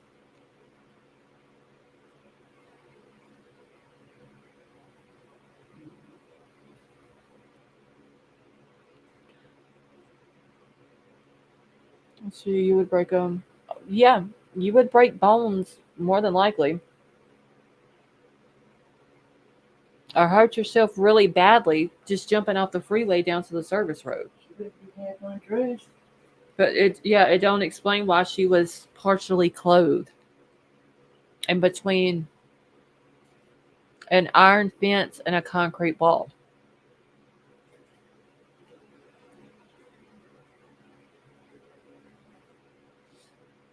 Yeah, I just don't believe the husband. Happy Cactus, she had just started that Thursday night, so she didn't even work a full shift, and they just said it was a bar in Dallas.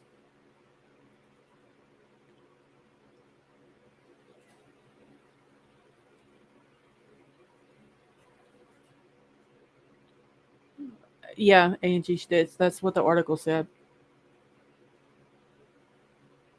That whenever they found her, she was found partially clothed. Okay, no one on the freeway saw this. Yeah, they said that there was no witnesses.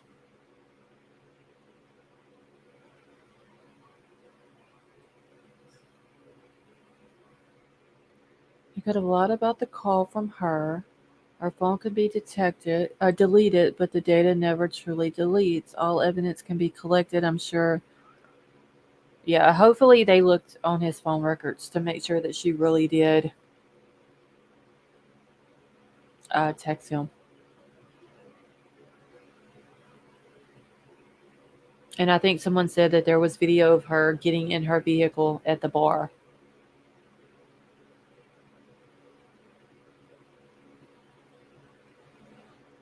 All right, y'all. I'm fixing to get out of here. Like I said, I got to finish eating pizza and then go to bed so I can get up in the morning and go to the doctor. So thank you all so much, everybody, for coming and hanging out with me this long. I'm going to get this whole map thing figured out on this one.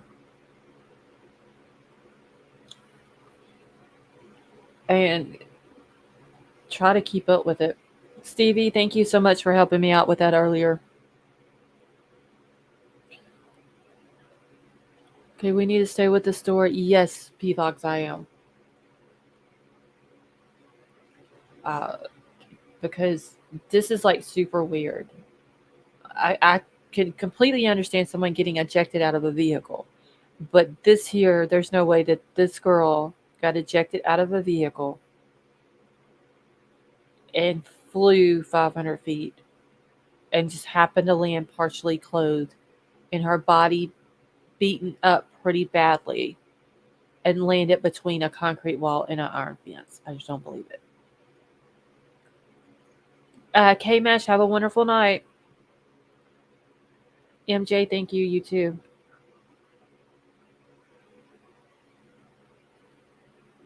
Yeah, White Widow baby, you need to go to bed. I hope you get to feeling better. So I'm going to get out of here, y'all. I'm going to finish eating so I can go to bed. Thank you all so much for coming and hanging out with me tonight. Thank you to all of the members or new members, everybody that did super chat, super stickers, and all that. I appreciate it. Wait, if this case gets turned over to my cousin, they will find the person responsible. Wait, Scott, you have family in Dallas? Hey, Vaughn, how are you?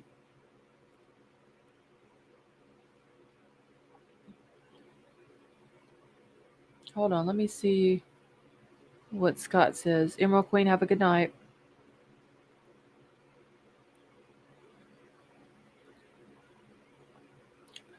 Well, Scott, do you think you can find some information out on this for us then, since your cousin, if they're with the police department there? Baby Boop, you have a wonderful night. That would be interesting.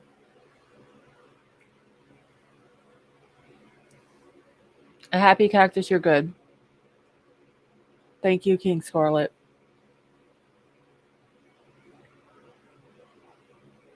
Harbinger, have a good night. Let's see. Oh, wait, you got family in the FBI office in Dallas? I think I remember you telling me that. Well, the FBI needs to pick this up because Dallas obviously dropped the ball on this. Like, I can name just several different ways that they dropped the ball. Or maybe they'll pick it up and get it taken care of. Oh, that's right, we do. Dallas Fort Worth area. Okay. Hopefully they'll pick it up. Maybe they can solve it. Because, like, this girl's family needs justice. Her poor brother couldn't even hardly talk.